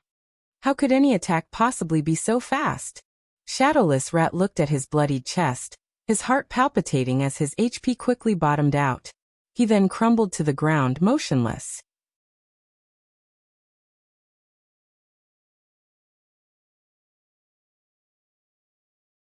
Chapter 523, Cooperation. Shadowless Rat's instant death stunned Werewolf and the others, who watched the entire encounter. As his teammates, they were very familiar with Shadowless Rat's strength and skill. Moreover, Shadowless Rat was a Tier 1 assassin who had grasped Omnivision. He could easily perceive his enemy's attack trajectory and respond appropriately. In addition, the majority of his equipment consisted of level 25 fine gold equipment, his total HP being over 4,400. Even Werewolf would have to expend a significant amount of effort to defeat Shadowless Rat. If the assassin focused on escaping, Werewolf would be helpless against him. Yet now he had actually been killed with a single hit. Meanwhile, they didn't even know what had happened exactly. They only saw the pitch-black sword in the enemy swordsman's hand transform into a streak of light, and in the next moment, Shadowless Rat was dead. How could they not be shocked? After killing Shadowless Rat, Shifeng did not stop. Turning, he dashed for Werewolf and the others. This time, however, he did not hold back as he sprinted at full speed. In the dead of night, his cloaked figure looked like a ghost. He was extremely difficult to locate. He hid his strength. All those who aren't Tier 1 classes fall back. I'll hold off the boss. The rest of you delay him. Maintain your distance. His sword is extremely fast, so do not approach him no matter what. Werewolf shouted his orders in the team chat. Although Werewolf's instructions had been appropriate, he still felt as if something were off about this situation. Why had such an expert ambushed them? Moreover, based on the enemy's behavior, it was clear that he had aimed for them from the very beginning. This situation greatly confused Werewolf. Among the various teams in Overwhelming Smile, their team had always strived to maintain a low profile. They have never provoked anybody. They were an elite team that Overwhelming Smile had formed in secrecy to serve as the guild's trump card, and even the normal members of the guild did not know they existed. However, the enemy had clearly chosen the best possible moment to launch his attack. The ambusher's strength was the most usual aspect. He was definitely one of the rarely seen top-tier experts. Although the enemy had only attacked once, Werewolf could tell how powerful he was. Comparing basic attributes alone, this enemy was far superior to Shadowless Rat. Even if both sides fought without any combat techniques, Shadowless Rat would not have an easy time blocking that person's sword. Not to mention, there was also the attack that contained no excess movement. Being caught unaware, it was only natural that Shadowless Rat had been defeated. In fact, there was not the slightest bit of error with Werewolf's judgment. In front of absolute power, all tricks were futile. Shifeng currently wore the Tier 1 Hurricane set equipment.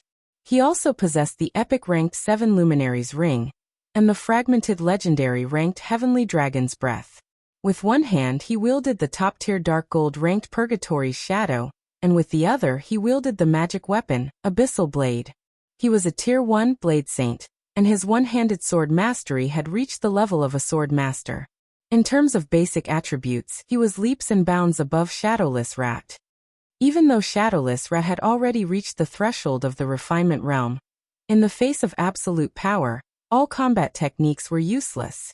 Not to mention, as an assurance, Shifeng had even used flowing water acceleration in his attack. How could Shadowless Rat possibly block an attack with that kind of speed? However, Shadowless Rat's bad luck was partially to blame for Shifeng's ability to kill him with one hit. Even with Shifeng's powerful basic attributes, it was still impossible for him to eliminate over 4,400 HP, killing the assassin with a single hit. At the very least, he needed 2 hits to finish off the assassin. However, the attack that struck Shadowless Rat had triggered a triple critical hit. Even death would find it difficult to avoid the assassin at that point. In the span of a few breaths, the remaining 6 experts in Werewolf's team had already managed to block Shifeng's advance. Among these 6 players, 3 were melee classes, with 1 being a swordsman and 2 being berserkers.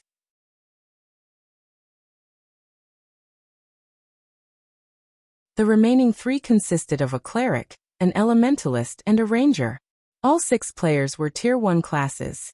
A party of ordinary Tier 1 players would be more than enough to deal with a 20-man elite team. Not to mention that these 6 Tier 1 players were true experts. Their coordination was certainly something to behold. I refuse to believe that the 6 of us cannot defeat one of you. A level 27 male berserker in silver armor said irritably as he watched Shifeng dash towards his team. It's better to be careful. This person's attack power is very high. Even plate armor classes like you will not survive more than a few hits. Focus on pinning him down. Leave the attacking to us ranged classes, the tall and slender level 26 female elementalist suggested. We know, relax. Another level 26 male berserker in black armor laughed. They were very confident that they could deal with Shifeng. Normally, they often held practice PvP matches against each other. As long as they, the 3 melee classes, worked together, even their boss Werewolf would suffer defeat. They also had 3 ranged classes on their side. They refused to believe that the black-cloaked swordsman before them could turn the tide of the battle by himself. The Tier 1 ranger then fired a series of frost arrows, sealing off Shifeng's movements. Meanwhile, the Tier 1 elementalist used a combination of ice spear and ice wall.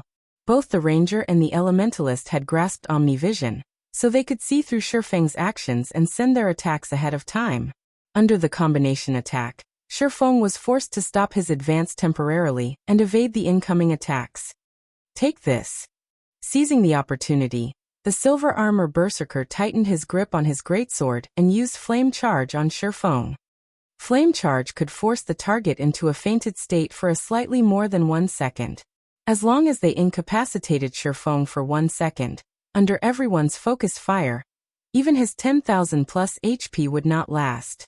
The black-armored berserker had also used charge on Shifeng, though he purposely timed his skill's activation, so that he would reach Shifeng a moment after the silver-armored berserker. Even if Shifeng activated a skill to defend against the silver-armored berserker's charge, he could only defend against the first charge and not the second one.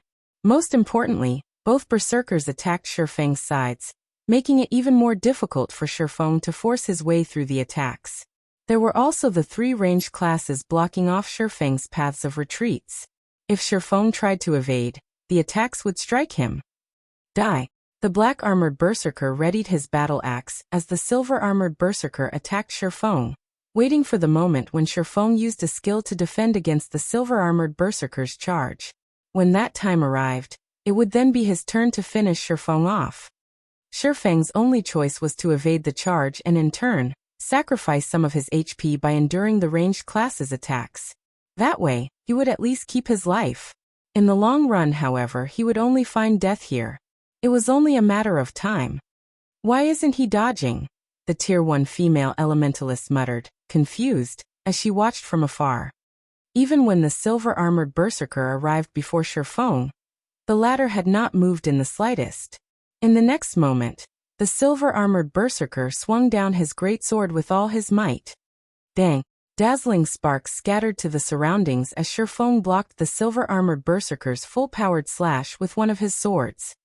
You're dead. On the other side, the black-armored berserker sneered. Shifeng had actually decided not to evade the attack. He had not even used a skill to defend himself. He was simply insane. After being incapacitated by 2 charges, not even a miracle could save him from death. When the black-armored berserker arrived before Shifeng and swung his axe, everyone heard the sound of clashing metal once again. How? The black-armored berserker was shocked as he stared at Shifeng blocking his axe with the Purgatory Shadow. Does he possess a skill that makes him immune to control effects for a short time? The 2 robust berserkers standing beside Shifeng had failed to inflict any damage. Even an immunity skill won't save you. Shouting angrily, the silver-armored berserker's body increased slightly in size. It was obvious that he had used a berserk skill, allowing his strength to grow. He then used cross-slash. The other black-armored berserker used whirlwind slash. It should be my turn now, right? Shifeng asked softly.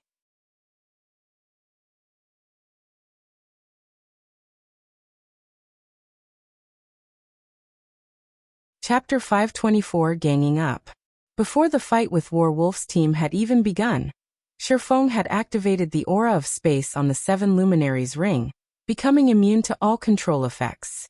Whether it was the Tier 1 Elementalist's Ice Wall, or the Tier 1 Ranger's Frost Arrows, Shifeng had intentionally dodged both the Tier 1 Elementalist's Ice Wall and the Tier 1 Ranger's Frost Arrows with the goal of tricking the 2 Tier 1 Berserkers into approaching him on their own accord, saving him the time of going after them himself.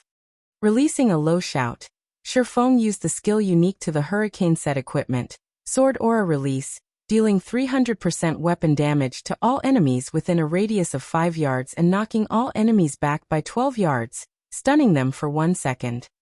Crap! The silver and black-armored berserkers immediately realized something was amiss, and hurriedly activated block to defend themselves, swinging the great sword and battle axe. Boom! Both berserkers felt as if they had just been hit by a truck, their bodies flying backward and slamming heavily into the ground. Before either of them could react, Shifeng advanced. He could easily cross a distance of 12 yards with a single step. In the blink of an eye, Shifeng appeared before the silver-armored berserker and sent a chop down on the man. Currently, both berserkers were in a fainted state. They could not defend against Shifeng's attacks at all. However, the instant Shifeng's sword descended, he immediately changed his weapon's trajectory, directing the chop behind him. Pung! Pung! Pung! Before anyone noticed, a Tier 1 swordsman had appeared behind Shifeng and similarly used chop. Hence, Shifeng had abruptly changed his target. When the swords of light collided, the impact sent the Tier 1 swordsman flying, 3 damages of over -400 points appearing above his head. How can someone possess such horrific strength? Is he a human-shaped lord? The Tier 1 swordsman stared at Shifeng in disbelief. He had flown over 6 yards and had only managed to stabilize himself after much difficulty. Even so, the hand he used to grip the sword that collided with Shifeng's blade was completely numb. During this brief exchange between Shifeng and the Tier 1 swordsman, the silver-armored berserker recovered from his fainted state. Shock filled his heart when he saw a single hit send his swordsman companion flying. Immediately, he used whirlwind slash in an attempt to scare Shifeng away. When the silver-armored berserker used whirlwind slash, the elementalist and ranger at a distance promptly begun to launch cover fire. What a joke. Shifeng was capable of sending a level 26 Tier 1 swordsman flying with just one hit. If such an attack struck them directly, they would die instantly. Facing the barrage of attacks, Shifeng had no choice but to evade, opting to chase after the black-armored berserker. After all, not only were these attacks overwhelming, but they were also experts' attacks. If he really tried to take the silver-armored berserker's life, it was highly possible he would have to sacrifice his own. Seeing Shifeng retreat, the level 27 silver-armored berserker unconsciously released a sigh of relief. That was close. I nearly lost my life there. If he had not instinctively used block, allowing him to negate one instance of damage coming from his front, he would have lost his life during Shifeng's first attack. Not to mention that alarmingly dangerous second attack.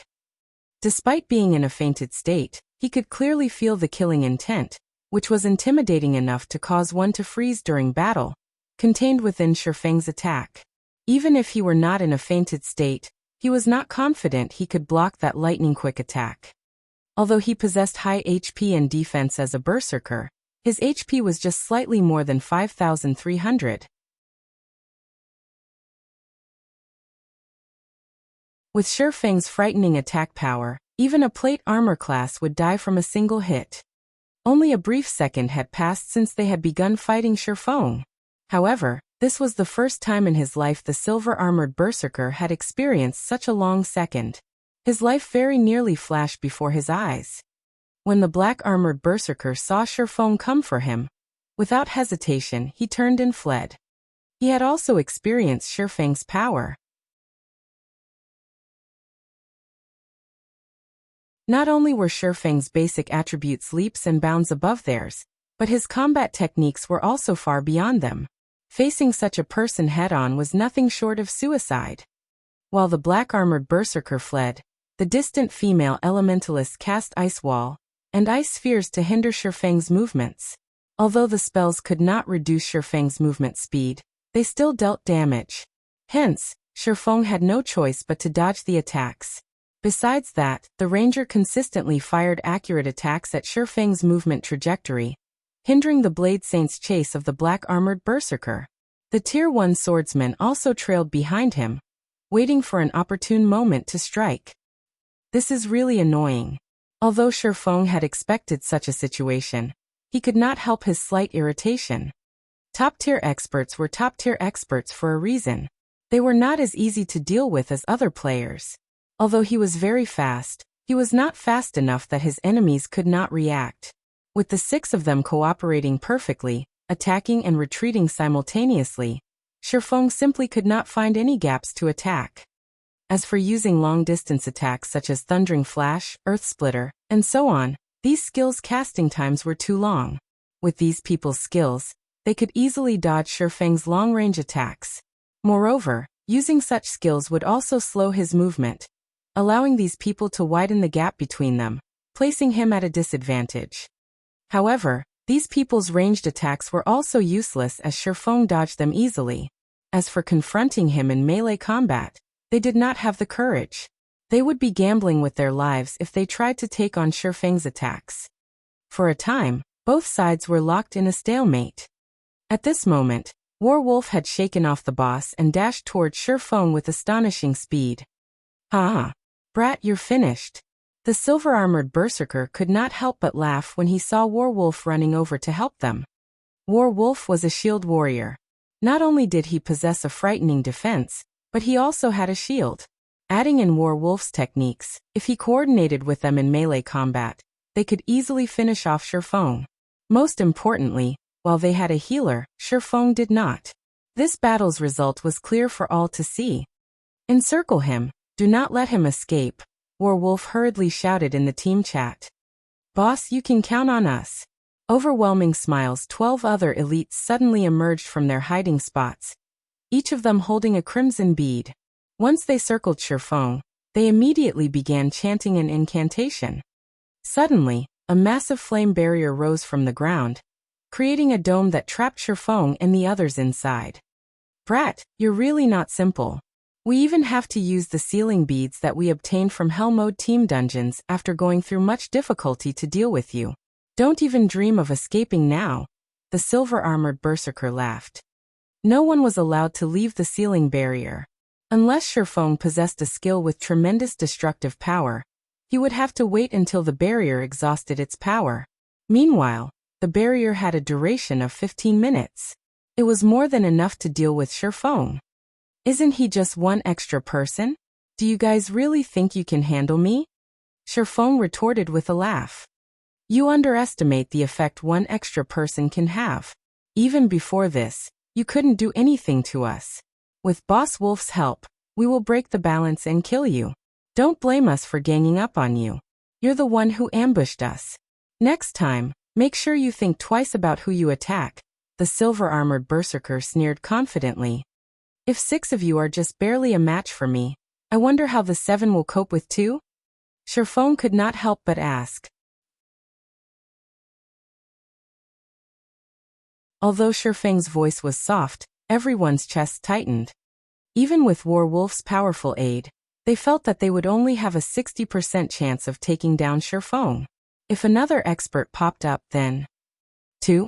Do you think I'm a fool? Once this barrier is up, nobody is allowed to enter or leave. The silver-armored berserker refused to believe Shifeng's claim. However, the moment he finished speaking, another person suddenly appeared by Shifeng's side. Moreover, this person was a twin of their enemy. The killing intent this person radiated could similarly make one's heart skip a beat.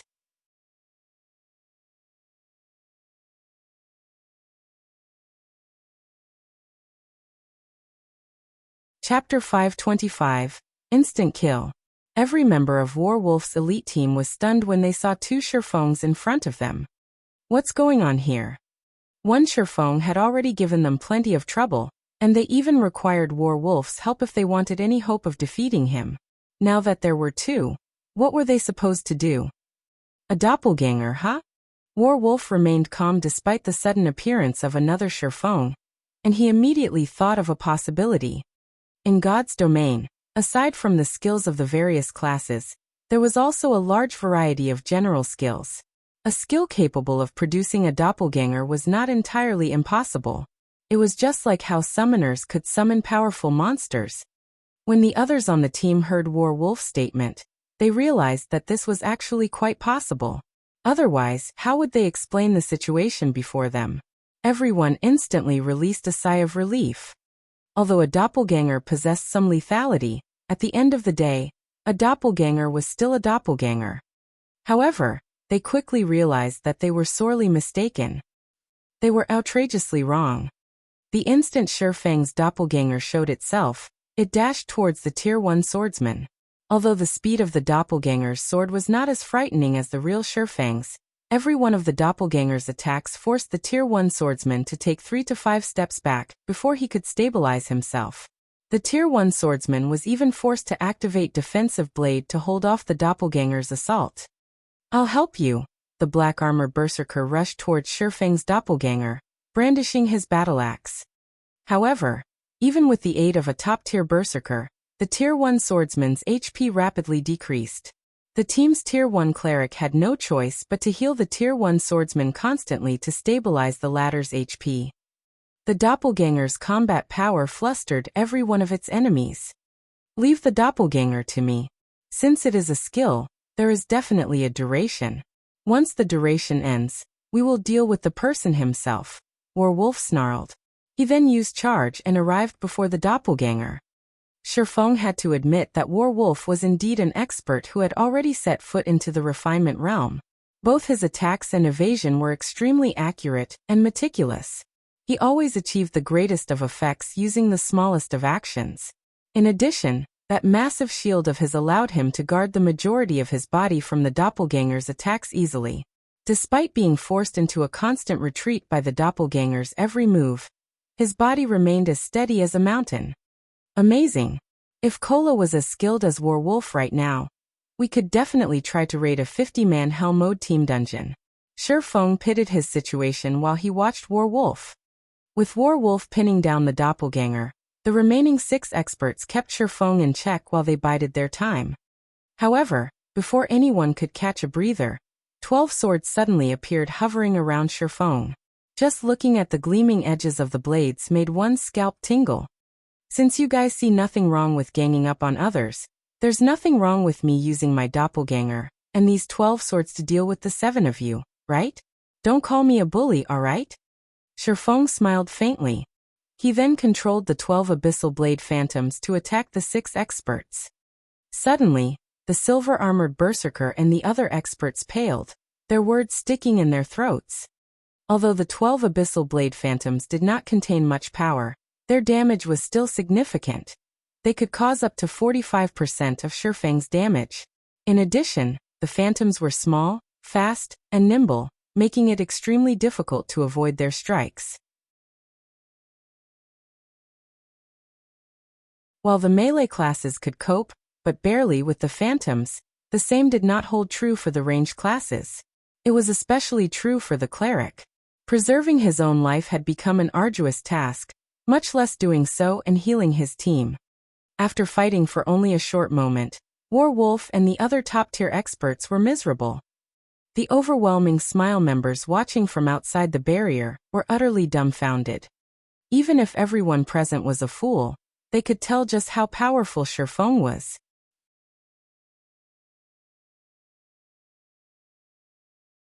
By now, it was obvious that Shifeng had merely been toying with the 6 experts during their previous exchange. At this moment, Shifeng stood on the sidelines and watched the battle. By relying on the doppelganger and 12 swords, he had already beaten overwhelming Smile's prided peak combat force into submission. If he joined the battle, couldn't he wipe them out anytime he wanted? Just who are you? Werewolf demanded, his confusion evident on his face. Such a powerful expert would not just coincidentally ambush them. He must have a purpose for doing so. However, instead of replying to Werewolf's question, Shifeng silently pointed the abyssal blade towards the sky. Suddenly, countless swords of light appeared above the silver-armored berserker and the others, completely enveloping the 7 people. Then, like raindrops, the swords of light descended. This skill was none other than the Tier 1 skill Shifeng had learned when he became a Blade Saint, Skywheel Sword. Skywheel Sword inflicts 1000 base damage plus 200% weapon damage to all enemies within a radius of 20 yards. Also seals all enemies within range, preventing them from leaving the area for 4 seconds. Previously, 9 Dragon's Slash had forced everyone to use up almost all of their life-saving skills. Among the experts, the Elementalist and Cleric had both exhausted theirs. Faced with the Rain of Swords, the 2 ranged players could only quietly go to their deaths. Meanwhile, the remaining 2 Tier 1 Berserkers, the Tier 1 Swordsman, and the Tier 1 Ranger had less than a third of their HPs remaining after the Skywheel Sword's descent. They were also trapped in a 20-yard radius area. Using silent steps, Shifeng appeared behind the Tier 1 Ranger. Although Rangers possess melee combat capabilities, Shifeng had caught him completely off guard. A sword of light flashed across the Ranger's body, and without offering the slightest resistance, the Ranger, too, fell lifelessly to the ground, his equipment scattering around his body. Damn it! Werewolf's eyes turned bloodshot with rage. Although he wanted to save his companions, he already had his hands full dealing with the doppelganger before him. At this moment, he was overwhelmed with regret.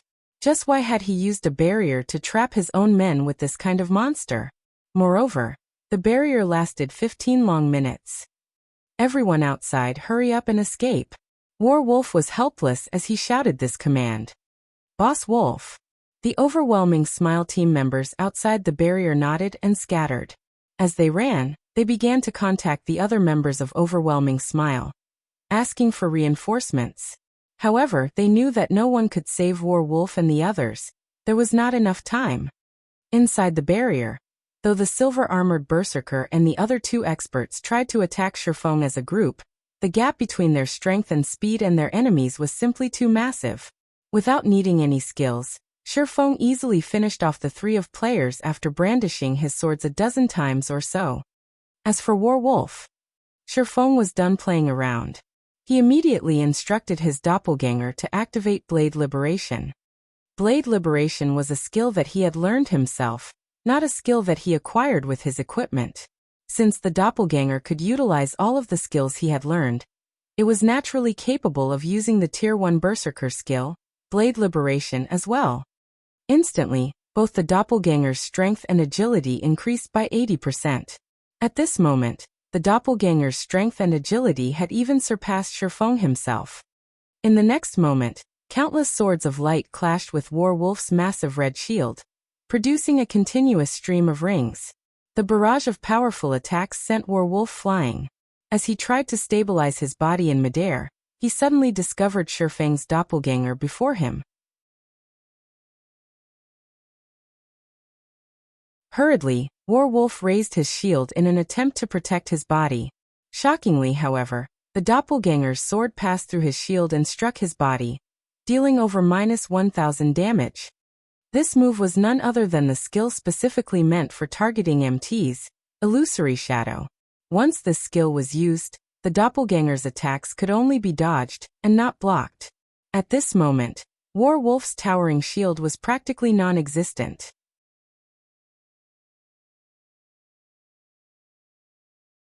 Moreover, he could not control his body while he flew through the air, making it impossible to dodge the doppelganger's attacks. Attack after attack assaulted Werewolf. The doppelganger attacked the shield warrior 6 times in a row, and of them, 3 had triggered a critical hit, dealing close to -3000 damage.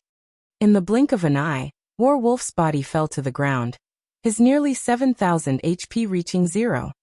Meanwhile, Shifeng had activated space movement, and instantly appeared before the 12 escaping Overwhelming Smile members. He then finished off each player with a single hit, letting none escape the Dragonman's nest.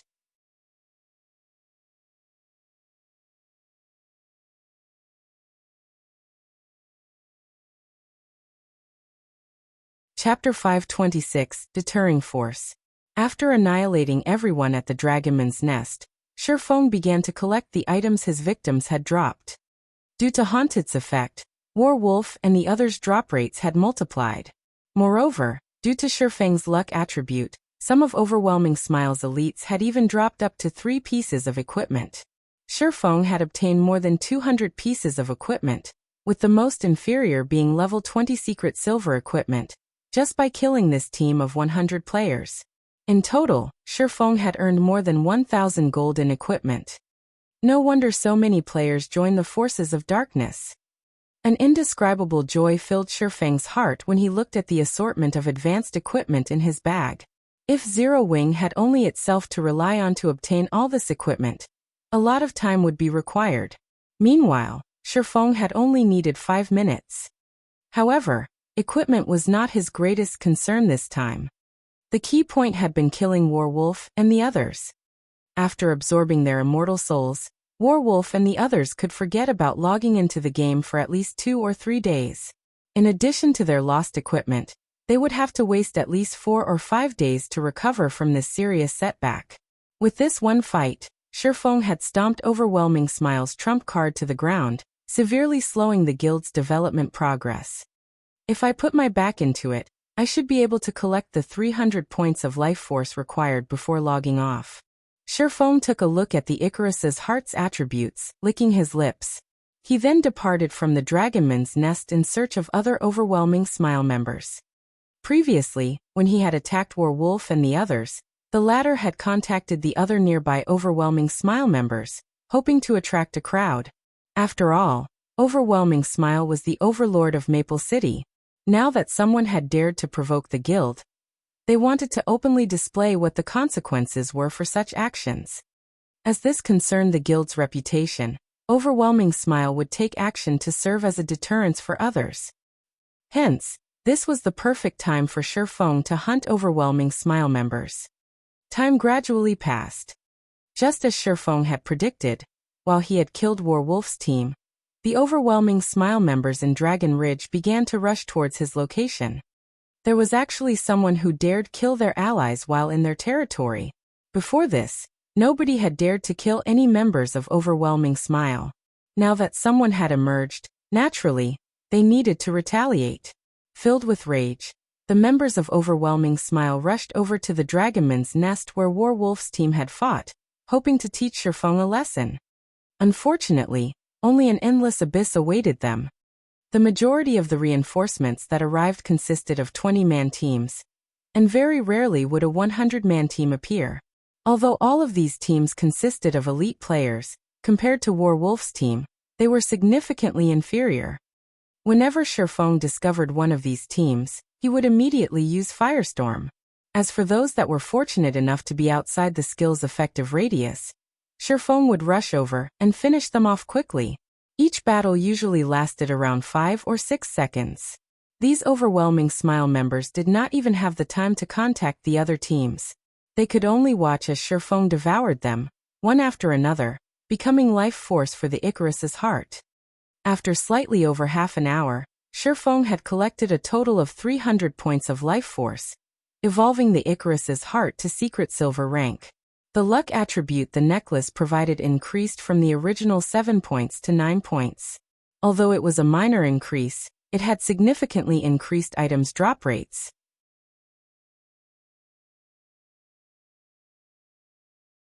Meanwhile, if Shifeng wanted to upgrade the Icarus's heart to fine gold rank, he needed double the previous requirement, 600 points of life force. Originally, Shifeng had wanted to log out of the game to rest. However, thinking that this was a rare opportunity, he continued to massacre the endless stream of overwhelming Smile members that stormed over to help their companions. Currently, overwhelming Smile's members still had no idea of what was occurring at the Dragonman's nest.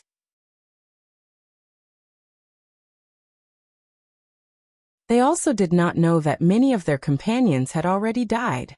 After all, players who had lost their immortal souls could not log into the game even if they wanted to, so it was not possible for them to notify their allies. Even if there were a way to make contact, that would only happen after the upper managers of Overwhelming Smile discovered that the dead could not log back into the game. Who knew how long that would take? If Shifeng waited until everyone from Overwhelming Smile reacted to the situation, searching for Overwhelming Smile members would become far more difficult.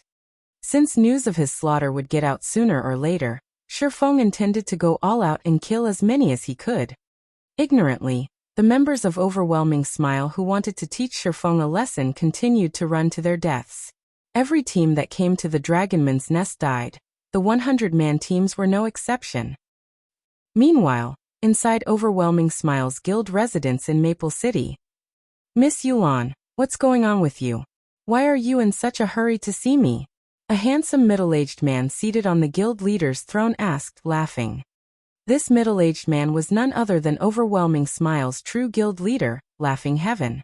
Laughing Heaven had tan skin and a pair of deep black eyes. His entire person radiated a sense of majesty, and gave others the impression that he was one who had experienced the vicissitudes of life. Although Overwhelming Smile was only a second-rate guild, it had only been established a short time ago. Meanwhile, Laughing Heaven was the person responsible for nurturing Overwhelming Smile from the ground up.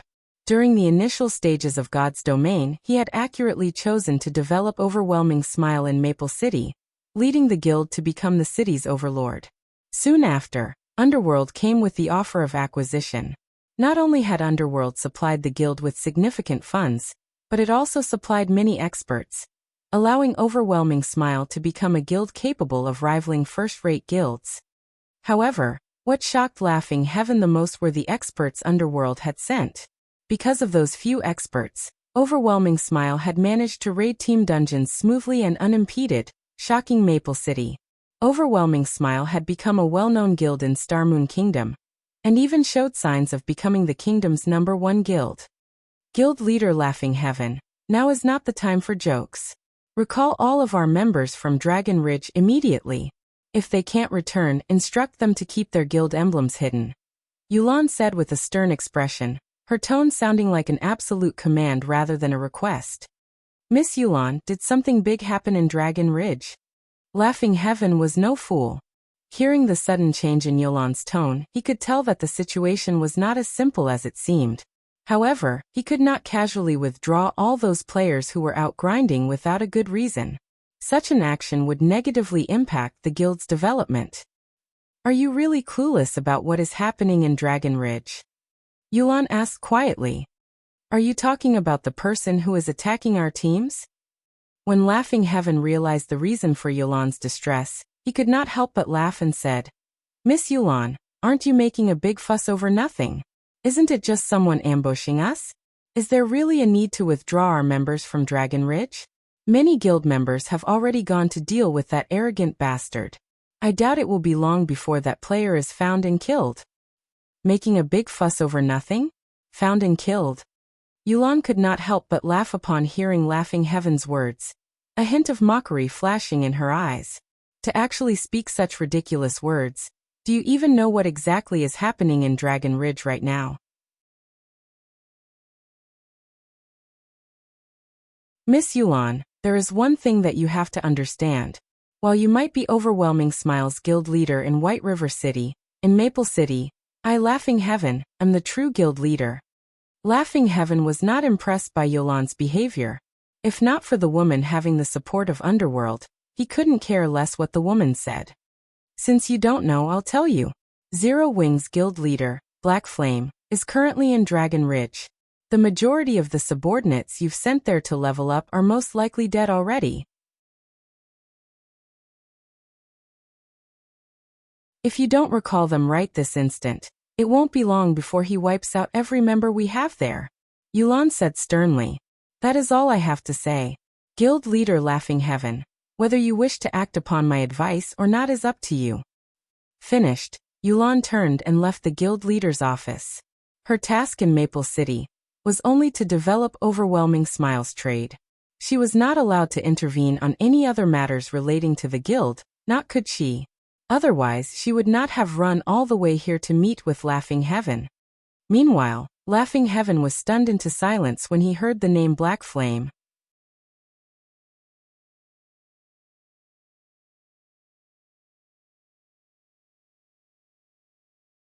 Chapter 527, Commotion at Maple City. Inside Overwhelming Smiles guild leader's office. Sometime after Yulan's departure, Laughing Heaven still struggled with accepting the situation. He could not understand why Black Flame, the guild leader of Zero Wing, would go all the way to Dragon Ridge to ambush Overwhelming Smiles members. Who was Black Flame?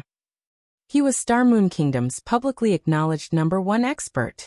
He was someone capable of coming and going as he wished even when surrounded by tens of thousands of enemies. Laughing Heaven had even heard tell that 2 of Underworld's prided 7 ghosts had died at the hands of Black Flame, leaving Underworld helpless against Zero Wing. In the end, even Underworld could do nothing but forbear from dealing with Zero Wing.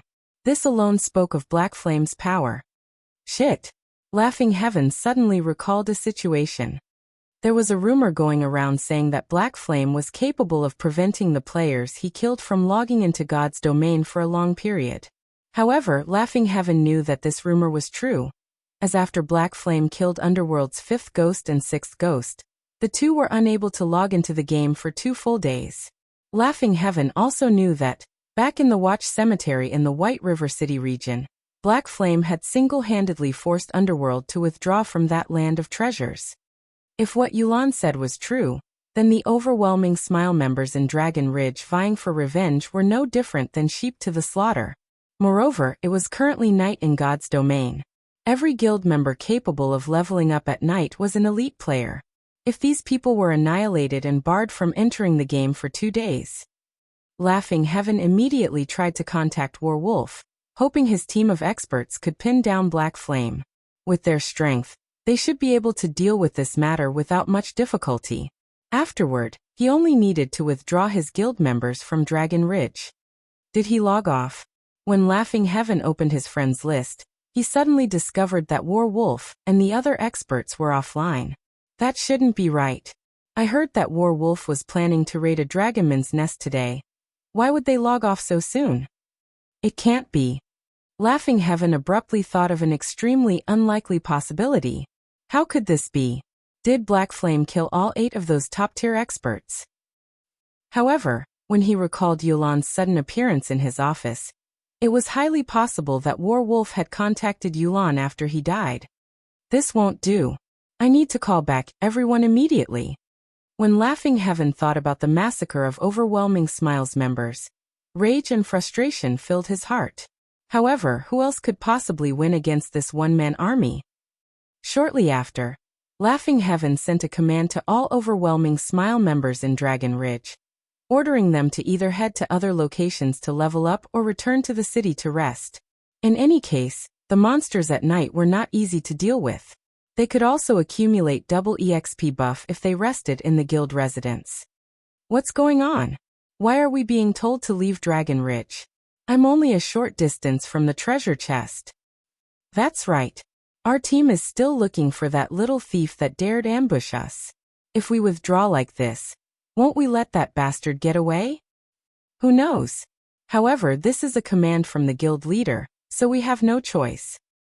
The members of Overwhelming Smile were somewhat dissatisfied with Laughing Heaven's command.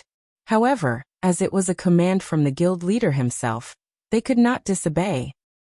While Overwhelming Smile gradually withdrew from Dragon Ridge, a commotion occurred in Maple City.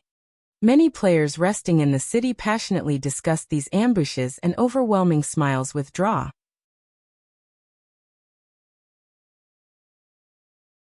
Bars were particularly lively with such conversations. After all, Overwhelming Smile was Maple City's overlord, and it constantly received attention from the city's players. Now that such a huge incident had occurred, how could it not attract attention? Did you hear? Overwhelming Smile suddenly withdrew all of its members from Dragon Ridge. Of course, I heard about it. It really makes you wonder what is going through their leaders' minds. Hehe. I have some insider information.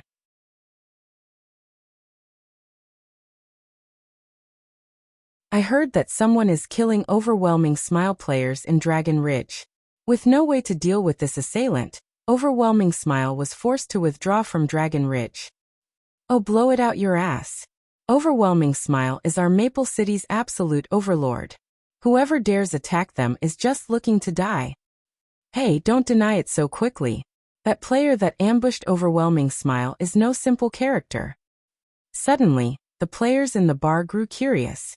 Aside from the fact that Overwhelming Smile was the city's overlord, the guild also had more than its fair share of experts.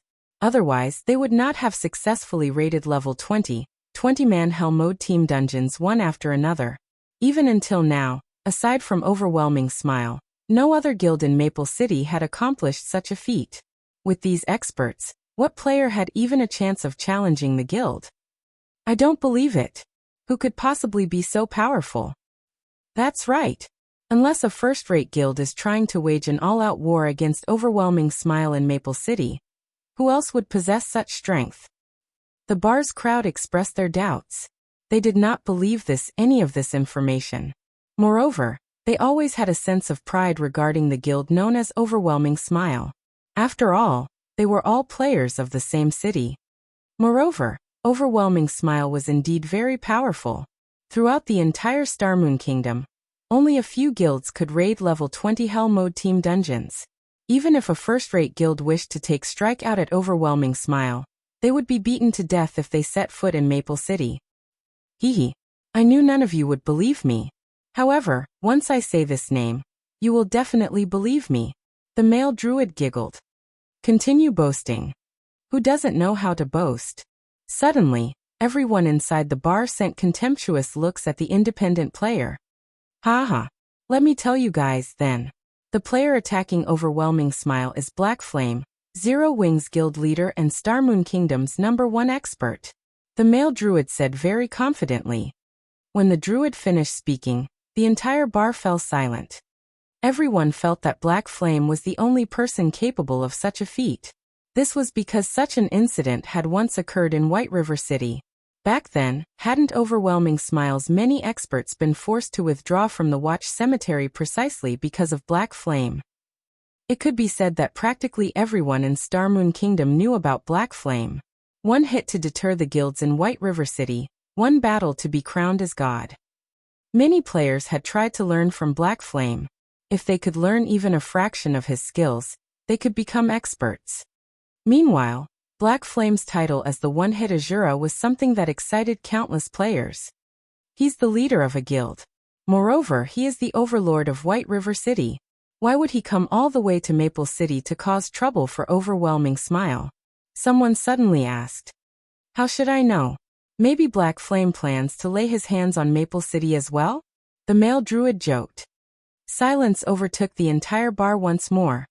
When they thought about it, there was indeed a small possibility of such a situation. After all, Zero Wing was already White River City's overlord. Why would such a powerful guild be satisfied with ruling just a single city? It had to expand sooner or later. Thinking up to this point, everyone could not help but grow excited.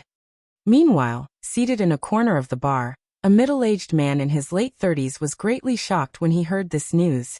This man was none other than Liang Chun, the person who bought land on behalf of Shifeng. Sure enough, the winds of Maple City are going to change. Liang Chun sighed.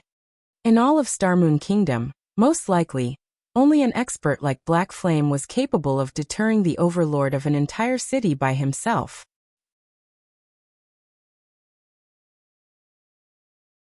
Rebirth of the Supreme Blade Master.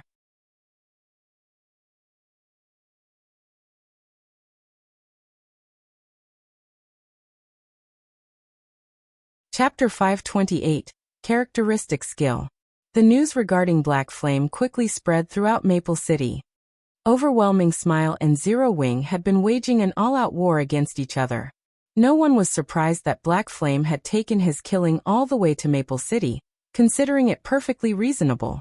Regarding this situation, everyone's opinion of Zero Wing was still quite optimistic. Normally, Overwhelming Smile occupied all the high-resource areas located within the Maple City region, and many players were not happy about that. However, these players would not dare voice their anger as Overwhelming Smile was Maple City's overlord. Now that someone capable of taking out Overwhelming Smile members had emerged, these players would cheer and support them.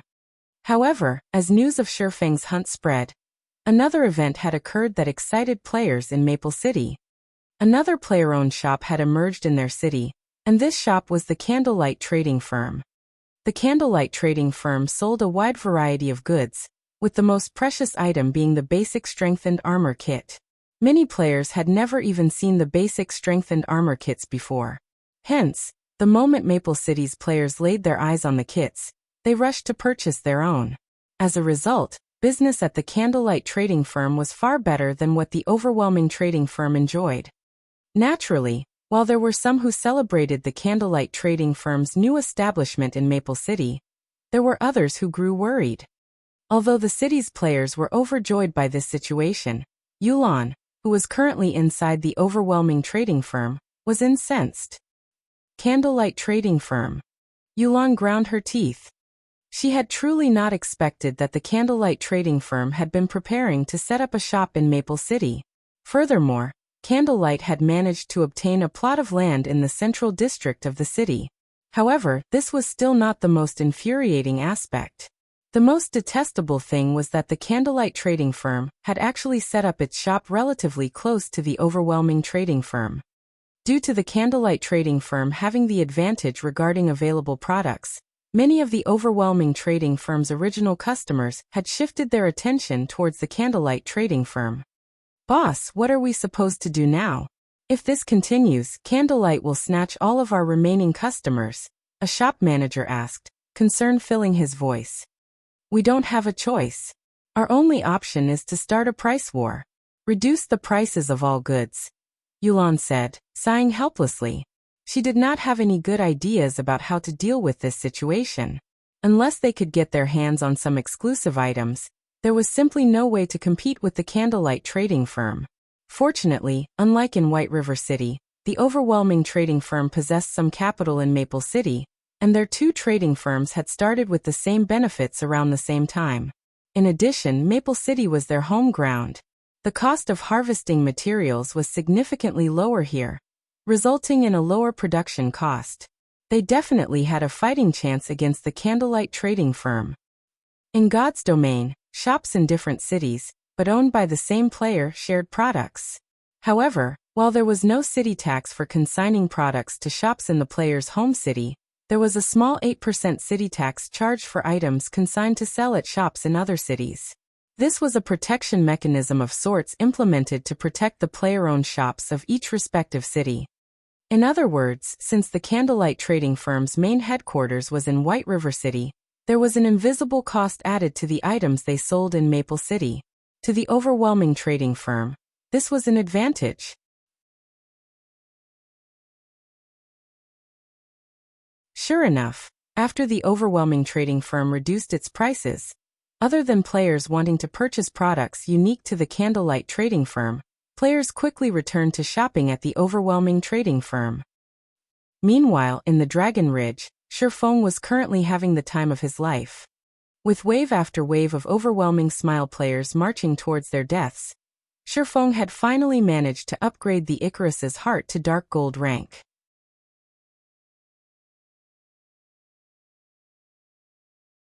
He was only a short distance away from upgrading the necklace to epic rank now. Icarus's heart, necklace, dark gold rank can be evolved. Equipment requirement. All attributes 120. Level 20, level 80, currently level 30. All attributes plus 27. Luck plus 14. Additional characteristic skill. Divine Providence. Temporarily increases player's luck by 32 points for 30 seconds. Cooldown 40 minutes. Luck, duration and cooldown can be increased, prolonged, and reduced by sacrificing life force. Maximum of 100 points of life force per sacrifice. Evolution condition. Absorb the life force of 5,000 players to evolve to epic rank. 748/5000. The base luck alone provided 14 points. That was significantly higher than the initial 5 points. However, that was not the improvement that excited Shifeng the most. Rather, it was the change that had occurred to the Divine Providence skill. Divine Providence had evolved from an ordinary skill to a characteristic skill. Characteristic skills were different from normal skills in which the skill's effects would undergo a transformation when certain conditions were met. The skill now allowed the sacrifice of life force to enhance its effects. Meanwhile, depending on the number of life force points sacrificed, the effects would also vary, with a maximum sacrifice of 100 life force points. Currently, Shifeng had 748 life force points stored in the Icarus's heart. In other words, Shifeng could enhance the Icarus's heart's effects to its maximum 7 times. Since the cooldown has already completed, this is a good chance to test its effects. Shifeng could not contain his excitement when he looked at the bright gemstone around his neck. He could receive 46 points of luck before he had even sacrificed any life force points. This was the highest amount of luck Shifeng had ever seen in either life. If he sacrificed life force points as well, his luck would reach frightening heights. Soon, Shifeng retrieved over a dozen Twilight treasure chests from his bag, laying the chests out neatly in front of him. He then activated Divine Providence and chose to sacrifice 100 life force points. Instantly, his luck rose to 66 points, with the duration of Divine Providence increasing to 40 seconds and cooldown decreasing to 30 minutes. Hurriedly, Shifeng began opening the Twilight treasure chests. With each chest requiring 3 seconds to open, Shifeng just barely managed to open 12 treasure chests in 40 seconds. Losing a few seconds when switching to the next treasure chest was inevitable. Although Shifeng felt slightly disappointed about the time he had lost, when he thought about the additional effects gained from sacrificing life force, his mood instantly brightened again. If he applied that 66 points of luck when killing monsters, the drop rate would be astounding. The rarely seen jackpot might even occur, multiplying the number as well as increasing the quality of the items dropped. Unfortunately, such a powerful effect came at the cost of 100 life force points. He had only managed to kill so many players today due to catching overwhelming smile unprepared. However, after they set up certain precautions, it would not be as easy to harvest 100 life force points anymore. Of course, Shifeng absolutely refused to commit random murder. Although there were many people in this world who did not have a bottom line, and even more so inside a game, Shifeng was not one of them. This was a fundamental principle of being a human being. If he crossed this line, he would be no different than an animal. Shifeng then began collecting the items inside the Twilight treasure chests. Awesome! Shifeng could not help but laugh. Sure enough, the effects of 66 points of luck are truly amazing. Among the 12 Twilight treasure chests, he had obtained 4 pieces of Tier 1 set equipment, 1 for Shield Warrior, Guardian Knight, Assassin and Cleric. Among them, the Tier 1 set equipment for Shield Warriors and Guardian Knights were the most difficult to obtain. Yet, Shifeng had actually obtained 1 piece for both classes. Up until now, Shifeng had collected 4 of the 5 set pieces of the Yin-Yang Walker set equipment for Guardian Knights. He only lacked the boots now. Currently, he had 3 pieces of the Mana Storm set equipment for Tier 1 Elementalists.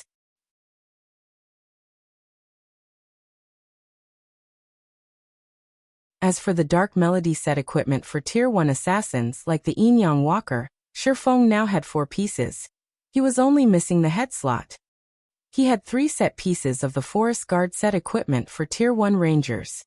He now had 3 set pieces of the Brave Heart set equipment for Tier 1 Shield Warriors. He had 2 set pieces of the Ghost set equipment for Tier 1 Cursemancers. He also had 3 set pieces of the Angel Wings set equipment for Tier 1 Clerics. By now, Shifeng was close to completing the Tier 1 set equipment for the majority of the available classes. It would not be long before he completed them. At that time, if he led a team of players geared in Tier 1 set equipment into a large-scale team dungeon, who could possibly compete with Zero Wing to obtain first clears? Just the thought excited Shifeng. With such equipment, they could steamroll through even a 100-man team dungeon, let alone a 50-man team dungeon. Just as Shifeng was arranging his new items, he suddenly discovered a glowing purple tablet inside his bag, his chest constricting upon this discovery. You're tuning in to the Li Mei's Wuxia Whispers YouTube channel. We're so grateful for your support, and don't forget to subscribe to join us on this incredible journey through captivating stories. Your generosity through donations truly makes a world of difference, as it's the primary source of revenue that allows me to expand and enhance this channel for you. Thank you from the bottom of my heart for being a part of this adventure.